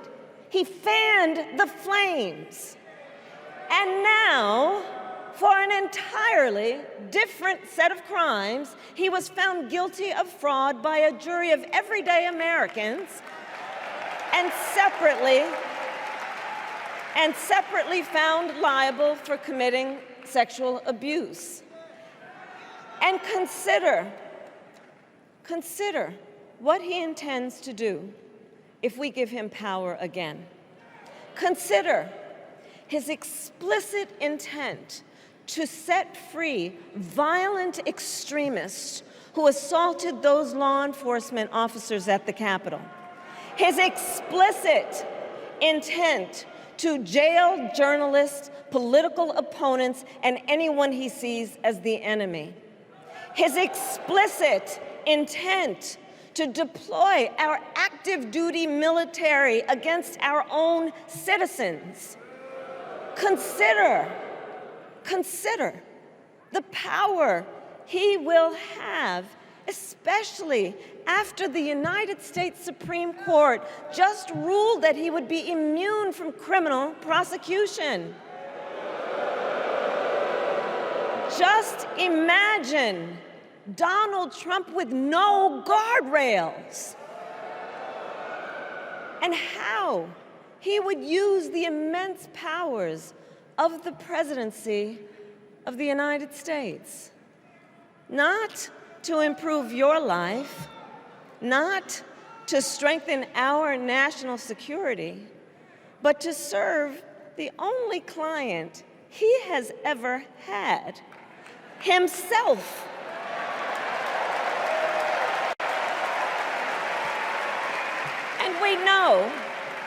And we know what a second Trump term would look like. It's all laid out in Project 2025, written by his closest advisors, and its sum total is to pull our country back to the past. But America, we are not going back. We are not going back. We are not going back. We are not going back to when Donald Trump tried to cut Social Security and Medicare. We are not going back to when he tried to get rid of the Affordable Care Act, when insurance companies could deny people with pre-existing conditions. We are not going to let him eliminate the Department of Education that funds our public schools. We are not going to let him end programs like Head Start that provide preschool and childcare for our children. America, we are not going back.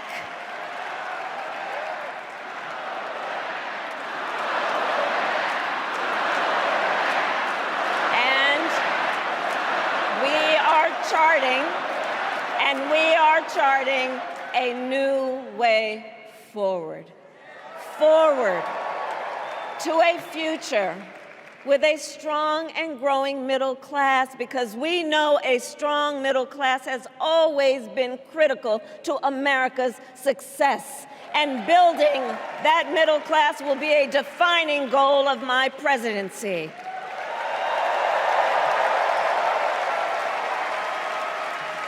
And I'll tell you, this is personal for me. The middle class is where I come from. My mother kept a strict budget. We lived within our means, yet we wanted for little. And she expected us to make the most of the opportunities that were available to us and to be grateful for them. Because, as she taught us, opportunity is not available to everyone. That's why we will create what I call an opportunity economy where everyone has the chance to compete and a chance to succeed. Whether you live in a rural area, small town, or big city.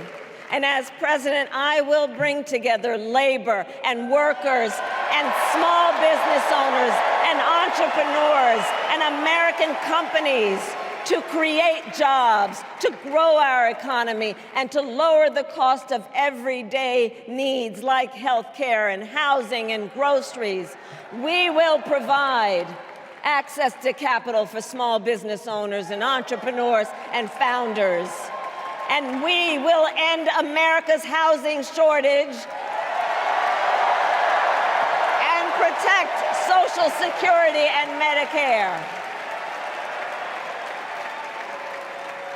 Now compare that to Donald Trump, because I think everyone here knows he doesn't actually fight for the middle class. He doesn't actually fight for the middle class. Instead, he fights for himself and his billionaire friends. And he will give them another round of tax breaks that will add up to $5 trillion to the national debt.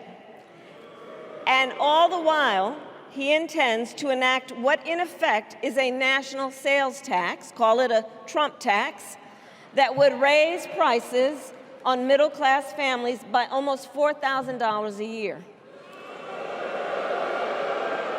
Well, instead of a Trump tax hike, we will pass a middle-class tax cut that will benefit more than 100 million Americans.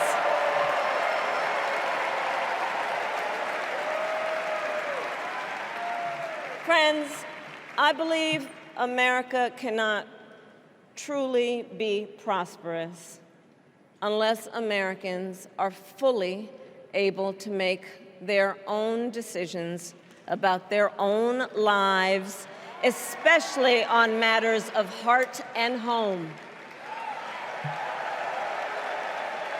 But tonight, in America, too many women are not able to make those decisions. And let's be clear about how we got here. Donald Trump handpicked members of the United States Supreme Court to take away reproductive freedom. And now he brags about it. In his words, quote, "I did it and I'm proud to have done it," end quote. Well, I'll tell you, over the past 2 years, I've traveled across our country, and women have told me their stories. Husbands and fathers have shared theirs. Stories of women miscarrying in a parking lot, developing sepsis, losing the ability to ever again have children, all because doctors are afraid they may go to jail for caring for their patients. Couples just trying to grow their family, cut off in the middle of IVF treatments. Children who have survived sexual assault, potentially being forced to carry a pregnancy to term. This is what's happening in our country because of Donald Trump. And understand, he is not done. As a part of his agenda, he and his allies would limit access to birth control, ban medication abortion, and enact a nationwide abortion ban with or without Congress. And get this, he plans to create a national anti-abortion coordinator and force states to report on women's miscarriages and abortions. Simply put, they are out of their minds.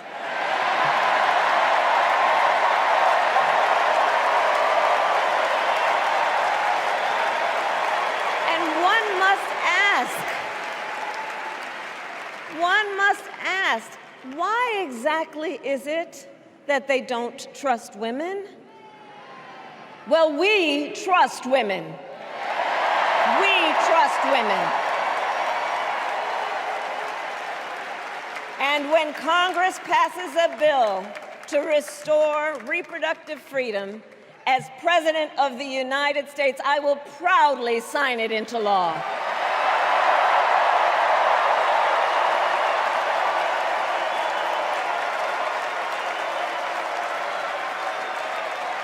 In this election, many other fundamental freedoms are at stake. The freedom to live safe from gun violence in our schools, communities, and places of worship. The freedom to love who you love openly and with pride. The freedom to breathe clean air and drink clean water and live free from the pollution that fuels the climate crisis. and the freedom that unlocks all the others the freedom to vote. With this election, we finally have the opportunity to pass the John Lewis Voting Rights Act and the Freedom to Vote Act.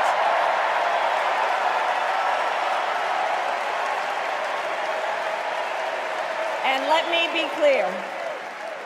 be clear, after decades in law enforcement, I know the importance of safety and security, especially at our border.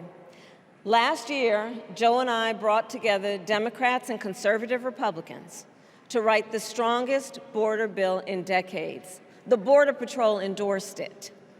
But Donald Trump believes a border deal would hurt his campaign. So he ordered his allies in Congress to kill the deal. Well, I refuse to play politics with our security, and here is my pledge to you. As president, I will bring back the bipartisan border security bill that he killed, and I will sign it into law.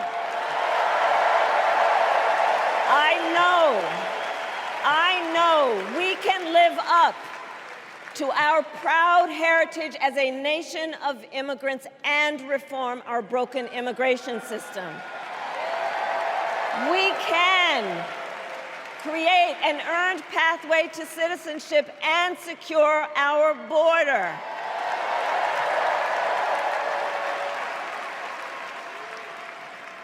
And America, we must also be steadfast in advancing our security and values abroad. As Vice President, I have confronted threats to our security, negotiated with foreign leaders, strengthened our alliances, and engaged with our brave troops overseas. As Commander-in-Chief, I will ensure America always has the strongest, most lethal fighting force in the world. And I will fulfill our sacred obligation to care for our troops and their families, and I will always honor and never disparage their service and their sacrifice.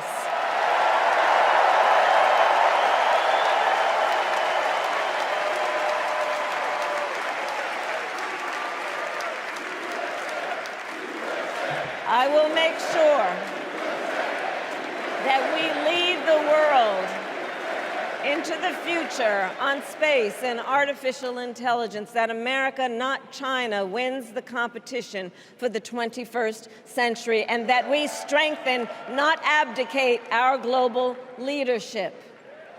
Trump, on the other hand, threatened to abandon NATO. He encouraged Putin to invade our allies, said Russia could, quote, do whatever the hell they want. 5 days before Russia attacked Ukraine, I met with President Zelensky to warn him about Russia's plan to invade. I helped mobilize a global response, over 50 countries, to defend against Putin's aggression. And as president, I will stand strong with Ukraine and our NATO allies.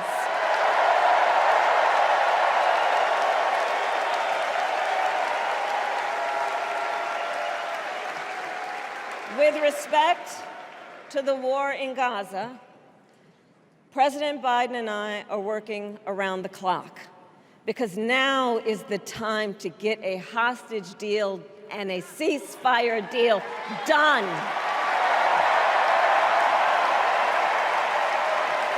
And let me be clear, I will always stand up for Israel's right to defend itself, and I will always ensure Israel has the ability to defend itself, because the people of Israel must never again face the horror that a terrorist organization called Hamas caused on October 7, including unspeakable sexual violence and the massacre of young people at a music festival. At the same time, what has happened in Gaza over the past 10 months is devastating. So many innocent lives lost. Desperate, hungry people fleeing for safety over and over again. The scale of suffering is heartbreaking. President Biden and I are working to end this war such that Israel is secure, the hostages are released, the suffering in Gaza ends, and the Palestinian people can realize their right to dignity, security, freedom, and self-determination.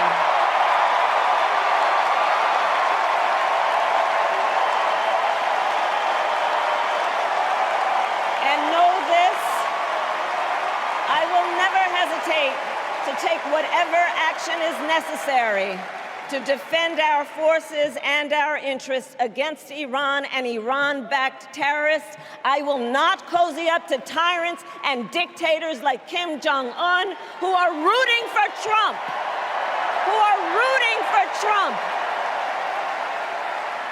Because, you know, they know he is easy to manipulate with flattery and favors.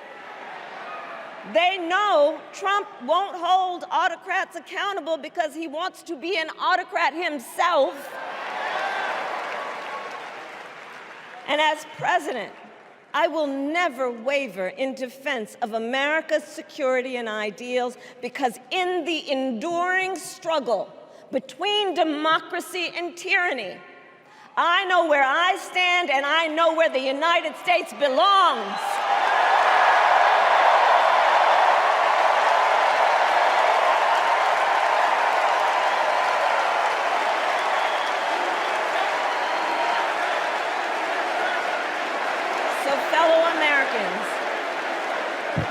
Fellow Americans,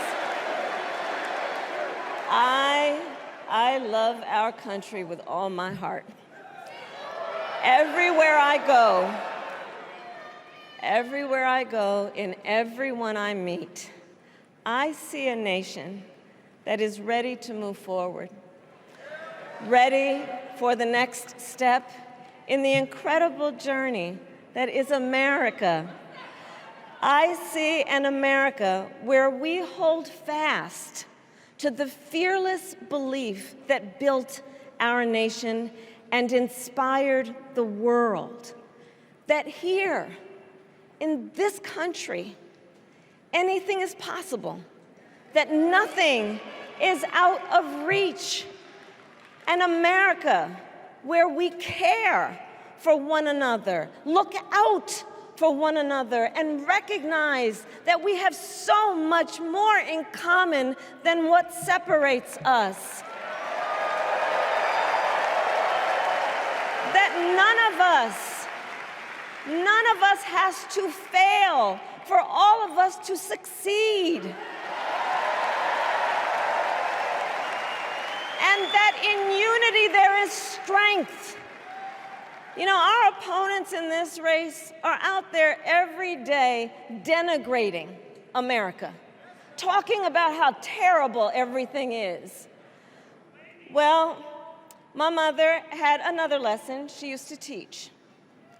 Never let anyone tell you who you are. You show them who you are.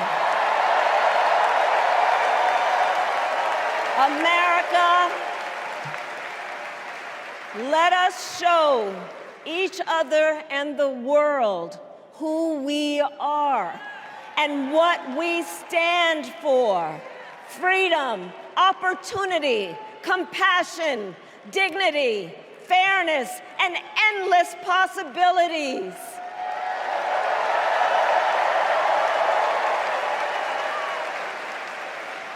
We are the heirs to the greatest democracy in the history of the world. And on behalf of our children and our grandchildren and all those who sacrificed so dearly for our freedom and liberty, we must be worthy of this moment.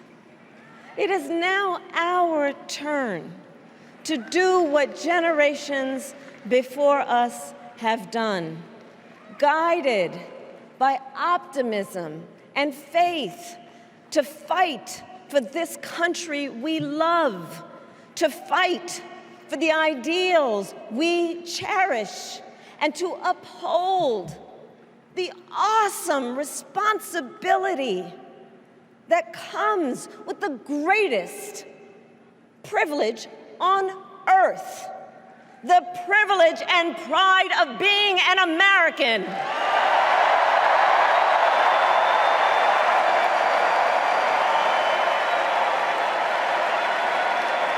So let's get out there, let's fight for it, let's get out there, let's vote for it, and together, let us write the next great chapter in the most extraordinary story ever told. Thank you. God bless you, and may God bless the United States of America. Thank you all.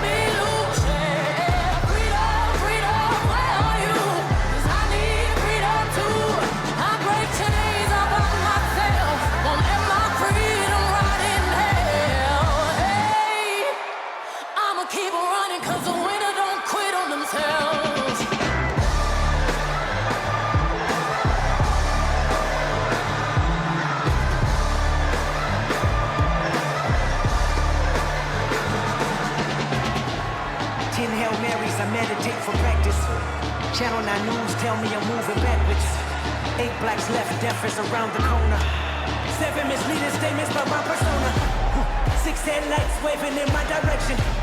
5-0 asking me what's in my possession. Yeah, I keep running, jumping the aqueducts, fire hydrants and hazardous smoke alarms on the back of us. But mama, don't cry for me, ride for me, try for me, live for me, breathe for me, sing for me, honestly guiding me. I can be more than I gotta be, stole from me, lied to me, nation hypocrisy, code on me, driving me wicked. My spirit inspired me like, yeah. Open correctional gates in high desert. Yeah. Open our mind as we cast away oppression.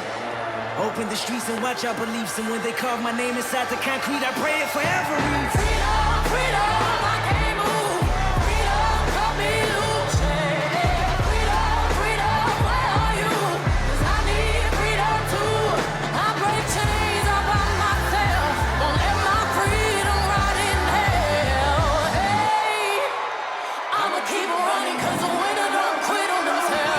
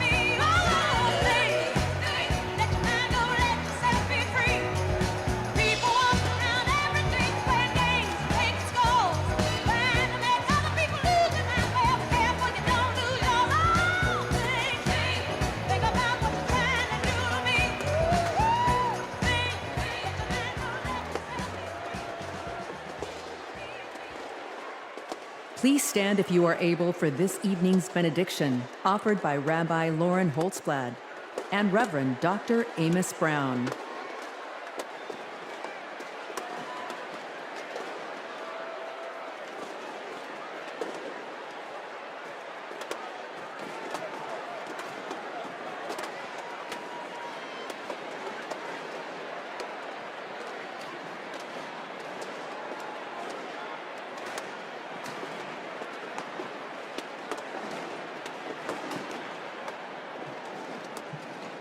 America, let us pray.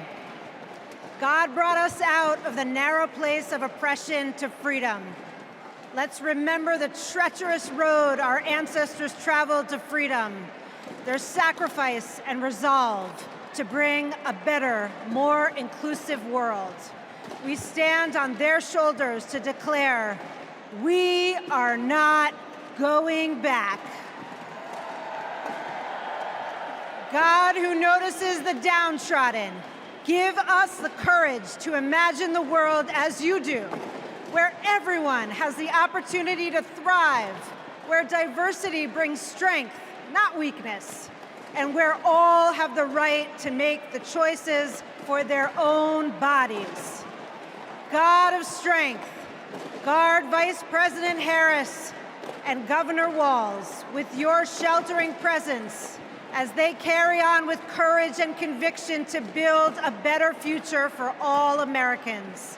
Shine a light on them so that they may continue to pursue justice, equity, and reproductive freedom.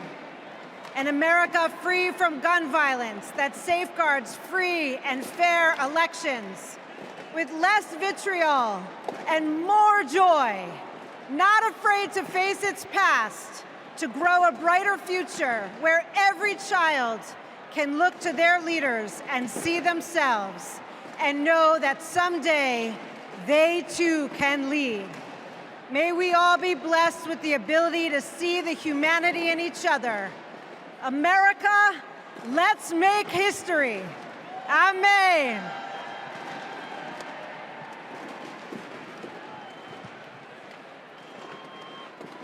As we close this convention, we ask that the Creator bestow blessings on Vice President Harris and Governor Walz, and upon the bright future they will bring to the people of America. A future where our nation lives its motto of e pluribus unum, bringing together in civility and dignity the diversity that has built this great nation.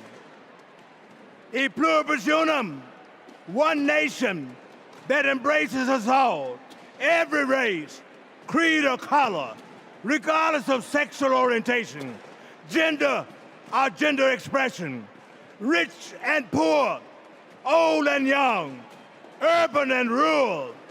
A future, oh God, for every American, where the humanity of all persons will be affirmed and celebrated, where every American has the opportunity and freedom to pursue those inalienable rights of life, liberty, and the pursuit of happiness. A future, oh God, where we live in peace and joy, where we set aside our rancor and division, where we heal our differences and celebrate our common purposes as one nation, one American community, that great city on a hill that serves as a beacon for all the people and all the nations. This is a journey we begin today, and we pray that the Almighty God will guide us on this path today, tomorrow, and for all the generations to come. Amen and amen.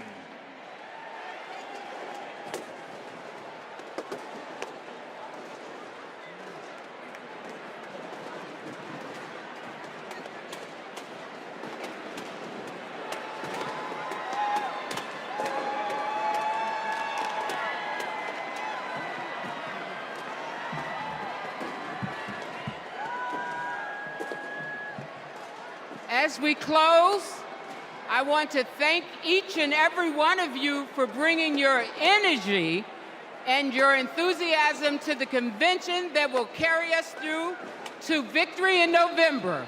Look around. You're surrounded by people from every corner of the country who traveled here because they believe in our mission. We know that unity is our strength. We know that the issues we've highlighted this week are not abstract. We know what's at stake, and we bring that with us in this beginning. Over the next 75 days, we will mobilize like never before to show America what we as Democrats stand for. Together, we will fight for our rights, our freedom, and our democracy. Together, we will elect Democrats up and down the ballot. Together, we will win. Win that, as we know, we have to further business to come before the convention. I am now proud to adjourn the 49th Democratic National Convention. Thank you, Chicago.